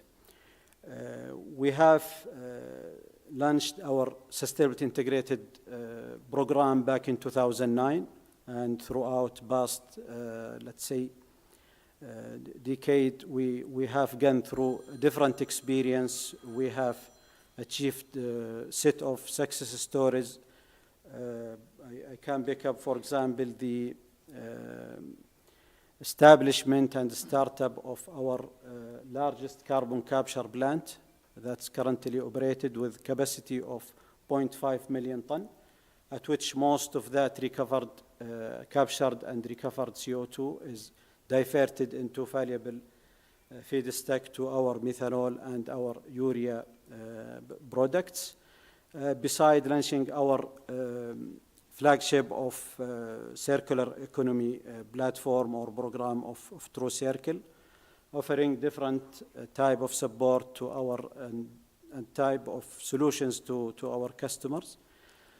We have complemented that with the major announcement of our carbon neutrality strategy back in 2021, at which we have clearly set our pledge to achieve 20% reduction of our absolute GHG emission by 2030 compared to our 2018 level. After that, we have as well announced just last year our ambitious target of processing up to 1 million or producing up to 1 million ton of our True Circle or recycled type of products by 2030. And just before 2 months, we announced the startup of our demo plant of first electric cracker, demo scale, at which we are jointly developing with our key partners in order to further develop or further scale up during coming couple of years. So this is maybe in a nutshell the set of sustainability efforts, sustainability programs we have been undertaking that helped us really to transform from being regulatory compliance driven to sustainability leadership position that we are proud of right now. After that, anticipating the extent of fastly developed, let's say, stringent targets, global commitment toward climate change. As mentioned, we have announced our carbon neutrality strategy back in 2021, at which we have clearly stated our commitment to reduce our GHG emission scope 1 and scope 2 by 20% and committed ourselves to become carbon neutral by 2050. And we are aiming as well to continue our efforts, exploring different opportunities, working with our different stakeholders and key partners to explore means and ways to evaluate our scope 3, analyzing it. We started already reporting our scope 3 type of emission and disclosing our figure publicly. And as we move forward, we continued working with our partners to explore different opportunities on how to manage and influence our different stakeholders in the upstream as well as downstream value chain to jointly come up with some sort of initiatives potentially reducing that type of emission. We have as well embraced the circular carbon economy in alignment with whatever national level approach of considering this strategic framework. And we have mapped our different initiatives that we have been undertaking since earlier to those key levers of reduce when it comes to energy efficiency, when it comes to our ambition to deploy renewable energy, equipment electrification as well. This is one of our ambition. Lightweighting solution that we are already realizing throughout production of different type of sustainable products and material. When it comes to reuse as well, we are demonstrating and aiming to further expand our ambition when it comes to carbon capture and utilization, and leveraging as well the potential infrastructure of CCUS here in KSA. Recycling, we have been working out and launched since 2019 our flagship of True Circle program, and we are collaborating with different partners in order to advance in that area. The same thing for remove, and when it comes to CCUS, we are seriously taking steps and evaluating tapping into the potential CCUS hub. This is simply an overview about our journey since 2010, at which that was our original baseline, at which we have set certain ambition to be achieved by 2025, following the approach of intensity-based. That was the commonly followed approach across industry, and we are on track about achieving our key metrics of GHG intensity, energy intensity, and our resource efficiency intensity. Before we have announced our ambitious target of carbon neutrality to be achieved as an interim target by 2030, and on long term to become carbon neutral by 2050. In order to achieve that ambition, short as well as long term, we have identified, after thorough assessment, 5 key pathways in order to realize that carbon neutrality and decarbonization. Reliability and energy efficiency improvement, this have been there since earlier, and we will continue capitalizing on that one, and we believe that it will continue to be key part of our solutions and key part of our enablers. Renewable energy, we do have ambition as well to reach out up to 50% of our imported electricity to come from renewable energy globally, and we have achieved certain milestones outside KSA. However, in KSA, we are closely working with our regulatory authorities here in order to realize the expected development of regulations that will enable the deployment deployment of renewable energy through the power purchase agreement and renewable energy certification system. Electrification, we do have already our plans, and we do have our ambition. Carbon capture as well, beside the blue and green hydrogen, potentially to be used as a cleaner type of fuel in future. So this is maybe detailing more these sub-milestones that we have already set, and we are on track about implementing such a plan. When it comes to GHG impact, this is simply the potential impact out of our 20%, okay, for each of these 5 pillars.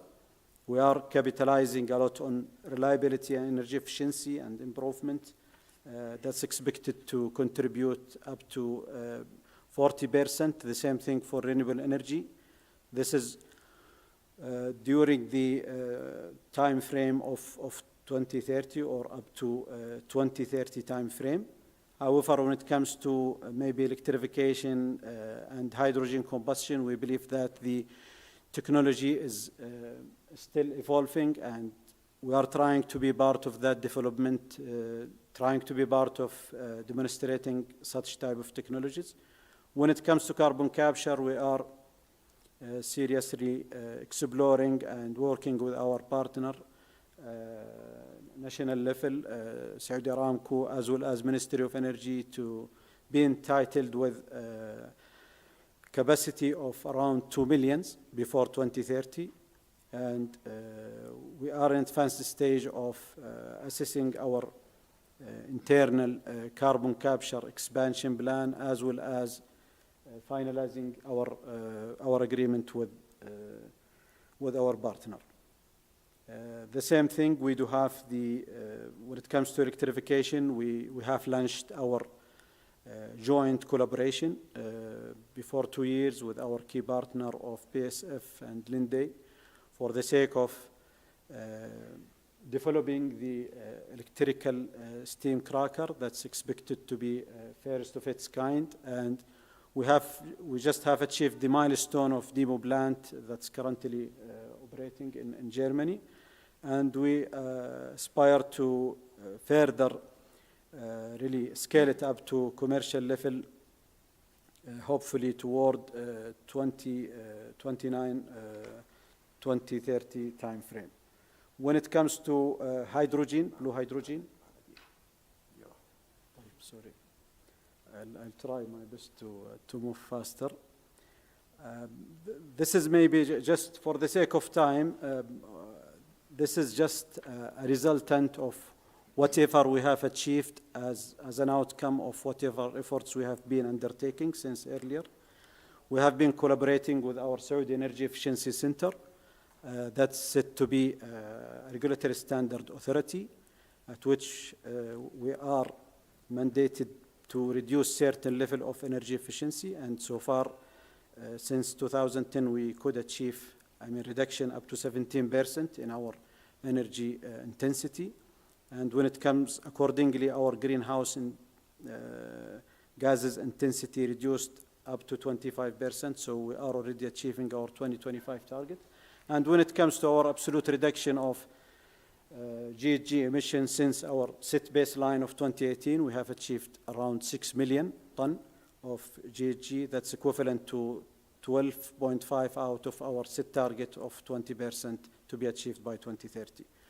We have developed throughout past couple of years a structured framework of energy management, at which we are focusing on our people and organization, developing and promoting the competency for our different technical teams. And we do have as well established policy for energy, at which it is enabling the best practices and promoting our different assets to best quartile of energy efficiency, and adopting the best standards when it comes to energy reporting, energy monitoring across our different global assets. In conclusion, I would like to emphasize again that energy efficiency is really one of key enablers for decarbonization, especially for industry sector in general.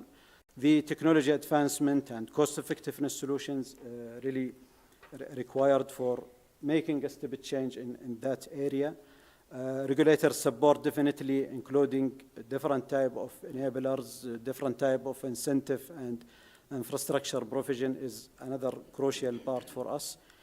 Collaboration across the value chain is crucial to achieve, our decarbonization ambitions in general. And of course, access to competitive fund for executing, different type of major energy initiatives, major CCUS-based initiatives is critical for energy transition. And human capital, at the end of the day, building their building their competences is badly needed. Thank you very much for listening, and that's it from my side. Thank you very much for your talk. So our next talk will be presented by two speakers from BAPCO, Bahrain Petroleum Company, Engineer Munif Al-Shamiri and Engineer Muhammad Jabir. They will be talking about the role of real-time energy optimizer for energy efficient and sustainable operation.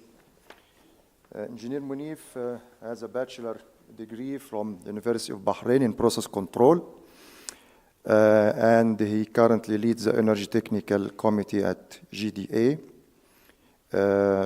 He is a coordinator at Babco Refining and has more than 23 years in the oil and gas industry. He is also a member of several respected energy and engineering societies. He actively contributes to the industry as the chairperson of the Energy Technical Committee at the Gulf Downstream Association, GDA. His key achievements include the leak detection and repair program and energy optimization at Babco. Engineer Mohammed Jabir has also a bachelor degree in chemical engineering from University of Bahrain. He has been a part of the energy team in the technical services department for 3 years, Babco Refining. He holds experience in the fields of refinery hydrocracking, lube-based oil production, hydrogen generation, and energy management. Please, the floor is yours.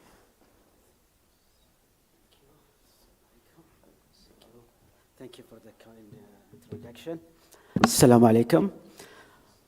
Today, Engineer Misfatma gave a lot of initiatives being conducted by KMBC, but we select one of these, okay, which is the real-time optimizer. If you would like to hear about our initiatives, invite us next year and we will tell you, inshallah. So, I'm pleased to be with you here today to talk about one of the important initiatives that we conducted at Babco Refining. But before we delve in that one, please allow me to give you a brief about our company, which is Babco Refining. Babco Refining is a part of Babco Energy's portfolio owned by government of Bahrain. It was established back in 1929. It's been continuously running since 1936, which means 88 years of experience and expertise in oil and gas industry. We are a world-scale complex with 267 barrels per day. But we are also have an ambitious dream, which is not a dream actually, it's a program underway now. That program will increase our capacity to 380,000 barrels per day. Also will introduce the high conversion unit to our facility.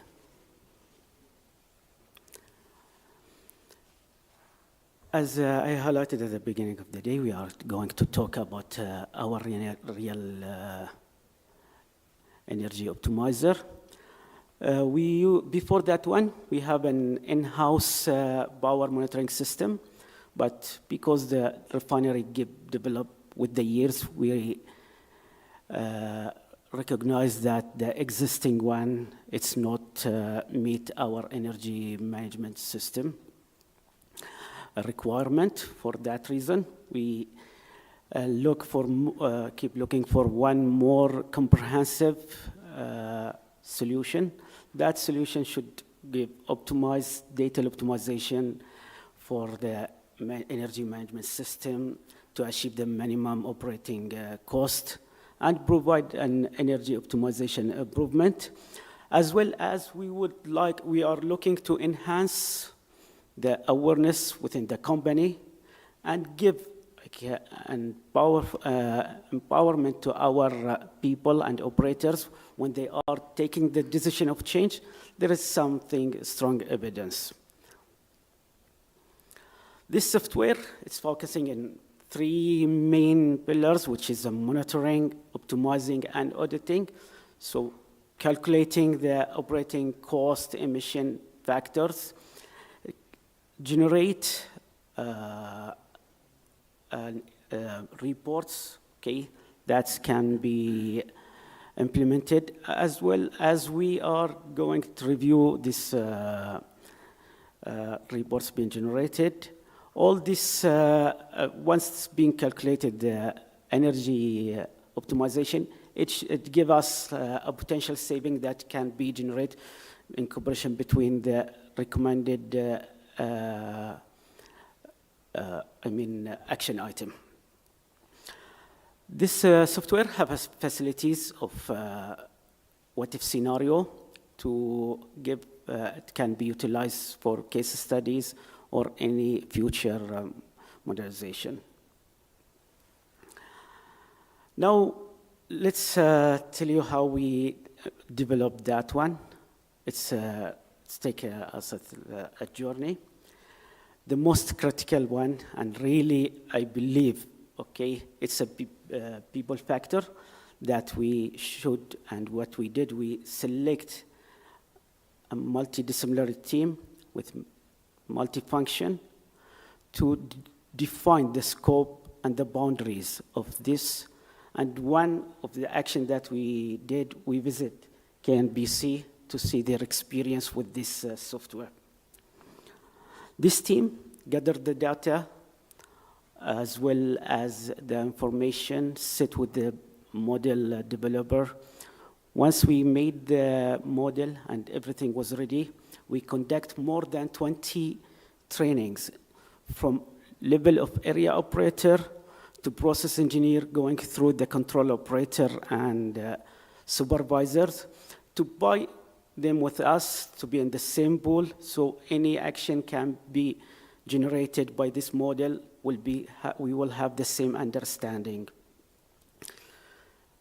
Once that training been conducted, we call for the review for the model. When we just hand it over from the developer, we review each stream one by one, tag by tag, and take us more than 3 weeks, 12 hours a day, until we had got a final acceptance. We launched that model, we keep it in the server, even though we didn't recommend implement that recommendation. We keep monitoring the recommendation which being generated on daily basis and being generated every 30 minutes, that's report, and the journey is going on. Till here, I will stop and leave the floor to my colleague Mohammed Jaber to take you deeper on the core functionality of this model. Mohammed, please, floor is yours.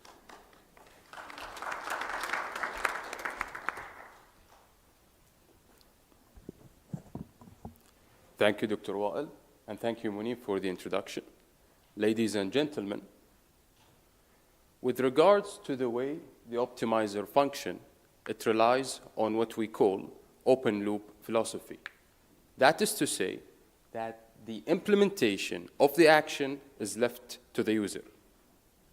As you can see on the right diagram, as input to the model, it takes around 2,000 input tags, which basically represents real-time measurements from the units, and it combines it with utilities prices provided by the user to eventually come up with an energy optimization report.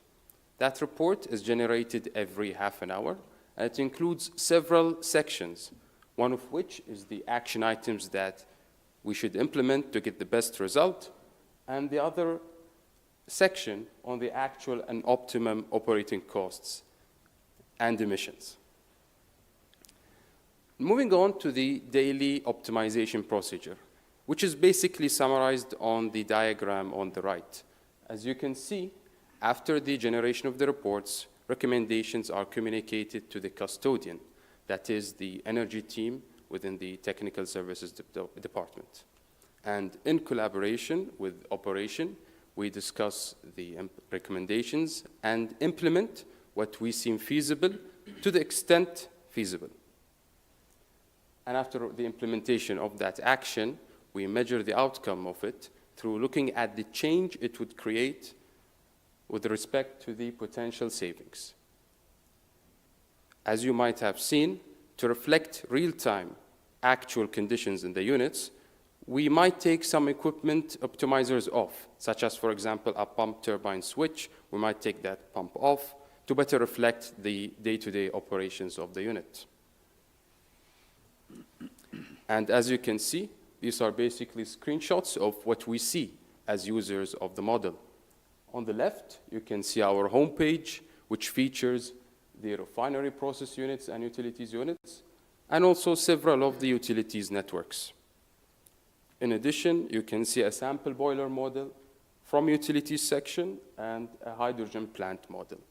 Through these models, we can track several key parameters which would indicate to us critical factors with regards to the performance of the units. Moving on to the economic benefits which would result directly from the optimization process. So, as we've stated previously, the economic benefits are measured by the changes of potential savings once the recommendations are implemented. Basically, the optimizer solves for the minimum cost of production, manipulating the utilities generation and satisfying the utilities demand of the refinery. And for example, like a typical scenario could be that there is a situation where the optimizer thinks it's more reasonable to generate LP steam from steam turbo gas, STG extraction, rather than LP letdown. Another typical scenario, as we stated previously, is a pump turbine switch, which would have an impact on the potential saving.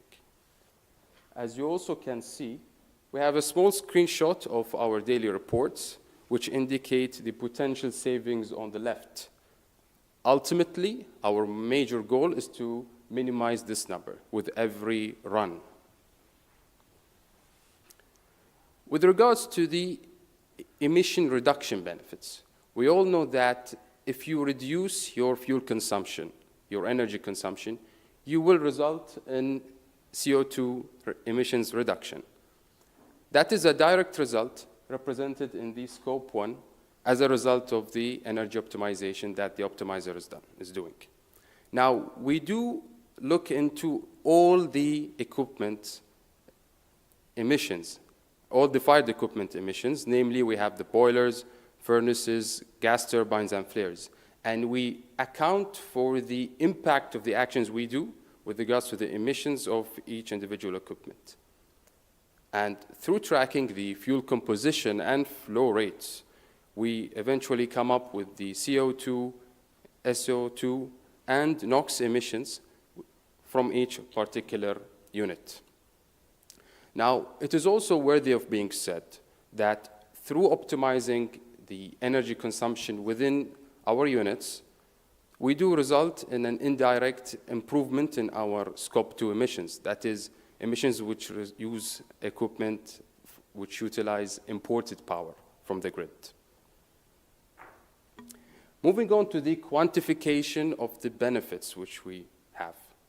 As you can see on the right, this graph represents the potential savings in dollars per hour and the potential emissions reduction in CO2 tons per day since the inception of the program in 2017 till the beginning of this year.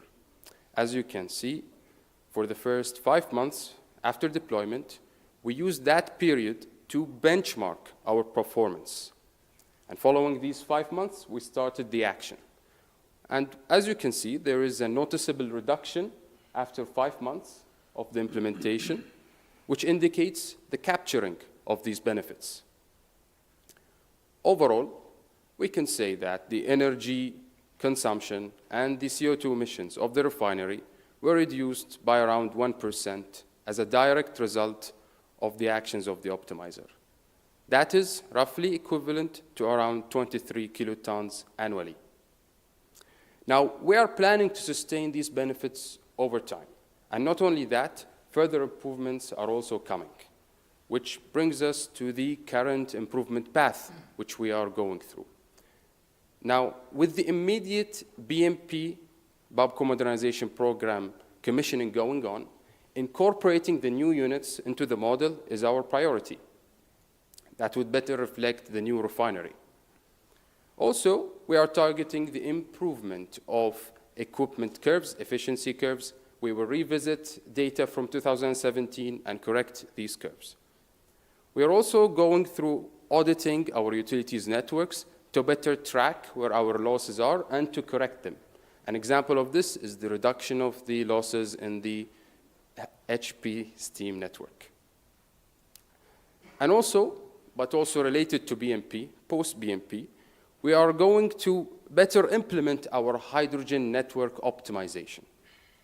We will move on from only 2 hydrogen plants at the moment in the base business to 4 plants, which will give us more degrees of freedom, more control to further optimize our hydrogen network.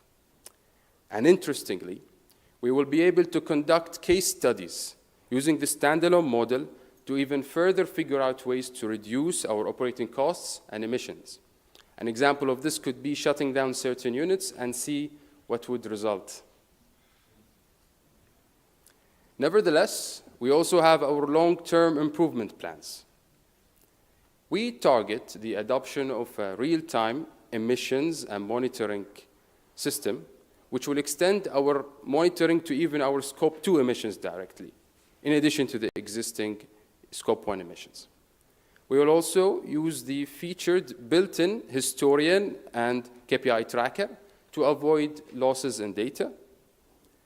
And we are also going to integrate the energy optimizer with a process simulator, which will allow us not only to manipulate the way we generate utilities, but even to manipulate the demand of those utilities, which is eventually going to help us with the energy improvement plans. And interestingly, and under study, we are thinking and studying the closed-loop system optimization and control system, which will move us from an open-loop philosophy to a closed-loop philosophy. In conclusion, the overall carbon emissions and energy consumption improved as a result of the adoption of the model, of the optimizer model. The optimizer gave us an insight on the carbon footprint and where we could improve. And also the optimizer raised the overall energy awareness across the company, as it is publicly available to all employees, not just the engineers. Only the seeing part, but the engineering part is with the custodian. Babco Refining, through the adoption of the model, reiterates its commitment to decarbonization and energy cost reduction. And with the future implementation of improvement plans, we are going to go even more forward. Thank you.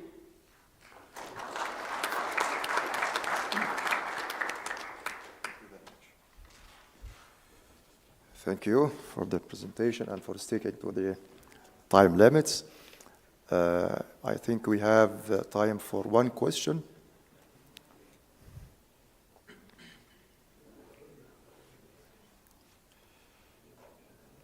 No questions, so we move on to our next talk, which will also be presented by 2 speakers, Engineer Muhammad Ali Al-Anezi and Engineer Talal Ali. They will be speaking about circular economy and reducing carbon footprint. Engineer Muhammad is an experienced corporate planner and business development leader with a strong background in chemical engineering. He has extensive experience across various departments at PIC and KNPC. Engineer Muhammad holds an MBA from Maastricht Business School and bachelor's degree in chemical engineering from Kuwait University. He received the KPC CEO HSE Award in 2012. Engineer Talal is a business development planner at PIC, specializing in analysis of the oil and gas industry's business and global market for petrochemicals. He holds master's degree in chemical engineering from Columbia University and a bachelor's degree in chemical engineering from Northeastern University. Please, the floor is yours.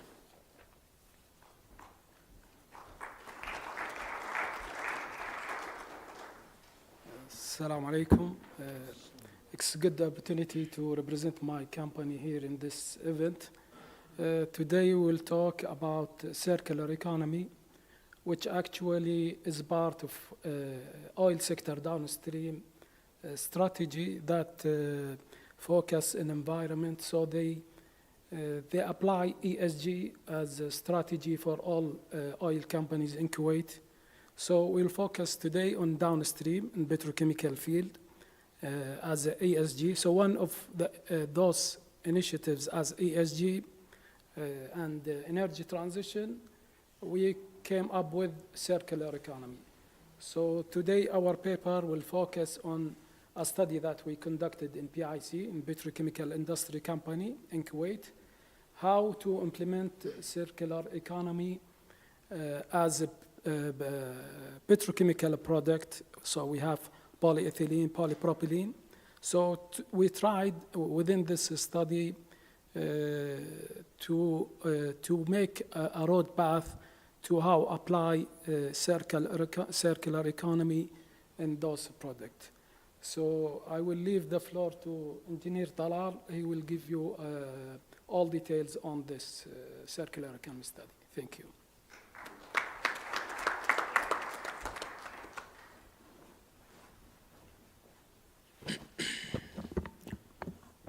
Good afternoon, ladies and gentlemen. Thank you, Mr. Mohammed, for the introduction. My name is Talal Ali. I'm a business development planner from Petrochemical Industries Company. And this is the agenda for today. So we have basically split today's presentation into two main parts. The first one being the introduction about our company and the kind of businesses we conduct inside of Kuwait and outside of Kuwait as well. And then we will tackle the concept of circular economy along with the circular economy studies and initiatives that PIC has conducted. So to start with an introduction about our company. So it's Petrochemical Industries Company is a global manufacturer, investor, and marketer of petrochemical products. It was established in 1963, and it is considered the petrochemical arm of Kuwait. So generally speaking, in Kuwait, the oil and gas sector is, let's say, governed and ruled by Kuwait Petroleum Company, KPC. It has an overview over all the actions and all the items that are covered within the oil and gas industry, ranging from upstream, going into midstream, downstream, and eventually into petrochemicals. So we are the petrochemical arm of Kuwait, and our role basically lies in to be a global petrochemical company that is committed to adding value to Kuwait's national resources, with our mission being as the leading petrochemical arm of Kuwait. PIC develops, operates, optimizes the assets to market products that meet the customer needs. So one of our main pillars of our 2040 strategy as a petrochemical company in Kuwait is to protect the environment, adopt circular economy initiatives, and being committed to health and safety. And this is basically the purpose of our presentation today, and we will briefly tackle the concept of circularity. But before we go to that, let's visit the main stops in the history of our company. So as I mentioned earlier, the Petrochemical Industries Company was established in 1963. The first, let's say, aspect in petrochemicals that was covered by PIC was the fertilizer in producing urea and ammonia inside of Kuwait. And then formation with the GPIC in Bahrain was formed in 1967 for the production of the same products as well, urea and ammonia.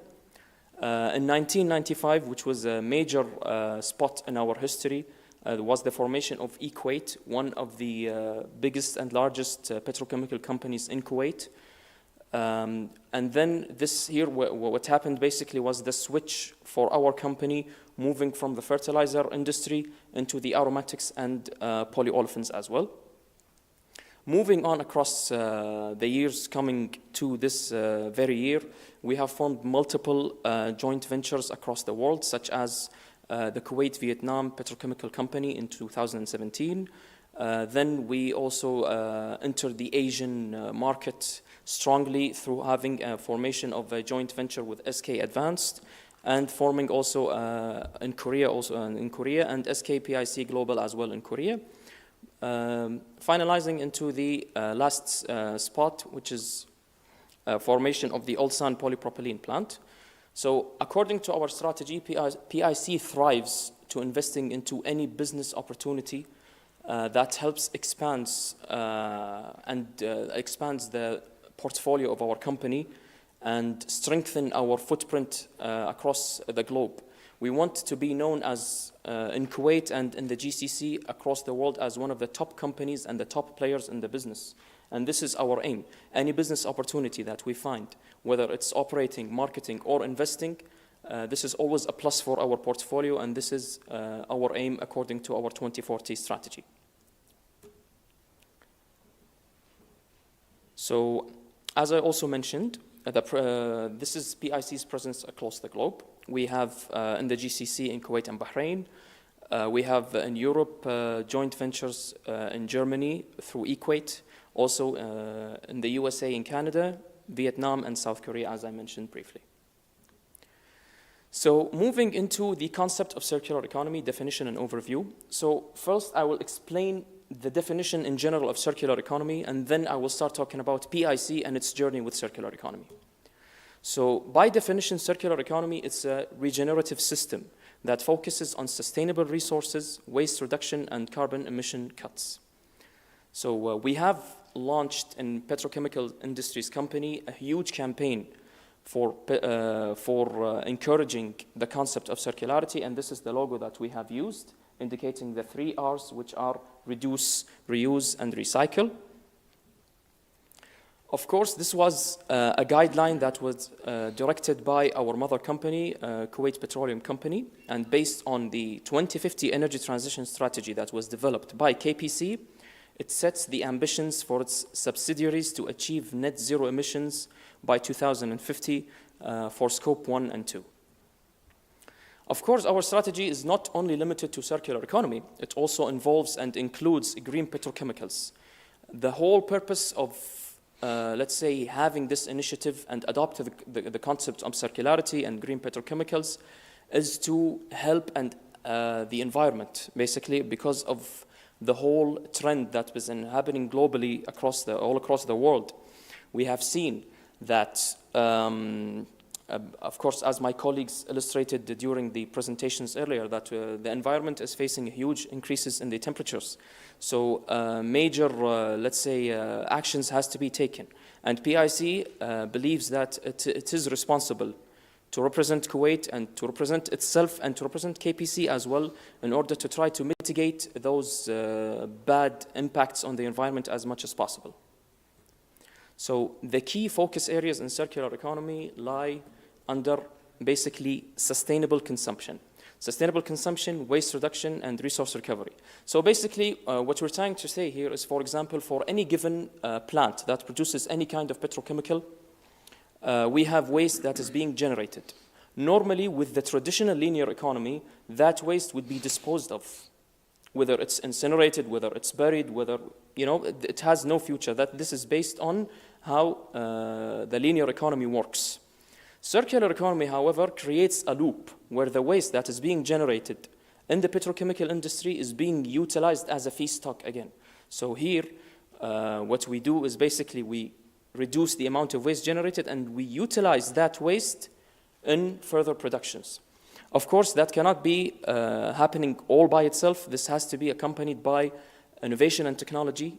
So PIC is always up to discovering new technologies across the globe that can assist and assess the process of implementing any circular initiatives. Of course, manufacturers are always looking for utilizing the concept of renewable energy as well in its plants, and this is something that is generally used in the concept of circular economy. So by adopting the pillars of circular economy, it offers a comprehensive approach to reducing the carbon footprint of economic activities and contributing to climate change mitigation. So we move on now to the impact of circular economy on carbon emissions. So we identified the 3 R's lately. So the reuse concept is like we extend the lifespan of our product. Say any polymer, any given polymer or any given product, for example, polypropylene, expanding the lifespan of that and reduce the need for new resource extractions, meaning that when we recycle the polypropylene after it is being utilized, recycling and redesigning that product, inserting it into the feedstock all over again, keeps the loop in circulation, which means that less fossil fuel will be utilized, which means less carbon emissions, and this is basically our target. This is also economically feasible because the reliance on fossil fuels will be reduced dramatically in the case of adopting circular economy and optimizing the uses of circular economy. Also minimizing waste, where the circular economy aims to eliminate waste by closing the material loops and ensuring that resources are used efficiently. A study has shown that circular economy strategies that reduce the use of resources can cut global greenhouse gas emissions by 39% and play a crucial role in averting the dangerous impact to climate change. Now we move into the applications of circular economy that were considered and are being studied by PIC.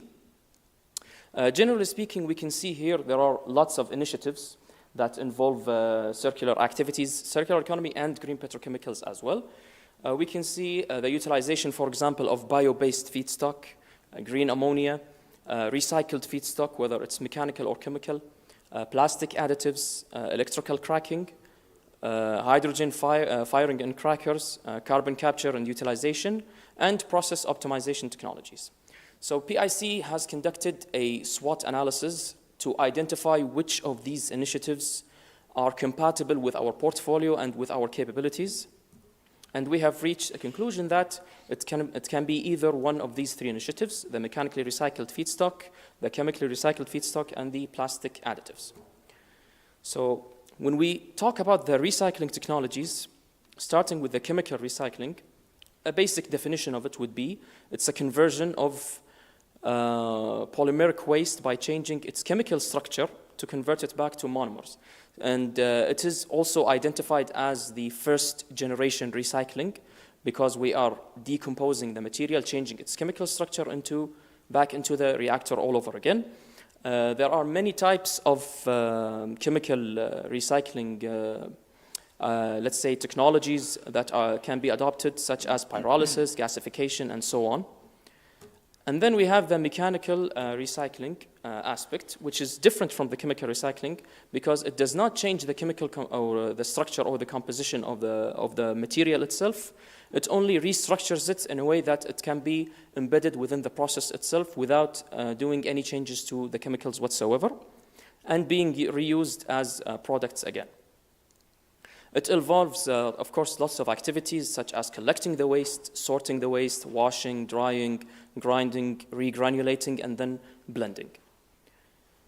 And then last, we have studied the initiative of the plastic additives. So we have something called the biodegradable polymers. This is a concept where a biodegradable polymer is simply, it's a plastic that can break down and decompose naturally into carbon, water, and biomass. Of course, all these, let's say, last bits, which are the carbon dioxide, water, and biomass, they already exist in nature. So in case a polymer decomposes into these, let's say, materials by itself, this is good for the environment. However, considering that PIC currently runs a polypropylene plant and we are trying to find the most suitable initiative for polypropylene, studies have shown that, according to research and development centers all across the globe, that because of the nature of the structure of polypropylene, it is very hard or difficult for it to be fully decomposed or fully biodegraded, meaning that in case any additive is being added to polypropylene, it will be partially biodegraded, which can create the issue of creating microplastics that can get into the environment, which be extremely difficult to clean up. This is why we have opted out the option of plastic additives or the biodegradable polymer. Between those three technologies, PIC believes, according to the analysis that we have conducted and the studies, that mechanical recycling is the most suitable based on our capabilities. Of course, having and owning and operating a polypropylene plant in Kuwait means that everything already exists, meaning that in order to incorporate or apply the concept of mechanical recycling inside the polypropylene plant, it's a matter of either building a standalone unit that can do that, or by basically integrating it within the existing units in the plant. So if we take or look at the options, the first one would be simple blending, which means bringing a mixer, blending the virgin polypropylene units that are being produced in the polypropylene plant with the PCR pellets, which are the post-consumer recycled pellets, through a mixer. Of course, the final result would be will not be uniform in color. It will have different variations of gray tinted colors, and the final product will not be homogenized. The second option would be simple extrusion, which basically operates in a way that it reprocesses the virgin pellets with the PCR pellets by utilizing heat, adding an extruder to the plant. Of course, it has to be done through an extruder. The final product in that case will be extremely uniform and homogenized, unlike the first option, which is the simple blending. It will be uniform in color as well. It will be in light gray color. However, it's also worth to note that repelleting process is required for this option. Considering the third and last option as the compounding extrusion, which basically how it functions is that we use a twin screw extruder instead of a single one, which eliminates the factor of adding heat into the process. Not adding heat into the process while regrinding the pellets before mixing them gives a huge versatility, let's say, upper hand to this option, meaning that we can produce different grades of polypropylene, of recycled polypropylene, gives eventually better quality products. However, of course, the capex for such an investment would be higher, and plus also the factor of versatility. So currently, PIC is studying those three options. We are in the middle of proceeding to a feasibility study in order to understand which one of those options is most suitable for us. Plus, we have to take into consideration the market aspects, like, for instance, what are how commercial would be the final product? Where is the market penetration going to be? Will it be in the United States? Will it be in Europe? Will it be in Asia? So all those questions will be answered after conducting the feasibility study, which will mainly focus on the market outlook and on the technology aspect as well. And finally, to finalize this presentation, this is basically the vision and mission for our circular economy strategy that was launched earlier this year. The vision is to be a regional pioneer in circular economy through incremental and selective integration of circular products. The mission is to develop circular products by working closely with customers, value chain partners, and JV network. And of course, as I mentioned in the beginning, all of those initiatives aim for one thing and one thing only, is that we all aim in Kuwait, in the GCC, and all across the world to mitigate the climate change, let's say, actions that have been happening as of the past 10 years or so. We are dedicated into making a difference in the future, and we are pretty sure that all our peers and our competitors are willing to take the same steps as well as PIC. Thank you.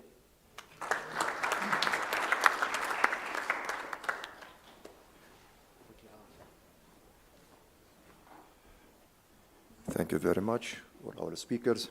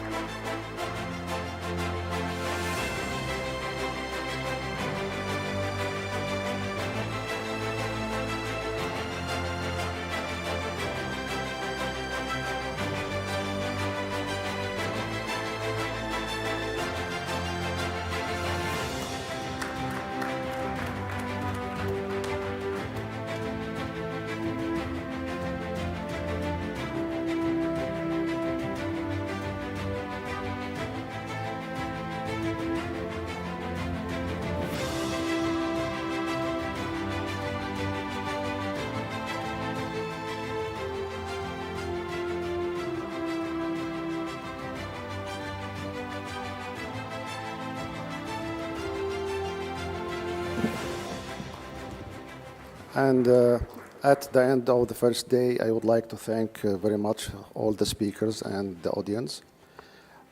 Sorry, because we have a long day today, and we have a heavy agenda, but of course we benefit from all the speakers.